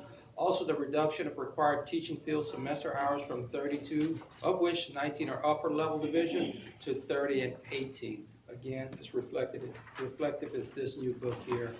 Also, major changes, the addition of the requirements based on the Alabama Literacy Act, Rule 07, 08, and 0.37. So 07 deals with early childhood education, 0.8 deals with elementary education, and 0.37 is the special education component. The education preparation program required to be accredited by CAPE. This is something that was recently passed by the board. It's also incorporated in that, and it's Rule 0.59. Middle level teaching fields, so it covers all the new areas. This is also a new change there to add the middle school programs in there. So 0.09 deals with general rules associated with middle level. 0.10 is English language arts. 0.11 is mathematics. 0.12 is science, and then 0.13 is social studies. And then, of course, computer science teaching field, the Rule 0.20. The recent changes, again, that was made and approved by the board, are all inclusive of this. The additional changes also include the national organizations, the input from them. So CAPE which is of course a requirement now for all of our schools. The core teaching standards, that has incorporated in that. The advanced program rules are incorporated in that. So other national organizations that are affiliated with our teachers across the state for early childhood, we've incorporated those standards. The National Council of Teachers of Mathematics, or NCTM, is included. The National Science Teachers Association rules of .12 and .27 have been incorporated. The group of educators representing health education, those rules have been incorporated. English for speakers of other language has been incorporated. The library science and media programs have been incorporated, and the leadership program has been incorporated. So all of those different organizations at the national level, their rules have been incorporated into these new, in our new administrative code, which you have here in front of you in the brightly colored letter. Any questions? I will have them, but my brain is tired. Yeah. Well, I was about to say, you can And I ask just, is questions. it okay if I can reach out to you with Absolutely, questions? absolutely. No.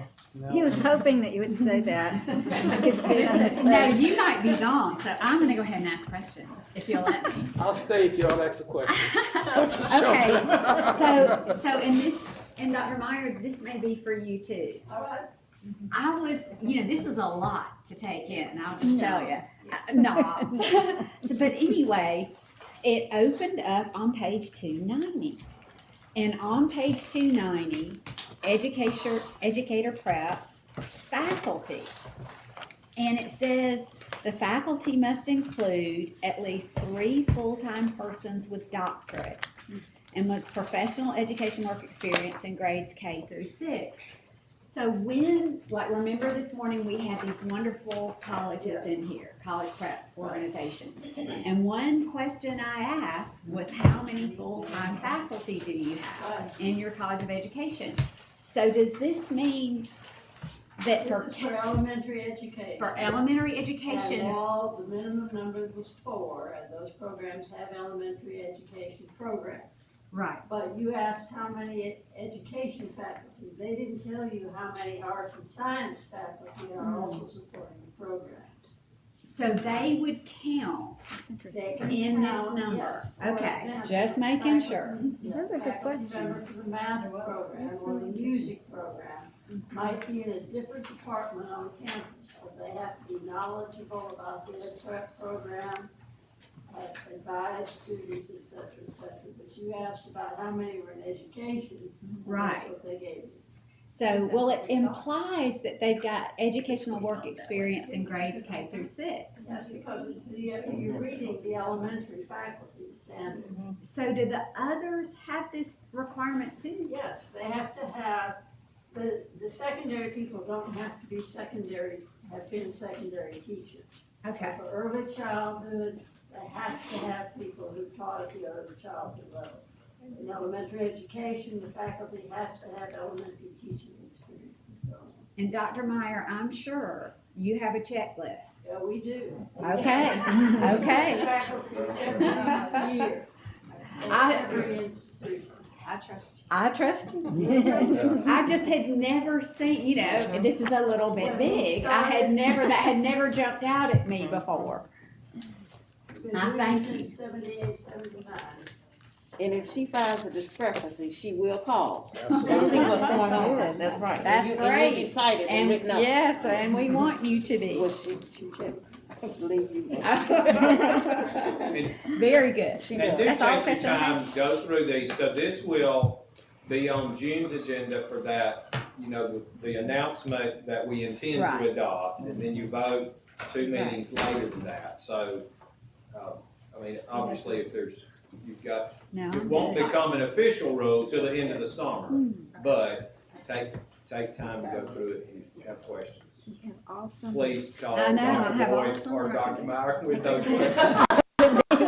Even after Dr. Boyd leaves, we want your number. That's right. They're extending the He's trying to requirements go beyond your before we contract. dig into No, it's good. I mean, a lot of time and effort was, I mean. Oh, no, no, no, no, no. It looks Excellent. so much better, so much better. Oh, it is. So much cleaner I and agree. easier to find Yeah. things. Yes. Dr. Meyer, Yes, yes. absolutely. Yes. Manages COVID and being at home. No, it's a great thing. It's, I can find stuff. Yes. And then, we know that we're gonna vote on item number 10, I think I already closed my book, 10, about the Montgomery. Yeah. So that will be on the board agenda for a vote. And with that, good night all. You used the right term. It's not that late. I'm gonna go to a